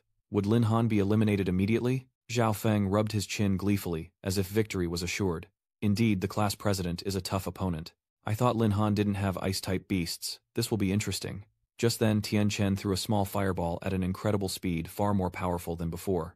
But Lin Han simply stood his ground calmly, reaching out with his bare fist to meet the fireball's power. System update Heavenly Horn. Thought skill copied. Lin Han looked at him coldly, his tone full of challenge. "Is that all you've got?" The angel was frozen in place, his mouth agape in disbelief, fear and incredulity swirling in his mind. He had blocked his fire magic with his bare hands. Below the arena, a wave of astonished murmurs erupted. "What the hell kind of beastmaster is that? Is that a joke? He's even stronger than a warrior." Meanwhile, Zhao Feng was seething with rage. "So arrogant, huh? You can only be smug for now. Just wait until I steal his beast. Let's see what you'll be so proud of then." Beneath the stands, Wan Chu fidgeted with worry, impressed by his skill. "Will our class president be in danger?" But Tianzhao reassured her with unwavering faith. "Don't worry, just believe in Lin Zi." Amidst the rain of fireballs, Lin Han activates his Hawkeye ability, his body moving like a phantom, dodging every fireball with incredible skill. Too slow, he couldn't even hit a mosquito. Lin Han had already stopped at a safe distance from him. He crouches, eyes locked on the angel, ready to strike. "Let's try this." The system signals that the sprint skill has been copied. A massive thrust beneath his feet sends Lin Han hurtling towards the angel at breakneck speed, who panics and hastily raises his fire shield. Fire resistance is activated. He confidently thinks that no matter how fast he is, he will still be pushed back. Hong Pao tensely watches the fight, knowing that the Class 1 leader's victory is a problem for them. After all, our attacks are all about war. Zhao Feng felt suffocated. This class president is indeed not to be underestimated. Lam Han charges forward, unfazed by the flames. "You copied Ironbone to pierce through that physical shield punch," Lin Han coldly remarked. "That was an interesting attack, but it won't stop me." Tian Chen is shocked. Impossible, he was able to block the shockwave. Lin Han's system operates continuously, copying skills and activating great strength. "If you don't have any more tricks, then it's my turn to attack." He retreated, launching a fireball at close range. "Don't get so cocky, it's not over yet." A massive explosion engulfs the arena, the blinding light and fire, reducing everything to smoke and ash. When the smoke clears, Lin Han has vanished without a trace, leaving the angel to look around in confusion. Vanished? Could he have been blasted out of the arena? Suddenly a chilling voice echoed from behind him, so close it sent shivers down his spine. "Hey, where do you think you're looking?" He whirled around, bristling with alertness as Lin Han's lightning wings activated. He unleashed the final blow, glancing at the angel and declaring, "It's over." The angel screamed in terror. What the angel barely registered the punch as it closed in mere centimeters from his nose. A terrifying shockwave from the punch washes over him, obliterating everything behind him with a deafening roar. As the shockwave subsides, Lin Han maintains his stance, saying calmly, "The outcome is decided. If you don't want to lose any more face, just admit defeat." Behind him lay the wreckage of that last blow, and the angel broke out in a cold sweat, terrified. Did the whole room just explode? What terrifying power! His legs trembled, and his body involuntarily knelt to the floor as the angel bit his lip in frustration, bowing his head in surrender. "You've won." The referee immediately declared Lin Han, of Class 4, the victor, inviting Class 1 to send out their next contestant. The stands erupted in cheers, but Hong Pao swallowed nervously. Is this his true power? Can we really win? Zhao Feng didn't answer, his eyes flashing with calculation. Lin Han is a beastmaster, and his immense power must come from his beasts. No matter the cost, we must seize his summoned beast. Sensing the malice, Lin Han glanced back, scoffed, then scanned the stands, asking loudly, "Anyone else?" The stands were silent, no one spoke or stepped forward, only Zhao Feng's calculating gaze remained fixed. Lin Han frowned, wondering what Zhao Feng was plotting. Just then, a first-year student charged in, breaking the silence, pointing and yelling, "Lin Han, don't get cocky. Even if the captain lost, I'm here, I'll defeat you." Without a word, Lin Han coldly declared, "Don't waste my time here. Cannon fodder." He raised his hand. Thunder rumbled, signaling skill replication. Thunderstorm had been activated. Unaware of the danger, the student charged forward, weapon in hand. "What did you say?" Lin Han waved his hand and lightning immediately struck. "I told you to leave the arena." With a crash, lightning as thick as an arm descended, causing the terrified man to drop his weapon and scream, "I yield. I forfeit." Done. But Lin Han didn't stop there. The lightning storm engulfed not only the arena, but also spread to the stands. Those at the foot of the stage scattered in terror, but Zhao Feng and Hong Bao were too slow to react. What suddenly lightning strikes, the two electrocuting them and standing their hair on end.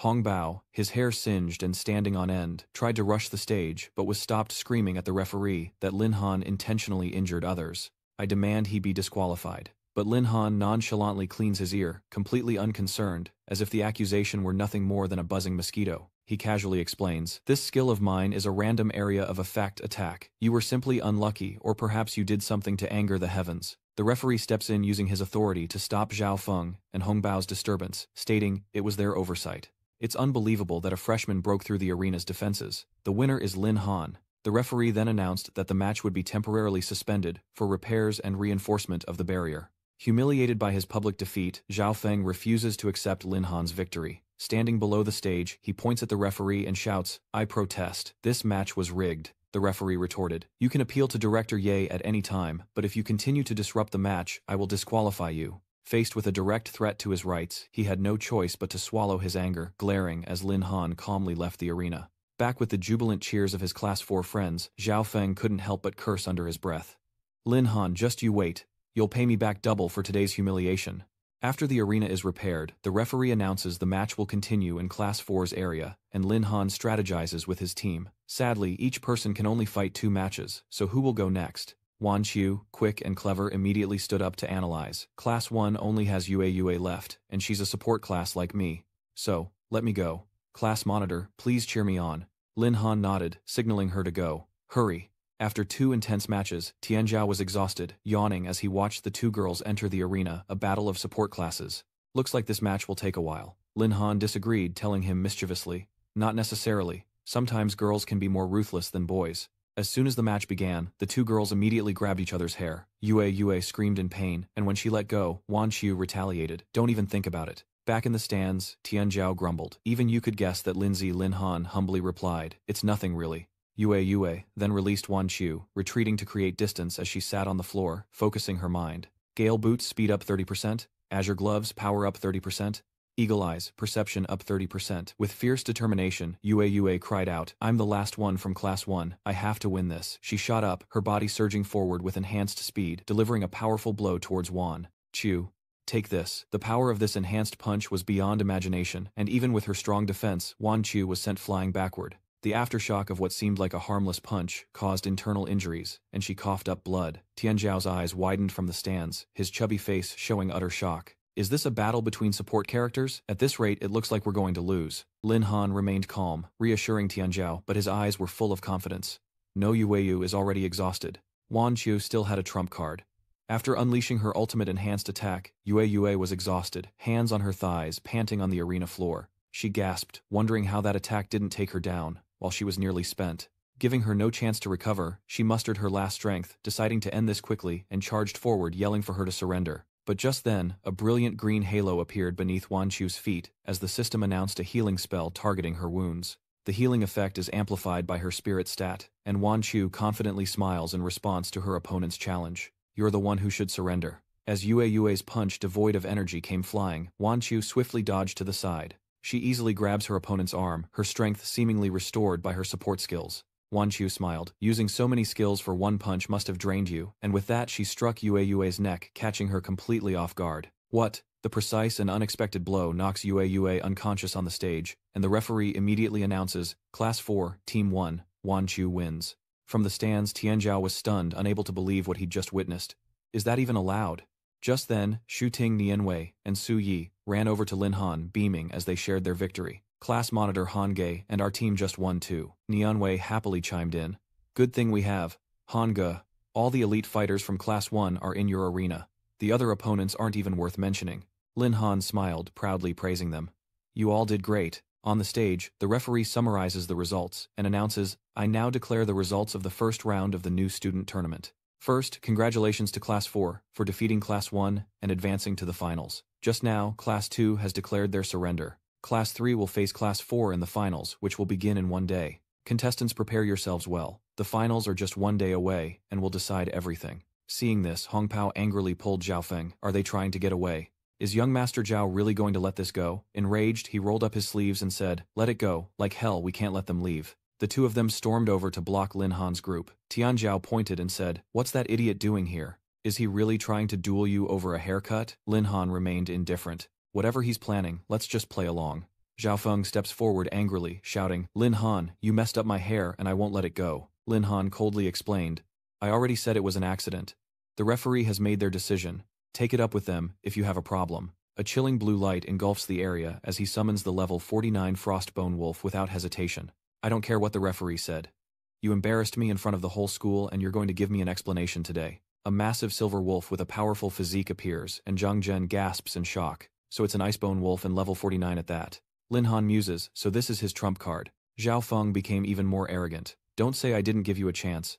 Lin Han, if you know what's good for you, you'll kowtow and beg for my forgiveness. Then shave your head bald." Hong Bao chimed in, "Hurry up and apologize to young Master Zhao, or you'll regret it."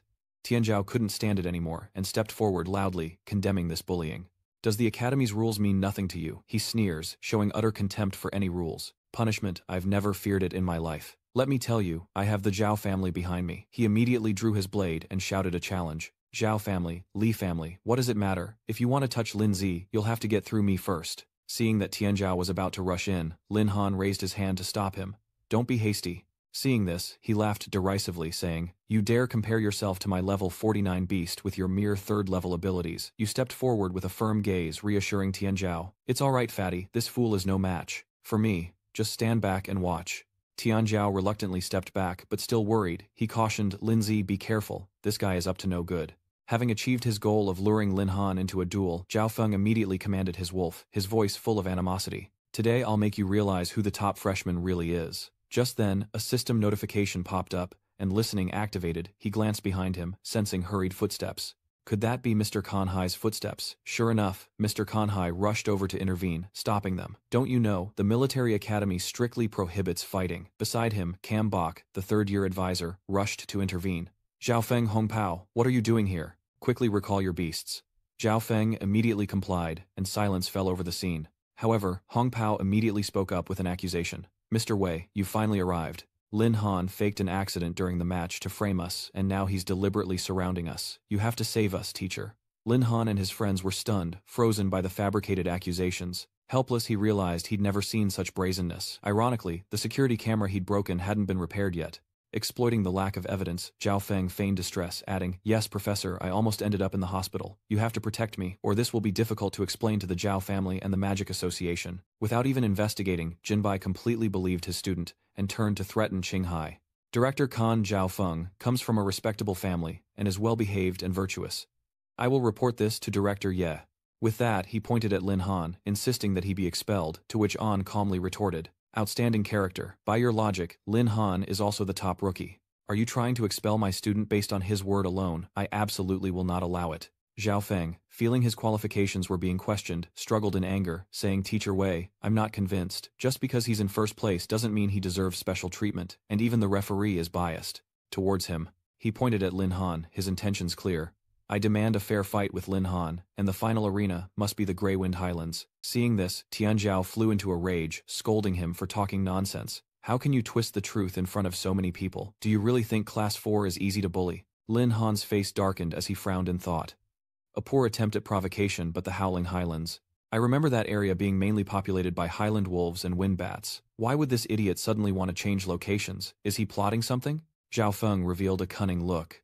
"Having trained tundra wolves since childhood, I know quite a bit about wolf-like beasts. I can guarantee the wolves in Howling Highlands won't attack me, and I can use the chaos to steal Lin Han's spirit beast with my tools." Suddenly, Tai Ching walks over and asks, "What's going on here?" Jinbai hurriedly reported, "Manager Ye, your timing is perfect. Teacher Ching's students just intentionally framed Zhao Feng from our class." Zhao Feng chimed in, "That's right, it was Lin Han who tried to harm me." Tian Zhao immediately retorted, "Manager Ye, he's lying. He was the one who provoked us first." Our whole class can testify. Remaining neutral, Tai Ching coldly asked Lao Qing what exactly happened. He sighed inwardly. It was Jin Bai again, making things difficult for Qing Hai every day. He stepped forward to recount the entire incident to his superior, explaining what happened. After listening, the superior nodded. I understand the situation. Both sides have their reasons, but young people are hot-blooded, and minor conflicts are normal. Tai Thon approves Zhao Feng's suggestion that competition fosters progress, agreeing to hold the finals at Greywind Plateau. At the same time, the competition rules will be adjusted to a 2-round format, with the first round requiring each class leader to lead their team to the designated location. Any student who doesn't arrive within half a day will be eliminated and barred from the second round. Zhao Feng smirked, a sinister plan brewing. He schemes seeing a perfect opportunity to ambush Lin Han in the first round, while the second round remains unchanged, a battle arena to decide the winning class. Lin Han pondered Zhao Feng's expression, suspecting he was plotting something sinister, and realized he needed to be more vigilant. Finally, Zhao Feng announced that the competition would proceed as planned in one day. Everyone dispersed, and Lin Han immediately gathered Class 4's freshmen at the training grounds. Tian Zhao asked, puzzled, Linzi, why did you bring us to the training grounds?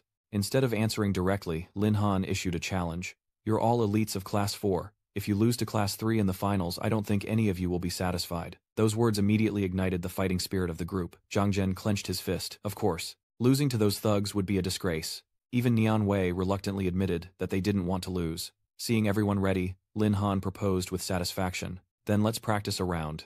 Tian Zhao was stunned. Practice. He summons A1 to his hand and begins to explain. Yes, pressure training.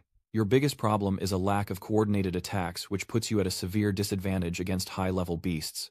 It leaps from Lin Han's hand as he explains the training method. Enduring the combined assault of himself and A Nat will greatly increase their strength. A deafening crash echoes as the once tiny A Nat transforms into a colossal ant landing in the training ground, stunning everyone.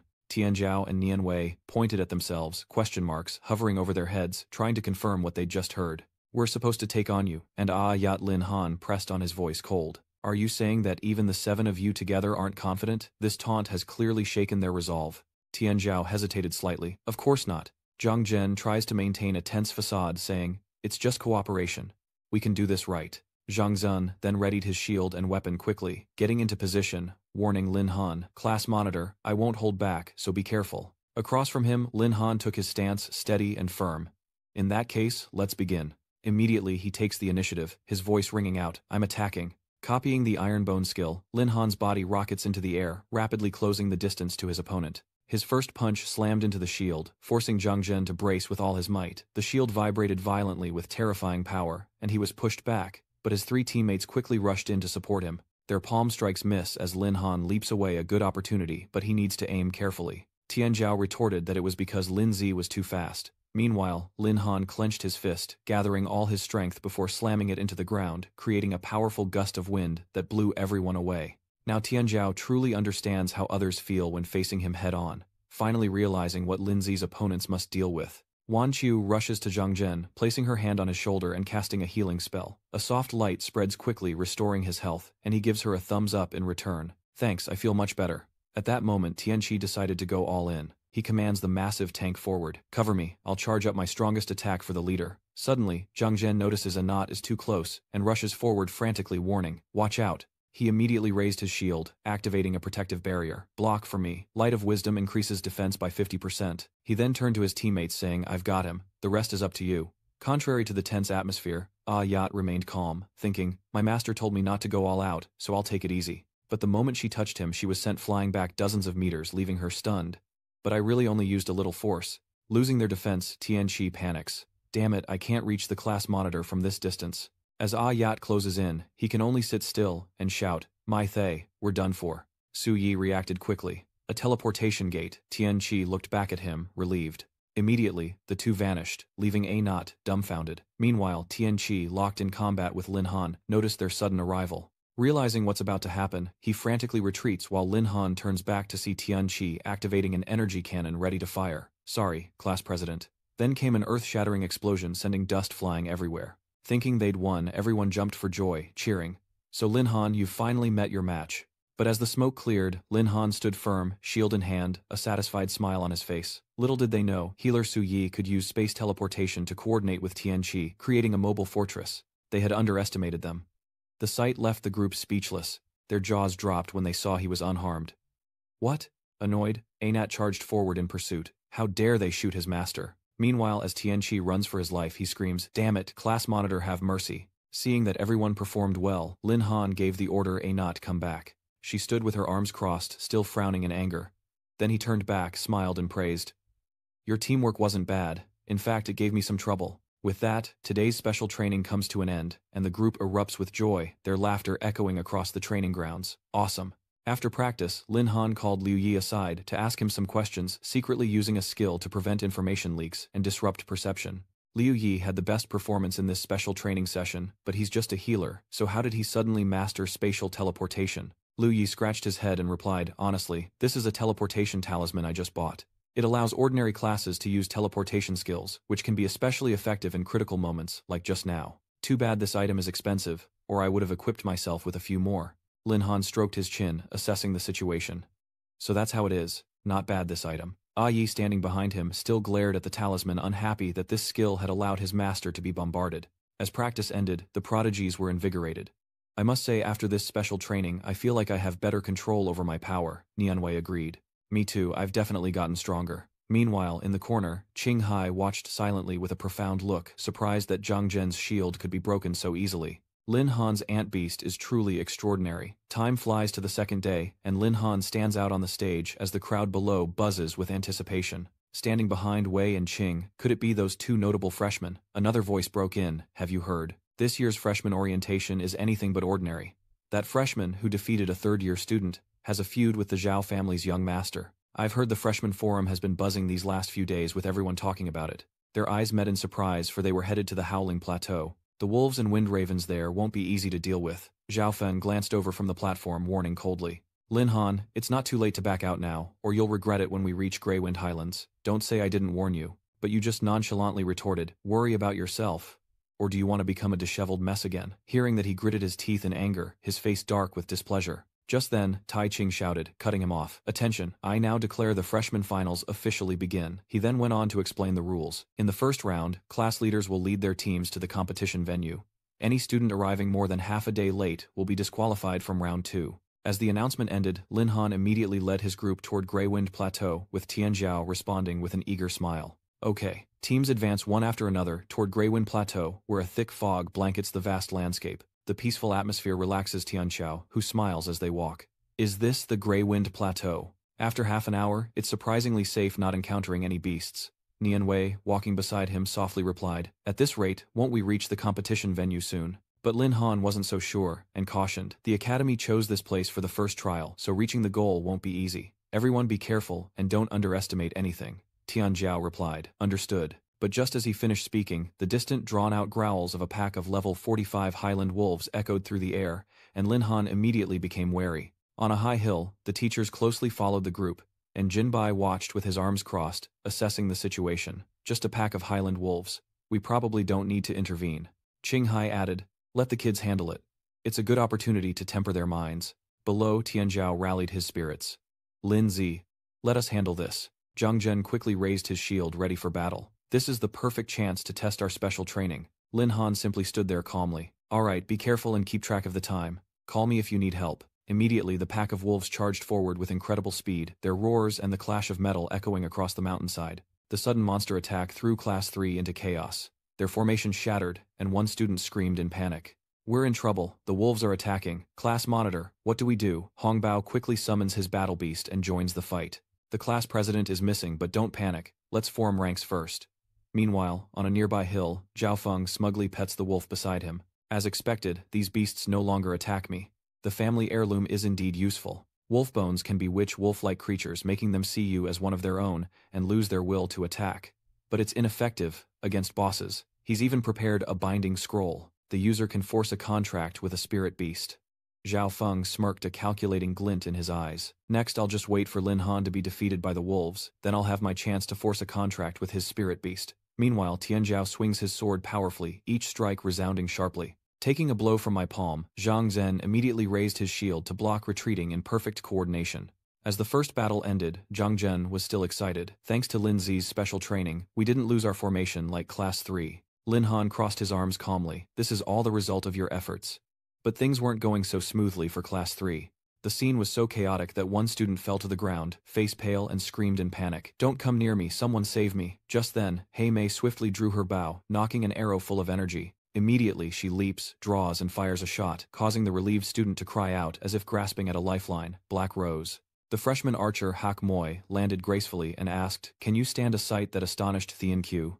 Is there someone like this in Class 3? She seems stronger than the Class 2 leader." Meanwhile, Lin Han silently observed, inwardly assessing her strength to be at least at the peak of the third stratum. Suddenly, a deafening roar startled Zhao Feng, sending him tumbling to the ground. Lin Han, sensing the danger, quickly warned, "It's the Wolf King, fall back." The air froze as the level 50 Highland Wolf King appeared, its cold, murderous eyes fixed on its prey. That roar instantly broke the wolves free from control. Zhao Feng retreated in terror. This is bad. The Highland Wolf King's influence is making them resist the wolf lure bone. In an instant, the pack turned and gave chase, the man running desperately toward his classmate, screaming, "Save me." Seeing the dire situation, Moy immediately teleported next to Triu Fong and signaled, "Class monitor, hold back the wolves for me. This skill of mine needs time to build up power." But he abandoned her as a human shield and continued to run for his life. These were Highland wolves after all. How am I supposed to stop them? "You're on your own." Completely stunned, she couldn't believe what kind of person he was.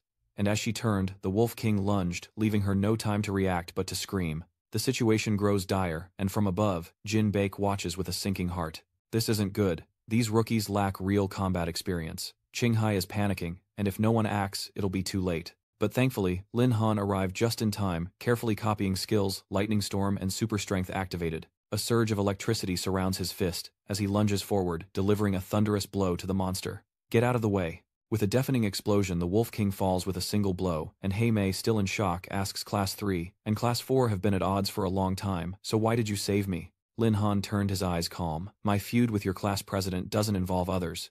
You're all students. Do I need a reason to save you?" Seeing their king fall, the remaining wolves instinctively retreated, then scattered and fled. He watched them go casually, putting his hands in his pockets, and remarked, "Once the Wolf King dies, the pack will completely disband." The dark lips approached him softly, her voice small. "Lin Han, thank you." Lin Han simply waved his hand. "It's nothing. After the competition, have the school doctor check you for any remaining injuries." She watched him leave, quietly agreeing. In the distance, Zhao Feng gritted his teeth, and Long Chen was filled with resentment. That damned Black Rose actually asked Lin Han for help. Back on the hilltop, Jin Bai watched from above, suspicion rising in her heart. This Lin Han, who once wanted to kill Zhao Feng, is now pretending to save people. I absolutely will not be fooled by him. He approached, bent down to pick it up, and immediately recognized it. He remembered it was Zhao Feng's. No wonder he wanted to fight in the Grey Wind Highlands. Just then, Tian Zhao ran over and asked, "Han Linzi, are you okay?" Lin Han quickly hid it, scratching his head with an awkward smile. "I'm fine, we've passed the wolves' territory, let's move on," he replied. In that moment, his eyes turned cold, a hint of murderous intent flickering within. To sacrifice his teammates for personal gain, such a despicable act. It was time Zhao Feng learned a lesson. Soon, everyone gradually moved deeper into the Grey Wind Plateau, where the arena was located. Tai Ching was already waiting there, his hands clasped behind his back, his voice ringing out, "Very good, both Class 3 and Class 4 have safely passed the first hurdle." Lin Han's team smiled confidently, while Zhao Feng's team frowned with anger and resentment. 4-person teams will compete individually in the arena, with each person defending the stage a maximum of 2 times. If a team of 4 loses, they are considered defeated. Each class has 3 teams, and the class that accumulates 2 victories will be the ultimate winner. Round 2 officially begins, but who will be the first to fight? The confident Tian Zhao volunteers to lead the charge. "Lindsay, let me go first." Lin Han's voice was calm yet firm. "Alright, don't push yourself too hard. It's okay if you can't win. I'll handle it." As soon as he finished speaking, Tian Zhao hoisted his blade, leaped onto the arena and shouted, "Don't underestimate me. Watch me win the first match for Class B." But on the other side, Moy also wants to go first. "Let me go first," she says, but Zhao Feng immediately refuses. "No, let Tang Ming go first." She glares back in protest. "Why? If we fail right from the start, we'll be at a huge disadvantage. With my strength, I can secure the first win for our class." Zhao Feng's face darkened as he retorted coldly. "Or are you trying to lose to Lin Han on purpose to repay them? Don't think I didn't notice you were dragging your feet when you fought the Highland Wolf King, all to help Lin Han. You clearly lured the Wolf King there, and Lin Han simply helped out. Besides, this concerns the entire class's interests, and I won't mix personal matters into it." But Zhao Feng insisted. Who knows what ulterior motives he has. "As class president, I've made my decision. Tang Ming, you're up first." Tang Ming confidently stepped forward with his sword as both sides entered the arena and introduced their fighters. Tang Ming, the 3rd-level greatsword warrior, and Tian Xiao, the 4th-level berserker. The pleasantries are over, and Tian Xiao immediately lunges forward, closing the distance and delivering a powerful blow. A surprise attack that catches Tang Ming off guard, but he manages to block it just in time. I didn't expect a fatty like you to be so fast. Before he could collect himself, Tian Xiao leaped into the air, focusing all his power into his weapon, and growled, "You haven't seen anything yet." Below, Tang Ming takes a stance, gripping his sword tightly, and unleashes a whirlwind of deadly blades. Caught off guard by the attack, Tian Xiao was sent crashing to the ground, rolling several times. Tian Xiao lay on the ground, panting, covered in scrapes, causing the audience to worry and shout, "Tian Xiao Zhao." Feng smirked. "You can only bully the trash of Class 1. Wan Chu anxiously asked, "Class monitor, what do we do?" Lin Han, remaining calm, reassured her, "Don't panic. Fatty's combat experience far exceeds Tang Ming's. I believe Fatty will win." Having gained the upper hand in the arena, Duong Min leisurely approached with his sword, declaring that before absolute power, all speed and skill are useless, and that his opponent should just admit defeat. But Tian Zhao wasn't about to give up. He steadied himself, grabbed his sword, and quickly regained his composure. "Hasn't your teacher ever taught you to never let your guard down until victory is absolute?" Immediately after, Tian Zhao launches a series of daggers imbued with a bloody hue. "Eat my throwing knives." The attack was too fast for Tang Ming to react. He struggled to deflect each blade with his sword. Despite her best efforts, Tang Ming couldn't evade them all. 2 throwing knives pierced his legs, causing him to collapse, his sword falling from his grasp. The blood-red blades seemed to drain his very life, his face hollowed, and he collapsed, unable to stand. The match ended, and Tai Ching immediately declared that Tang Ming was unable to fight. "Jin Bai, bring your student down for treatment. Class 4, the next contestant, prepare to enter the arena." The prodigy on the field sighed in relief and shouted to the stands, "I won, how about that?" Lin Han gave a thumbs up and smiled in praise, "Well done." The unfavorable turn of events infuriates Zhao Feng. "Damn it, the only way to win is to send in Hei Mei, but I need to make sure she obeys me completely and doesn't dare spare Lin Han." Left with no choice, he pointed and ordered, "Black Plum, you're up next. Take down that fatty for me." Black Rose immediately refused. "I wanted to fight for the class, but you doubted my loyalty. Now that you're losing, you want me to risk it all. Sorry, this lady doesn't serve the likes of you." Hearing this, Zhao Feng threatened her, his voice full of malice. "Whether you fight or not, isn't your decision. Your little brother is still in high school, right? The Zhao family could get him expelled with a snap of our fingers." The black-haired girl was stunned, never expecting him to be so vile. "All right, Zhao Feng, leave my brother out of this. I'll fight." Long Tian Zhao waved his arms, exclaiming, "Hey, aren't you the beauty Lin Zi saved?" Without hesitation, the archer responded, "Hack Moi, from Class 3, at your service." The current situation makes Lin Wanchu turn, to ask confused, "Class monitor, who do you think will win?" Lin Han, observing the situation, replies, "It's hard to say. I can sense that Hack Moi is stronger than Fatty, but one fights from afar, and the other fights up close. If Fatty can get close enough to attack, he might still have a chance." Unexpectedly, Hack Moi suddenly uses Shadow Tracing Arrow, firing an arrow that automatically seeks its target with damage increasing with distance. She shouts, trying to intimidate her opponent. Here it comes, spotting the arrow. Long Tianzhao panics, yelling, "Damn it," going for the kill right off the bat. However, he quickly regained his composure, raising his blade high and confidently declaring that it wouldn't hit him. "Could it be that my handsome demeanor distracted you?" Lin Han pondered the situation, realizing he couldn't let Fatty fight girls in the future. "This guy only thinks about showing off." Shu Ting anxiously warns him, "Watch out behind you, you blockhead." Hearing the warning, Long Tianzhao looked back in alarm, wondering what was happening. As the arrow sped toward him, he asked, "How can this arrow change direction?" The situation grows dire, as Tian Qiao loses his grip, his sword clattering to the ground. He stares at his hands, lamenting, "That power is terrifying. My tiger's mouth feels completely numb." The dark emissary continues his relentless assault, his blue spiritual energy blazing without end, as Tianzhao grimaces under the barrage of attacks. With a confident look, she declares, "It's over." Zhao Feng on the sidelines couldn't help but judge, sneering at trash like this. He'd worked so hard to suppress Lin Han's edge, he couldn't let this fat bastard off easy. He shouted his demand. "Black lips don't eliminate him. Teach that fat bastard a lesson." She responded from afar, trying to explain, but he was already unable to act. Zhao Feng frowned, gritting his teeth as he warned, "Have you already forgotten what I just said?" Hei Mei sensed the threat, and her face began to fill with fear. She bit down, enduring the situation, and slowly raised her arm as a blue light began to emanate around her. Black Rose drew her bow, apologizing, saying she had no choice. But Long Tianzhao wouldn't give up so easily, activating his berserker heart, unleashing his fury. "All that for nothing after Xiao Linzi saved you. You ungrateful wretch. I don't need you to hold back." Filled with rage, Tianzhao charged forward. As he closed in on Black Plum, he roared into action, "Take this." From afar, Liu Wanqiu cheers overjoyed. The class president has finally activated his skill, successfully broken through, and is closing in on his opponent. He's sure to win this time. However, Lin Han calmly assesses the situation. No, if he had a 50% chance before now, it's less than 30%. Wu Yenthu looked confused, not understanding why. According to Lin Han, Map's skill should have given him a comprehensive stat boost. But facing Fatty's attacks, Black Brow calmly deals with them, proving her strength is more than meets the eye. Black Rose is certainly a formidable opponent, always appearing confident and valiant in battle. A swift strike heads straight for Tianzhao's face, and a panicked voice cries out, "This is bad." His entire body is covered in wounds, and blood is flowing from everywhere. Having wounded her opponent, Dark Plum swiftly retreats as Lin Han witnesses his friend's injury and grows concerned. Despite Lin Han's worry, Zhao Feng gleefully shouts, "Keep it up, keep firing," until he's nothing but a pincushion. Obeying Zhao Feng's orders, Black Plum apologizes before attacking. Despite her apologies, every move she made drew blood from Long Tianzhao.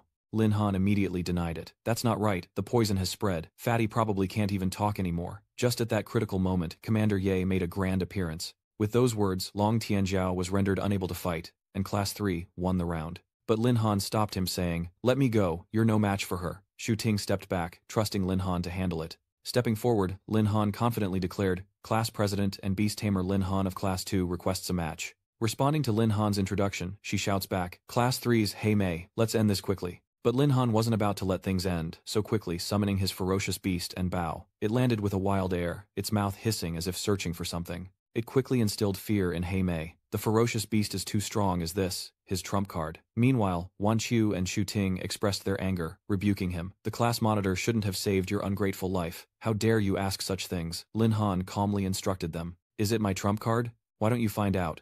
Without hesitation, Black Veil unleashed her shadow-chasing arrow. A 1 easily intercepted the attack, scoffing, "You dare try to harm my master with that." Lin Han warned Yi, "She can't withstand one of your punches. Leave the rest to me."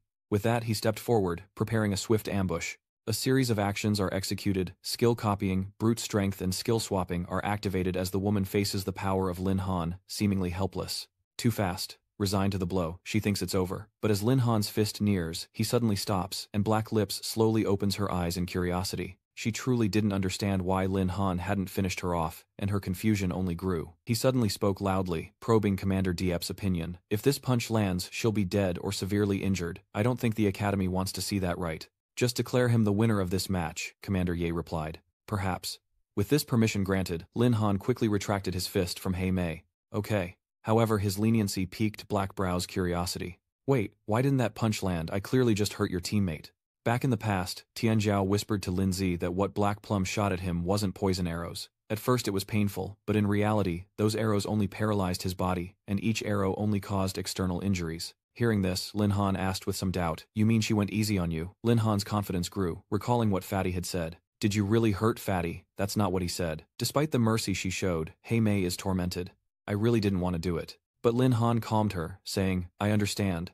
I believe you have unspoken difficulties. So you were threatened by that detestable class president, weren't you?" Hearing the truth from Lin Han, Hey Mei couldn't refute it. The battle is far from over. Lin Han is truly enraged this time. He turns back, provoking him, saying that if that's the case, the one who should really take the punch isn't him, but the one who turned his teammates into tools to vent his anger. What a waste of a class president using your knightness. Classmates like that. If you've got the guts, let's have a real fight. Meanwhile, the students in Class 3 began to murmur amongst themselves. What, the class president is bullying the Black Mask. So that's why Black Lips was struggling so much on stage. Everyone in Class 4 wants a piece of him. He's not going to force us to fight for him, is he? Knowing he couldn't avoid it, Zhao Feng stepped forward, shouting that he would fight Lin Han, and glanced at Ye Zhuguan. "Instructors, I have a request. My Ice Howl and Crimson Treasure are twin brothers. They need to fight together to unleash their true power. Besides, Lin Han's rank is higher than ours, so it's not too much to ask for both of us to fight him, right?" The third-year classmates were mortified, desperately trying to dissuade him. "Seriously, this request is absurd. Enough already. Zhao Feng, how much more humiliation do you need?" Liu Wanchu, unable to hide her displeasure, confronted Zhao Feng directly. 2 against 1, do you have no shame? If you can't play the game, then don't. Wei Jinbai, as the third-year advisor, calls for support. Ye Zhuguang, Hong Pao, and Zhao Feng are all beast tamers who formed a special symbiotic pact as children contracting with the Ice Wolf brothers. Doing so would unleash the beast's full potential, so I believe Zhao Feng's request is reasonable. Yi Zhuguang wanted more opinions, turning to ask Lao Qing, "What do you think?" Lao Qing quickly stated, "This request isn't reasonable, but I want to see what Lin Han will say." Ye Zhuguan then calmly stated, "Zhao Feng, this is your request for a personal match, which is against the rules."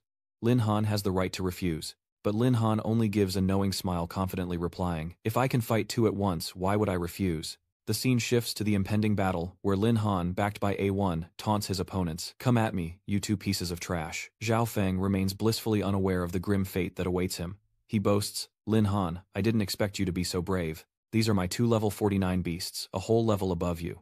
What do you have to fight me with?" Hong Bao chimed in, "That's right, if you kneel and kowtow to young Master Zhao now, we might just spare your life." The intense battle between Zhao Feng and Lin Han begins, their eyes locked in hatred and resentment. Amidst the heat of the battle, Wei Qinbai belittles Qinghai, saying, "Why doesn't Lin Han from your class apologize to Zhao Feng? These two icebone wolves are incredibly ferocious.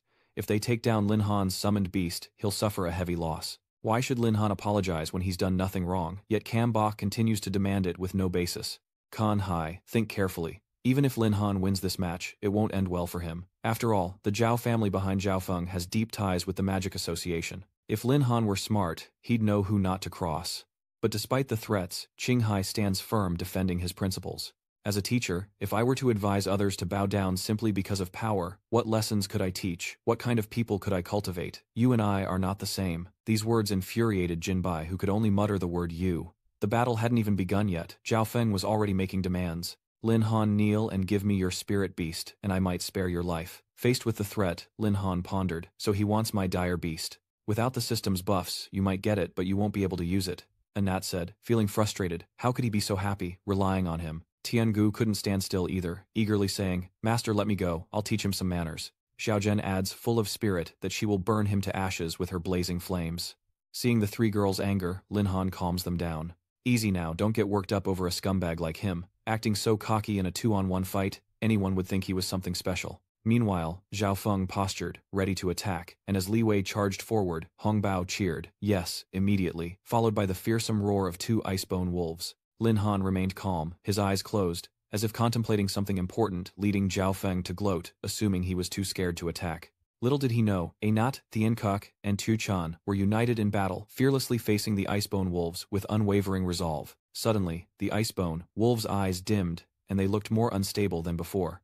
Hong Pao, observing the situation, cried out in alarm. "Oh no, young Master Zhao, our beasts are being suppressed, we have to recall them." Zhao Feng grimaced, retorting, "Why? Do you want me to lose?" To Lin Han, Hong Bao pleaded with Zhao Feng, "This isn't the time for pride. If we lose our beasts, we're both finished." Seizing the opportunity, Lin Han decisively orders an attack. Yi rushes towards the icebone, wolves its immense power, leaving them riddled with wounds. Following their previous success, Tiangu and Xiao Zhensha unleash a barrage of yellow flame lightning storms, the light of an unyielding battle, now completely dominated by Lin Han. The two icebone wolves are completely obliterated by the relentless assault, leaving Su Nianwei somewhat surprised. Brother Han is really going all out. Tianzhao clasped his hands in glee, clearly enjoying the spectacle. Only now does Jinbai voice his displeasure, saying that Qing Lin Han has gone too far. Qinghai calmly replies that it was just a miscalculation of force during the match. And wasn't Zhao Feng arrogant as well? He sees nothing wrong with it. With eyes wide, Jinbai angrily retorts that the two icebone wolves were cultivated by the Zhao family at great cost. Now they've been destroyed by Lin Han. The Zhao family will never forgive him. Ignoring Kambok's threats, Kanhai confidently declares this was an official military competition, and Zhao Feng's skills simply weren't up to par. If the Zhao family makes trouble over this, they'll be openly trampling the academy's rules and challenging the military's authority. Would they dare? Zhao Feng weakly speaks. You dare. Beside him, Hong Pao collapsed to his knees, muttering in despair. No. Lin Han and his trio stand unfazed, mocking their opponents. Is that all you've got? I don't know what you're so proud of. Zhao Feng failed and screamed in agony. Lin Han, you destroyed my savage beast, I'll risk it all. He turned and demanded the entire third-class charge and take down that brat. But no one respects the words of a loser. The third-year students all shook their heads. I'm not doing it. You already lost a 2-on-1, so give it a rest. Now you want us to abuse our power. Yeah, I'm not doing that either. It's way too embarrassing. Zhao Feng froze at his classmates' reactions, muttering angrily. Looks like your embarrassment is just giving Lin Han more ammunition. Does no one listen to you? What a clown. Zhao Feng, provoked, roared, Lin Han, don't get cocky. I have tools, I can still beat you. He quickly pulls out the scroll of binding. Seeing the tool in Zhao Feng's hand, Lin Han broke out in a cold sweat, his mouth moving slightly.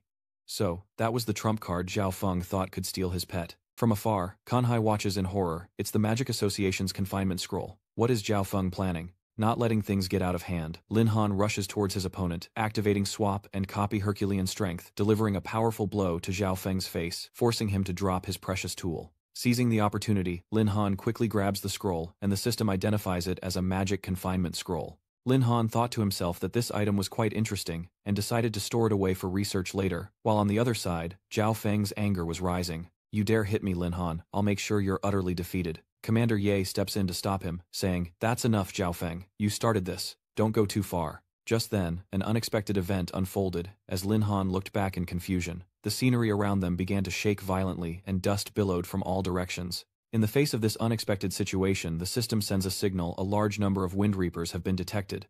Subject, please be careful. Commander Ye steps forward protectively, concerned for the students. Trouble. It's a migrating swarm of razor bats. Everyone prepare for battle. The situation is critical. Bai He requests Class 3's assistance. First, get Zhao Feng out of here. Class 3 respond. Yes. The scene grows more chaotic as Qinghai points and shouts, "Ye Zhu Guan, look over here." A blurry image appears. A queen and a massive swarm of wind-blade bats fill the sky. Ye Zhu quickly assessed the situation. Could that be the Night Queen? Qinghai curiously added, "The Night Queen, a legendary king-level beast so rare that only one in tens of thousands of windwing bats has the potential to evolve into one." Ye Zhuquan used his phone to send out a warning, and his location a bit fearful, because if it really was the Night Queen, he might not be a match for it. After a series of operations, Ye Zhuquan successfully sent the information. Having signaled for help, Yi Taiqing turned to Jinbai and Qinghai, saying that as soldiers and teachers, they absolutely could not abandon their students. The distress signal had been sent. Using the Academy's 3 talents defense formation, we must stall for time until the Academy's rescue team arrives. Kan Hai and Cam Bok agree. The students huddle together against the wind blades as Tianzhao adds another complaint. Zhao Feng is such a troublemaker. If it weren't for him, we wouldn't be in Greywind Highlands and wouldn't be in this mess. Su Nianwei urges them to stop complaining. Meanwhile, Lin Han struggled to use his shield technique, trying to move the shield toward the others. He instructed, "Everyone stick close to me." Fatty used the Xuanwu shield to protect the girls. Upon receiving the order, Tianzhao loudly replied, "Understood." Meanwhile, Ye Zhuguan and the 2 instructors focused on combining the 3 talents formation. Even Jinbai, usually irritable, worked together to cast lightning spells in this crisis. With one final technique, Qinghai focuses and unleashes his power, quickly activating the 3 talents defense formation, shielding the students from danger. Ye Zhu looked around and muttered as if provoking his opponents. The scene grew more chaotic as the windblade bats dove in like lightning, all crashing into the defensive formation. Their wild power unleashed, some managed to break through, threatening the students' safety. Kan Hai anxiously instructed Lin Han, "We need to maintain the grand formation to keep them out. Any bats that get through are your problem. Protect our class." And just like that, Lin Han's 3 assistants appeared ready to help. His mission is to protect the students in his class, and his determination grows as he replies to Kan Hai, "Understood." Lin Han shouts, "Team, prepare to fight. Everyone must survive." Shu Ting's eyes burn with determination as she grips her sword. "Don't underestimate us. These bats are nothing compared to our pressure training." Over here, Tianzhao slams his blade into the ground, sending a shockwave through the bat swarm. Then he called out Shu Ting. Receiving the signal, Shu Ting rushed forward, sword in hand, ready to strike. With each strike, she inflicted damage on the wind blade, bat's blood splattering everywhere. Meanwhile, Su Nianwei and Zhang Zhen work together. "I definitely won't get in your way, leave the rear to me." Tianqi joins the bloody battle, firing relentlessly, signaling that he's ready to unleash a barrage of attacks. Witnessing their teamwork, Lin Han thought with delight that they were working together so well. It seemed they could handle this on their own. But things take a turn for the worse with the arrival of the level 50 elite windblade. This giant bat can send his classmates flying with a single flap of its wings. Panic spread as they cried, "The wind is too strong." Just then, the system issued an elite quest: defeat the Windblade Bat Elite, for a reward of 3000 Beast Tamer points. Lin Han was a little surprised. It was an elite quest. He began to calculate and strategize. "Xiao Zhen, Tiangu, I'm counting on you both." They respond with unwavering resolve. "Understood." Xiao Zhen and Tiangu soared into the sky, hands outstretched, ready to strike. Phoenix Blaze Tempest. The scene is instantly engulfed in light and swirling fury. In an instant, the system registers the situation, completing the mission. Defeat 10 elite, Windblade fallen. Progress 100%. Mission reward 3000 beast taming points, successfully received. Hei Mei curiously asks Lin Han, "Did you take all of these down?" Even exhausted, Wan Qiu showers him with praise. Team leader is amazing. The instructor witnessing the situation was frozen in surprise. These skills clearly belong to the true Phoenix and Thunder Rock of the 10 primordial vicious beasts. Could Lin Han's summoned beasts be primordial vicious beasts? The scene suddenly fades, the wind blades and the woman receding into the distance.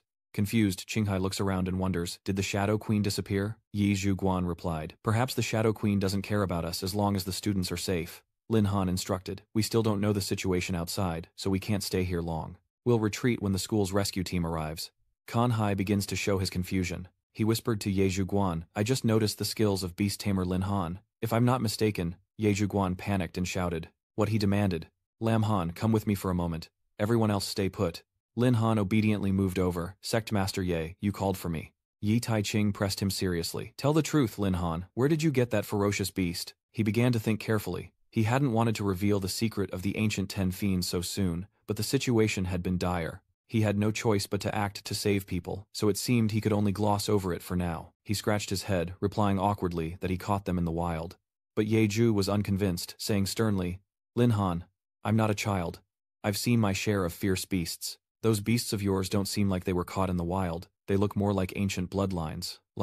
Here Ye Taiching lowered his voice, careful not to mention the ancient 10 fiends. Hearing the words 10 primordial fiends, Lin Han broke out in a cold sweat, his mind racing. He'd been found out. What should he do? Should he just come clean? Just then, an unexpected situation arose. As a large amount of gas spread from the ground, team leader Ye sensed something was wrong. The surrounding aura was off. Growing frantic, Kan Hai repeatedly asked Chief Ye, what's happening? Ye Taisheng calmly urged everyone to stay put, suggesting it might be an enemy attack, and ordered them to quickly regroup. Even after observing his surroundings, Lin Han couldn't identify the threat. Sensing the increasingly bizarre situation, Qing Hai shouted a warning, this fog is strange.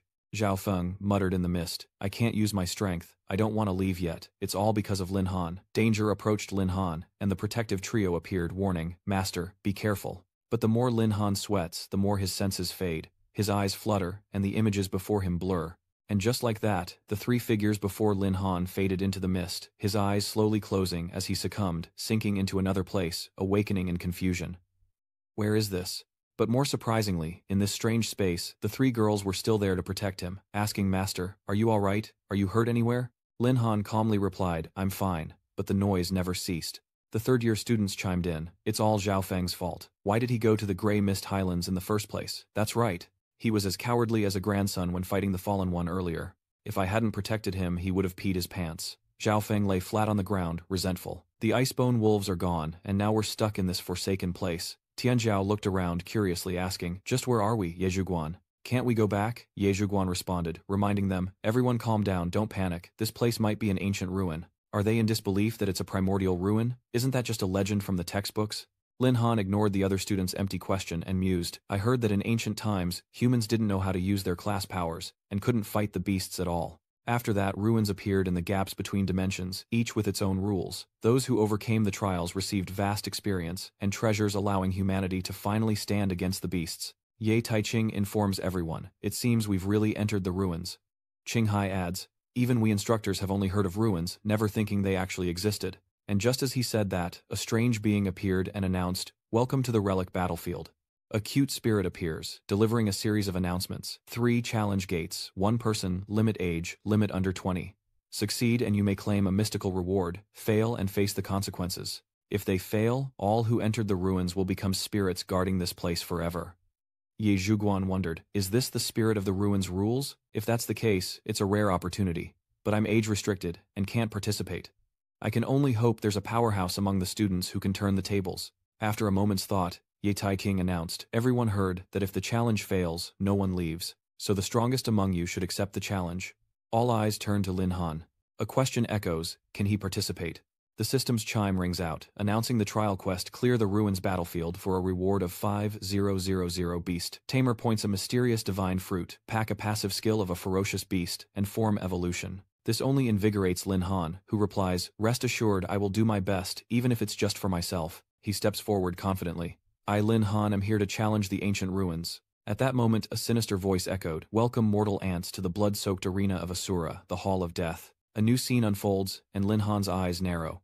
After a moment of composure, his eyes widen as he looks ahead. Caught off guard by the scene, he wonders how he was instantly transported to the arena's center. This ruin is truly bizarre. Where is the source book? In the distance, the prodigies and Shu Ting cheered him on. Go Lin Zi, go Han Ge. Even the rule spirit offered words of encouragement. Challenger, this place is full of opportunities and treasures, but you must survive the fight to be worthy of them. Good luck if you don't want to become a lost soul in the Palace of Death.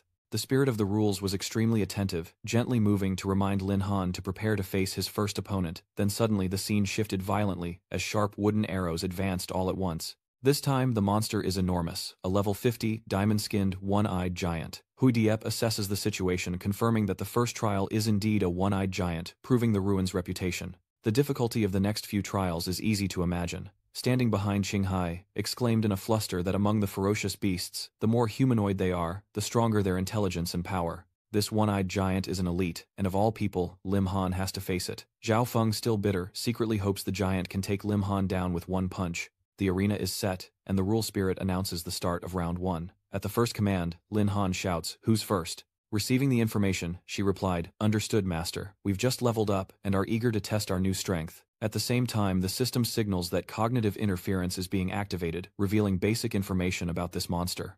Heavenly Horned Yi, a level 33. Archaic 10 Fiends.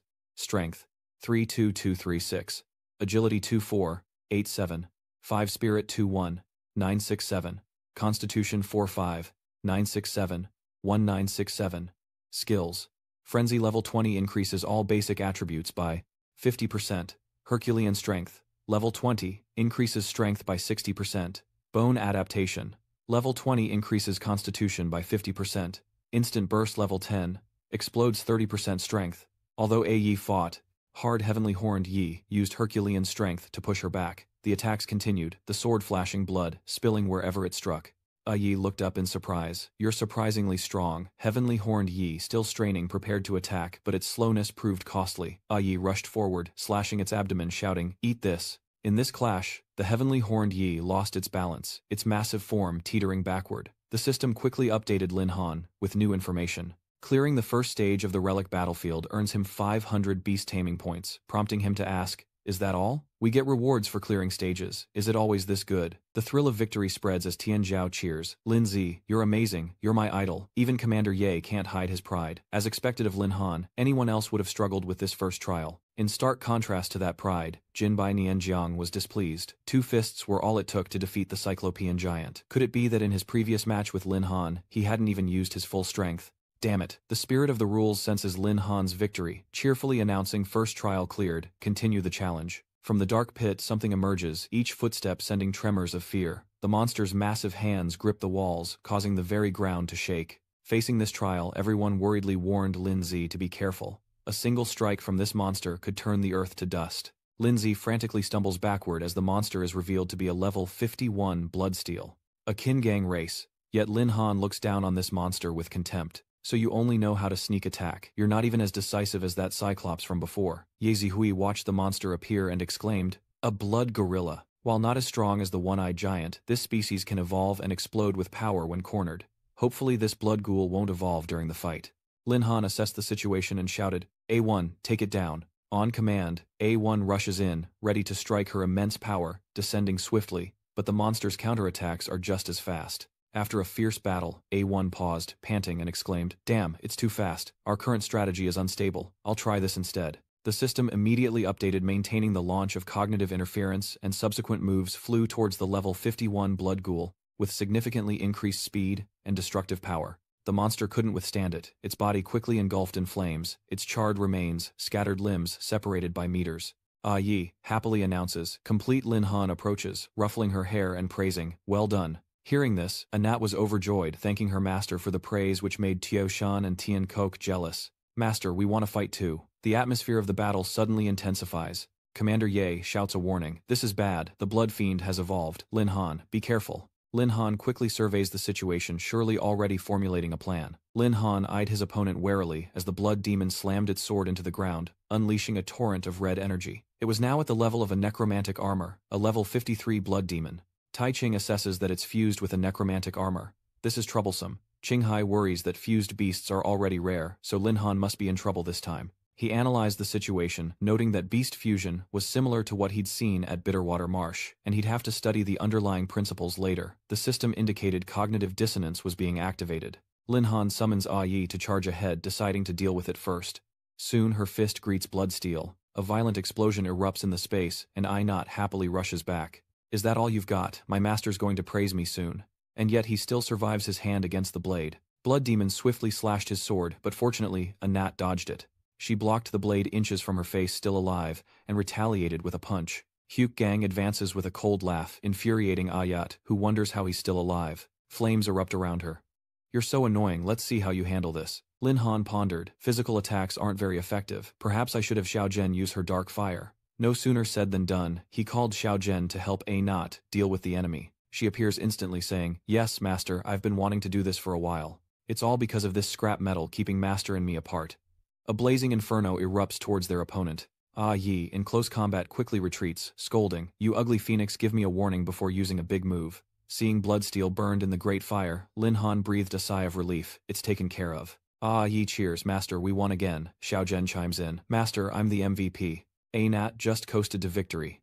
Alright, he placates, "You're both my MVPs." Suddenly, a sonic wave emanates, forcing Lin Han to cover his ears, and even Xiao Zhen is visibly disturbed.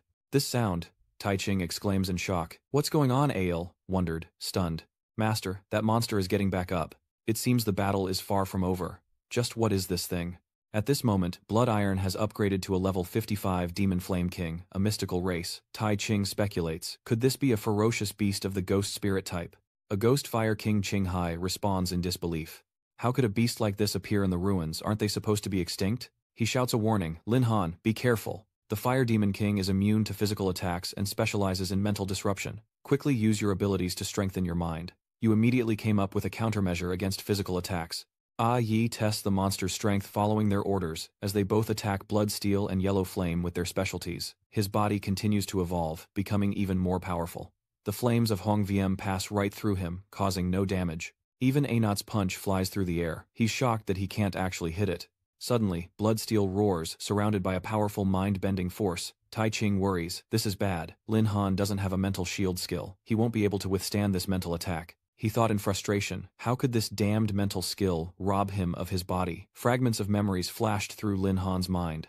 He urged himself on, knowing the A-team couldn't hold out for long, and he had to escape this state quickly. System, is there any way to help me break free? The system alerts him that after breaking through his beast, Tiangu has acquired the advanced mental attack skill Thunderclap, which can eliminate the mental control the demonized king has over him. Does he choose to break through? Lin Han immediately gave the order, "Break through, transfer all my remaining beast points to Tiangu." The system acknowledges the command, and a surge of power engulfs her. Ching Hai says worriedly, "Ye was careless. I fear Lin Han is in grave danger. Think of something quickly." He replied, "But no one can break the power of the ruins' rules. For now, we can only place our hopes on Lin Han himself." Zhao Feng muses. "Indeed, every dog has its day.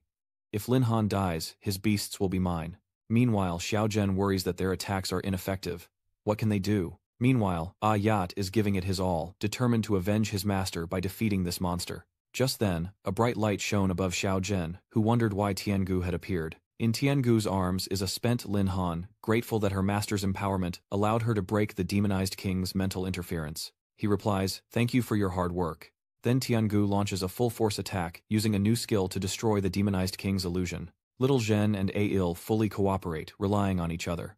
While Blood Ghoul unleashes a powerful blow clashing against Tiangu's thunderous roar, the system updates the situation, a mental attack using lightning to dispel the darkness, suppressing the thieving Thunderclan. Thunderclouds attract thunderclouds to the target, paralyzing any creature within them. She's been planning this move for a while. "How dare you launch a mental attack on my master? Let me show you how it's done." Despite the thundercloud raining down, he activates his ethereal form. But with invulnerability nullified, the Bloodkin's body is vulnerable to the lightning. Anat admiringly exclaims, "You're amazing, Birdbrain." Tiangu calmly says, "Of course, thanks to Master for helping me break through and level up." The pets happily embraced. Lin Han, Master A1, defeated the enemy. "Master, are you okay?" They praised him. "Well done, you guys did great." Kan Hai felt relieved. Luckily, Lin Han skillfully used his beasts to counter the enemy, turning defeat into victory. "I didn't expect you to make it to the final gate with your current level of strength. Master, be careful, something seems to be coming out." A figure emerges from the mist. "I am the guardian of this ruin." "So, you defeated the one-eyed giant and Bloodsteel. Did you think the relic's reward would be easy to obtain?" Tai Ching recognizes her. "The Dark Knight Queen. Lin Han might not be a match for her. This is bad.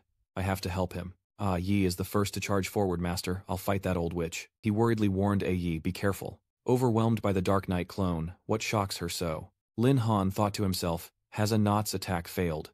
Could it be that the Dark Knight Queen is also using a skill similar to the Ghost Transformation King's ethereal skill? The system issues a warning. A wave of malice has been unleashed, and the Dark Knight clone has appeared right behind him.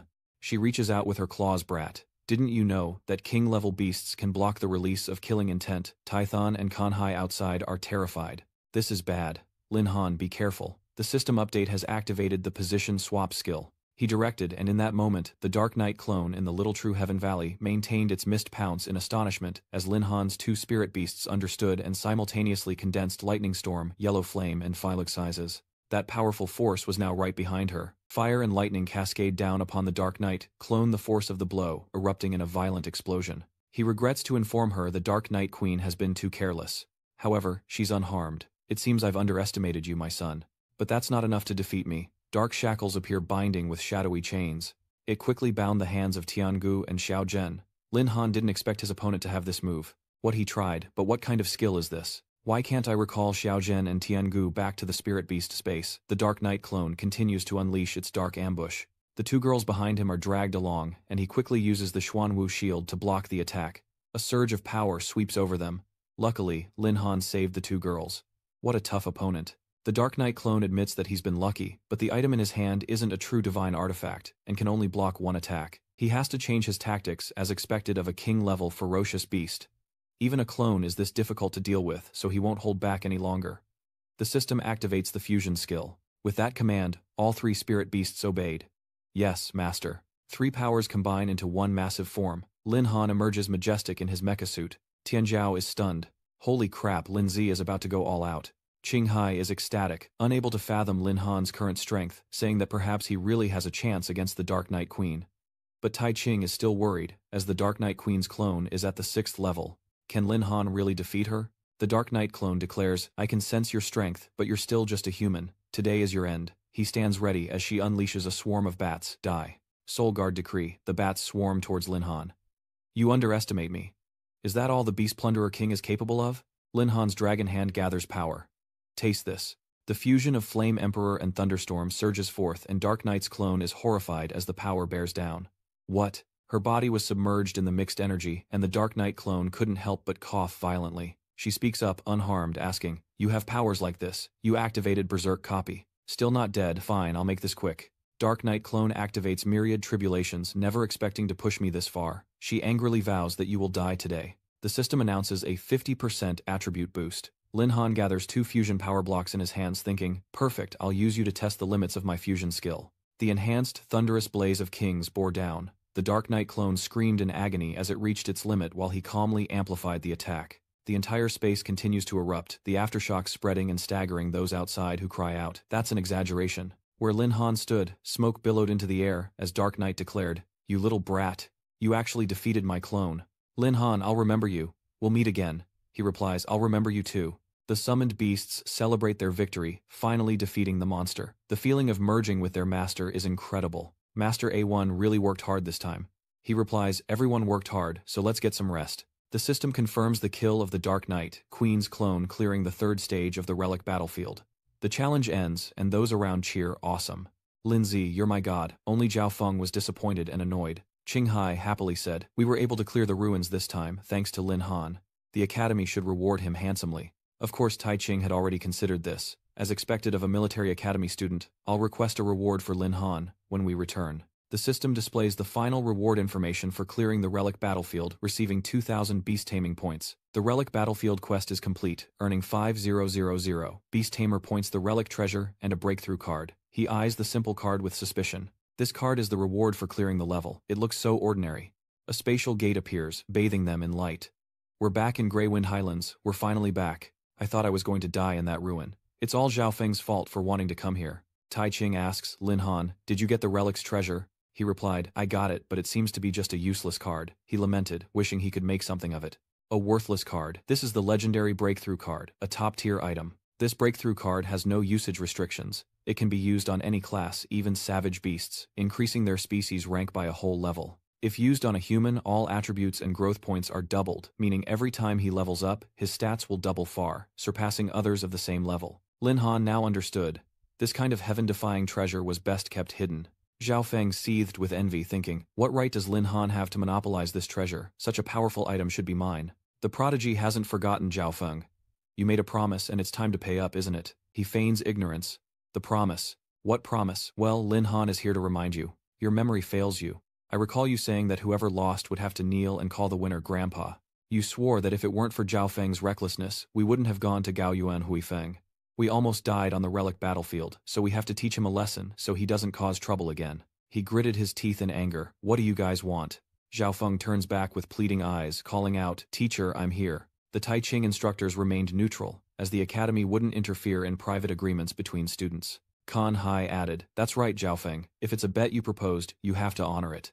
Even Jin Bai avoided making eye contact. Lin Han just defeated the Dark Knight Queen and is in the spotlight, so it's best not to interfere. The surrounding classmates don't hesitate to openly criticize. It's all your fault. We almost died. Yeah, I've had it with him for a while now. Zhao Feng muttered darkly. Damn it, is this all I can do? His knees buckled, eyes squeezed shut as he cried out, Grandfather! Lin Han has spared him, which is fine for now. Next time, know your limits before showing off, lest you get struck by lightning.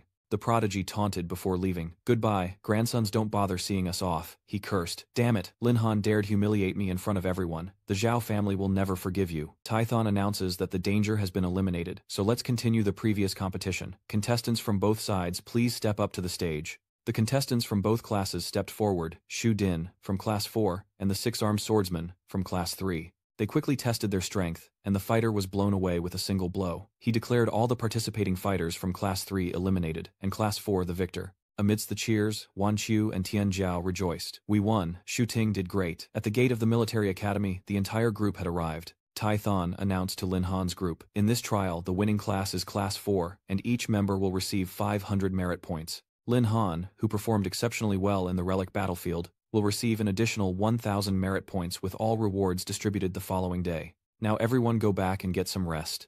The team members are overjoyed. Class president, all right, I can finally have a celebratory meal. Meanwhile, Lin Han is preoccupied with Tython. Why does Master Ye look so serious? During the fight in the ruins, I didn't hide my A-rank association to win, so Master Ye Zhuguang must have noticed. Does he want to ask me about the ferocious beasts? Someone's calling from behind. Lin Han, you're asking for it. This voice. It's Bai Bing pinching his ear in anger. So you think you're all that, huh? So you dared sneak off to a dangerous place like Grey Mist Highland behind my back. If the dean hadn't told me how quickly you were improving, I wouldn't have known. Lin Han cried out, Sister Bing Tao. Seeing this, Shu Ding Tong and Nian Wei wondered, who is that? Why is she so affectionate with Han? Why doesn't the formidable class president resist? Tian Zhao introduces him. You two don't know, but this is Lindsay's only weakness. Bai Bing hearing this scolds, Tian Zhao, shut your mouth. Meanwhile, he's begging her to stop, saying it hurts and that his ear is about to fall off, but she just drags him away. So you do feel pain, pulling dangerous stunts like that. Just wait until I get my hands on you. Lin Han was embarrassed. Bing Jie, can't you give me a little face? Tai Ching thought to himself, there's always someone better, and decided to talk to Lin Han in private, perhaps after the rewards ceremony tomorrow. Finding a more private spot, he began. Sister Bing, you know everything. Bai Bing questioned him. I sent you here to study. What kind of bet did you make? And he even went to a dangerous place like Greywind Highlands. He replied, Bing Jie, I didn't expect Greywind Highlands to be so unpredictable, but I'm safe and sound, aren't I? And I even obtained a breakthrough card from the ruins. Look, Bing Ji, aren't you surprised? A breakthrough card, Bai Bing cautioned. I got a treasure from the ruins. Don't show it off to anyone. The breakthrough card is too tempting, she warned, to avoid attracting unwanted attention. Lin Han obediently replied, Yes, Sister Bing, don't worry, I'm not a kid anymore. He suddenly took Bai Bing's hand, then changed the subject. Enough about that, have you been well? I've missed you so much. Bai Bing admits that she misses him too. Lin Han blushes, thinking that something feels off. This is the first time Bai Bing hasn't been so forceful. It's rare to see her like this. I really don't know what to say next. She hugs him, calling him a fool, just like before. Alright, I just happened to be passing by, so I came to check on you. You should know that possessing a treasure invites trouble, so keep the breakthrough card a secret. With a charming wink, she tells him to remember her as he heads to Taichung's office. Seated in his office, he began, Lin Han, you've received the merit points for winning the freshman competition. Correct, Lin Han replied. I received them this morning. Tai Thon retrieves a wooden box, saying that, due to his outstanding performance in the ruins, the Academy's higher-ups have decided to reward him with a level 40 ferocious beast. Lin Han was surprised. A level 40 ferocious beast. Thank you for the Academy's consideration. Qinghai sighs in relief. That's great. The Academy should have been this generous a long time ago. But inside the box was just a withered tree. Kan Hai was disappointed. What? Is that all? Just a worthless tree stump? But Lin Han was more perceptive. Yeju Quan didn't seem petty, so could this tree have something special? The tree root suddenly contorts and moves. Qinghai with a keen eye recognizes the aura of a savage beast hidden within the plant. This is a twin-leaf grub, Tai Ching confirms. Indeed, this twin-leaf wormwood may seem weak, but it actually possesses the blood of an extinct ancient species, making it extremely rare. You argue that while precious, its weak attack power won't help Lin Han improve his strength much. Such a narrow-minded view. Can't we change Lin Han's reward? Tai Ching asked with a hidden meaning. Stingy, I think the twin-leaf wormgrass is the best reward for Lin Han. He knew in his heart that his beasts were all ancient, ferocious creatures anyway. He hesitated about the leaf monarch. Thon interrupts. Lam Han, do you remember what I told you before? Your strength is considerable. As long as you don't harm the Empire's interests, the military academy won't care what kind of beasts you use. You can rest assured. Thank you, Lin Han thought. Yeju Quan knew, but he didn't expose me. Only Qinghai didn't understand the hidden meaning. What was going on? In the quiet, secluded back hills of the academy, after examining the cordyceps, Lin Han realized that Principal Ye had indeed given him a great gift, perfect for using his blood, to awaken its ancestral power, directly linking to his fourth, spirit beast, as the system displayed its information. Twin-leaf beetle grass, a wood. Ancient race level 39 strength 1000. 986 agility, 1000. 564 spirit 1000. 100 constitution 3000. 350. Confirm use of ancestral blood. He selects confirm, and though nothing seems to happen in the clearing at first, a green light suddenly emanates from the box. It was so powerful it sent Lin Han reeling back, as the twin-leaf grass transformed with full attribute information. 9-leaf swordgrass, a level 39, archaic 10 fiends, race with 603, 70 strength, 480, 90, agility, 4312, 0 spirit, 70620 constitution level, 10 grass sword art, one of the 3 great sword arts of ancient times, unleashing powerful sword energy, with the power to cut through space-time and tear the universe. Level 10, bodyguard sword aura, creating a strong defensive barrier for itself, or the Beastmaster. Level 10, transformation, able to transform into the 9-leaf sword, becoming a sharp weapon for the Beastmaster to destroy the heavens and extinguish lightning. Lam Han stammered level 39, such a high level. She spoke, "Are you my master? I sense that this beast tamer is a new cold type." Lin Han stood and acknowledged, "Yes, please take care of me from now on." She replied, "Understood, master. Juye will do everything to protect you." 9-leaf sword grass began to transform into a new form. Lin Han stared blankly at the beautifully crafted sword before him, praising it without reservation. The transformed appearance is absolutely amazing. Lin Han swung the sword. "Let me test your power." The slash severed the trees before him, and he marveled casually, unleashing another wave of sword energy. "So powerful, I didn't realize my beasts could be used this way. Now I have another fighting method. If only the Ace Association could become as strong as 9 leaves. That's right, I still haven't used the evolution form reward from completing the relic challenge. The system displays information, evolution form, ferocious beast skill, passive evolution, based on the ferocious beast's level, 30% probability, ferocious beast evolution, complete overall attributes increased by 30%. Your ferocious beast has successfully evolved. 9 leaves happily reappears. Master, my power has increased.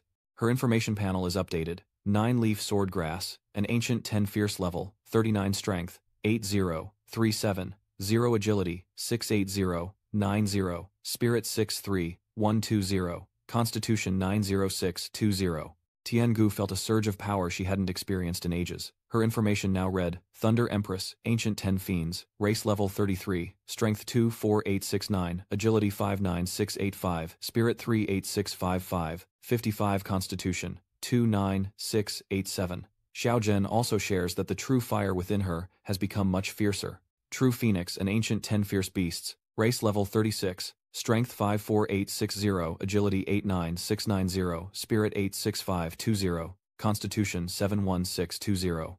Master, I've evolved.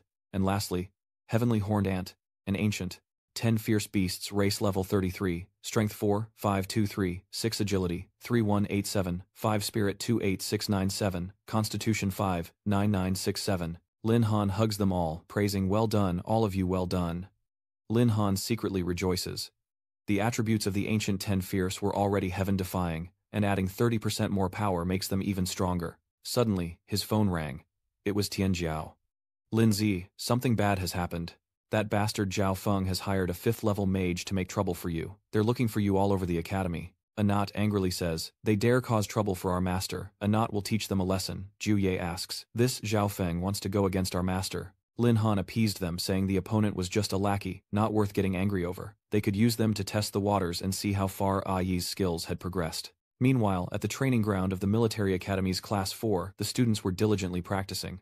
Zhao Feng's arrogant voice booms out, "Lin Han, get out here." Zhao Feng's older sister, Zhao Yuan, shouts out. Daring to bully the Zhao family without showing your face, Tian Zhao scolds him directly. "What are you barking about, Zhao Feng? Didn't you learn your lesson last time? Do you want to call me grandpa again?" Zhao Yuan was furious. She immediately attacked, unleashing an icy storm. "Daring to spout nonsense in front of me, you're asking for death." His lower body was instantly frozen, shocking him. "What?" Nian Wei worriedly says, "You dare injure someone from the military academy. Aren't you afraid of the consequences? She's coming for you too. How annoying." As the ice seal descends, Nian Wei closes her eyes in fear, but suddenly an explosion erupts as flames block the ice seal. Lin Han appears just in time, saying, "Bullying the weak, you people are truly shameless. Lin Zi, be careful. This old woman is not to be trifled with." But Lin Han reassured him, "Don't worry, I know what I'm doing." He then turned and mocked, "Can't win on your own, so you brought in the big guns. You haven't provoked me, but you've already met a tough opponent." Zhao Yuan asks directly, "Are you Lin Han? You dared to humiliate my brother, and cost us a valuable battle pet. Don't think the Zhao family will stand for this. But I heard you obtained a breakthrough card in the Grey Wind Highland ruins. If you hand it over, I might consider sparing your life." Lin Han scoffed, realizing she wasn't here for her brother's honor, but for his treasure. "Even if the Zhao family head begged, I wouldn't let him have a glimpse. You all better get out of my way," she scolds. "You reckless fool." Zhao Yuan calmly flicks her fingers, creating low-level magic combined with ice arrow techniques. "Then I'll just kill you and take the breakthrough card." Ice spears fly towards Lin Han, but Yi coldly declares it's a suicidal move. Zhao Yuan is shocked that he could withstand her ice arrows. "Zhao Feng, didn't you say he was weak? Why didn't you tell me he had such a powerful beast?" Yi stood before them unharmed. Zhao Feng stammers, pointing at him, saying that no matter how strong he is, he's only a 4th level. She believes in her. She cursed under her breath, knowing she had to end this quickly. Zhao Yuan activates a mid-tier spell, summoning a weapon. The staff in her hand unleashes a freezing seal, and a block of ice hurtles toward her. Yi's lower body is trapped. "Damn, she can't move," she arrogantly declared. "Without your beasts, what strategy does a Beastmaster have? Just give up." Lin Han summoned 9 leaves in sword form, proving that Beastmasters aren't helpless without their beasts. Her eyes widened in disbelief as he appeared right in front of her, activating the copy skill and swapping their positions. Zhao Yuan was shocked. "What?" She uses her staff to block the sharp blade, but the sword slowly cuts through it, and Zhao Yuan falls powerlessly to the ground, her staff broken in 2. Zhao Feng rushes to her aid, shouting, "Sister, let me help you," but Ayat immediately moves to intercept him. A powerful fist slams into Zhao Feng's face as a sharp blade is aimed at Zhao Yuan's neck. She resorts to threatening him with her status. "Lin Han, you can't kill me. I have the Zhao family and the Magic Association behind me. A student like you can't handle the revenge of these 2 powerful forces." Lin Han said grimly, "What if I insist on killing you today? I wonder, would the Zhao family and the Magic Association risk a promising beastmaster like me for the likes of you?" His sword is raised, ready to strike. Zhao Yuan closes her eyes in fear, screaming. Just in time, Tai Ching intervenes, stopping the attack. "What's going on here? This is exactly what Lin Han wants. It's finally come to this, otherwise this mess wouldn't be easy to clean up." He inquired. "What's going on here?" Zhao Feng accused Chief Ye saved my life. "Lin Han tried to kill us." Tian Zhao explained. "Ye Zhuguan Zhao Feng started it. He called outsiders to make trouble for Lin Zi. Many students saw it, and they can all testify." Other students chimed in. "That's right, Lin Han is not at fault. He was only forced to retaliate." Zhao Yuan stood up and retorted, "You're slandering me. I only heard that my brother was being bullied at school and wanted to reason with Lin Han. He actually used his home field advantage to ignore right and wrong, and even destroyed my weapon. How could a weak girl like me fight back? If not for the timely arrival of the 2 teachers, I might have died at Lin Han's hands." He found it all laughable. "The weak girl that I am, if Lin Zi hadn't arrived in time, I would have been an ice sculpture." Lin Han added, not surprised that someone from the Zhao family would twist the truth like Zhao Feng. Tai Ching inquired Lin Han, "What exactly happened just now?" She gloats to herself, thinking Xiao Feng said, "There are no cameras in this training ground. As long as I insist Lin Han attacked first, the Magic Association and the Zhao family's influence will ensure the military academy sides with us." Lin Han was sure to suffer, but now he has proof. Ye Zhuguan said, "Words were useless without proof, so why not look at the images recorded in my memory orb?" Lin Han was prepared for anything. It was a hassle that there were no cameras in the training grounds, so he planned to buy a tool to compensate, never expecting it to come in handy so soon. The memory orb recorded everything within 10 meters, was easy to carry, simple to use, and unfortunately, fragile. With a flick of her fingers, she unleashed an ice arrow technique, shattering the orb instantly. Tai Ching, enraged, demanded, "What did you do that for?" destroying evidence right in front of me. Zhao Yuan feigns weakness. Lord Ye, don't misunderstand, I just don't trust Lin Han. Who knows if his memory orb has been tampered with. He produced another memory orb, but that's fine, because I've prepared more than one. He secretly rejoiced, while she was so angry she couldn't even speak. Lin Han levitates the memory orb, stating everything that happened is recorded inside, and leaves it to them to judge the truth. The previous images are replayed. The Zhao sisters began to panic, unsure of what to do, but Kan Hai spoke up, declaring that everything was now clear. You two came to the military academy to cause trouble, then cried thief. You're framing Lin Han. Do you have anything else to say for yourselves? She ignores the truth and shouts, trying to justify her actions. Is Lin Han truly blameless? If he wasn't so arrogant, why would I have attacked him? He's unharmed, yet he destroyed my diamond-grade weapon. He must compensate me today. Chief Ye, expel Lin Han immediately, or the Zhao family and the Magic Association will not let this go. Feeling his authority challenged, Tai Ching retorted.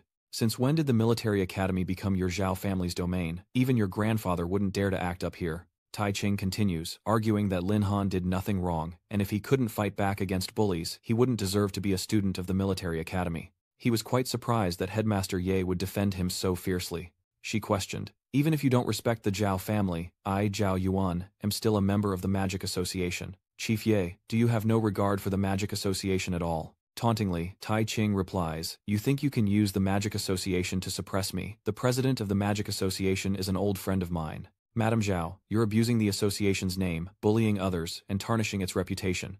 And daring to bully students at the military academy, I'll be contacting the chairman to deal with his people. Hearing this, Zhao Yuan paled in fear. The association forbids causing trouble outside, and if the principal finds out, she'll surely be kicked out. Tai Ching turned to scold him. And you, Zhao Feng, I can't believe you brought outsiders to cause trouble at the academy. You're immediately stripped of your position as class president, and will remain at the school under disciplinary review. Zhao Feng stammered in fear. No, please. She's devastated, done for, truly done for. He declares that anyone who dares cause trouble at the military academy will meet this end. You two get out of here, and stop crowding around. Go do what you need to do, and break it up. Tian Zhao clapped in admiration. Damn Lindsay, old Ye is so cool. He knew that Instructor Ye was indeed a rare elder. At the school cafeteria, Lin Han sighed. I'm starving. Lindsay, let's hurry. Today's special is braised pork. He replies, I know. Suddenly, a commotion in the cafeteria caught their attention. Was that a fight? No way. Guys shouldn't be bullying girls. Tian Zhao was curious. What was going on over there? A confrontation unfolds between two factions in the cafeteria, catching his attention. Xu Ting and Nian Wei. Look, why are they with the third-year bully? The bully speaks up. Little tyrant, why are you being so unreasonable? This recruitment spot was assigned to our Kanquak Society by the Academy. Why are you trying to take it by force? He replies. Because the Hero Society has hundreds of members, so naturally this spot should be ours. The dark lips sneered. Military academies have always valued strength. Your Hero Society only recruits useless thugs from other departments. So what if you have more people? You're just a bunch of useless thugs. That sent Chen Fan into a rage. She lied. You bitch. Do you have a death wish? Her eyes sharpened. So you want to fight? Do you really think you can beat me? Even the distant Tian Zhao is furious that he'd bully a girl, and even try to hit her. Lam Han had to intervene given my fiery temper. Wait, don't interfere. It seems they don't need your help. He thought to himself that as long as he provoked them into attacking first, the responsibility would fall on their side if a fight broke out. That sly fox is smart, but since when did Nian Wei and Xu Ting get so close to her? Chen Fan curses. Damn it, here comes my fist. His underlings stopped him. Don't be rash, young master. He challenged Black Rose, saying if she was so confident in her Rose Club, how about a group match? The losing club would forfeit half of their academy-issued points, and if Rose Club lost, they'd also give up this recruitment. Spot. Lin Han secretly praised him. Not bad. It seems the Hero Society isn't full of simpletons after all, but this is still an extremely dangerous game. Perhaps he wouldn't have agreed, but she accepted. My gang accepts your challenge. You must be extremely confused to hear that. Chen Fan left those words behind as he walked away. Very well, it's decided then. We'll meet at the arena at 6 p.m. Hey Mei, don't go crying if you lose. The two girls behind her said worriedly. Hey Mei, you're being too impulsive. There are so few of us. How can we beat Hero Society? If we lose, we have to give up half our points. Without those, how will our club grow? Hey Mei promised, alright, thank you for being willing to trust me. Form a club with me after the freshman orientation. The team battle hasn't even started, so how do you know we're going to lose? Nian Wei responds. But our club is small, and only you and Xu Ting are truly strong, so we need to quickly find strong reinforcements. She hesitates, then continues. For example, when they spotted him, Lin Han wanted to slip away. No, it looks like he's about to be doing free labor for someone. Discretion is the better part of valor. Tian Zhao, standing nearby, asked suspiciously, Lindsay, what are you doing? Shu Ting and Nian Wei came to plead with him. Brother Han, you saw everything just now, right? The Hero Society is so annoying. Please help us, Brother Han. If we lose the team battle, our club is doomed. He was hesitant to refuse, but this involved the Sisterhood Society, and it wasn't his place to interfere. Besides, they hadn't even told him they joined the club. Nian Wei awkwardly explained that they didn't know how to bring it up. After all, He Mei was once a member of Zhao Feng's team, but after the last freshman tournament, she withdrew from Zhao Feng's team and sincerely apologized to us. Shu Dingt continued, that's right, she's a very good person. They formed the club to provide a supportive environment for each other, and we joined because we liked their philosophy. Han, it's not that we were trying to hide anything. The club's in trouble. Han, please help them, please. But Han skillfully refuses. But after all, I'm not a member of the Quake Society, and helping out might violate Academy regulations. Shu Mei has a solution. Desperate times call for desperate measures. If you're willing to help, I'm ready to break the rules and recruit you into the Scale Society. Lin Han sighed inwardly. Oh, so that's what this is about, she said apologetically. I'm sorry, I was just anxious. My strength isn't enough to stand against the Hero Society, but the Scale Society is just starting out. If we give in from the start, the Hero Society will surely seize our resources or even take us over. Please, Lim Han, help me help the Balance Society. If we can win against the Hero Society this time, He Mei will do whatever you ask. Tian Zhao added. Lin Han, how can we let those men bully them? Just stay out of this. He asked, bored. Since when did you become so enthusiastic? Don't let their looks sway you. But Nian Wei and Shu Ting have both joined the weightlifting club, and if I don't intervene, they'll surely be bullied in the team battle. I won't let my teammates get bullied. So I'll help you with the team battle. The two girls cheered with joy. Han is the best. Black Lips was deeply moved, saying how great it was.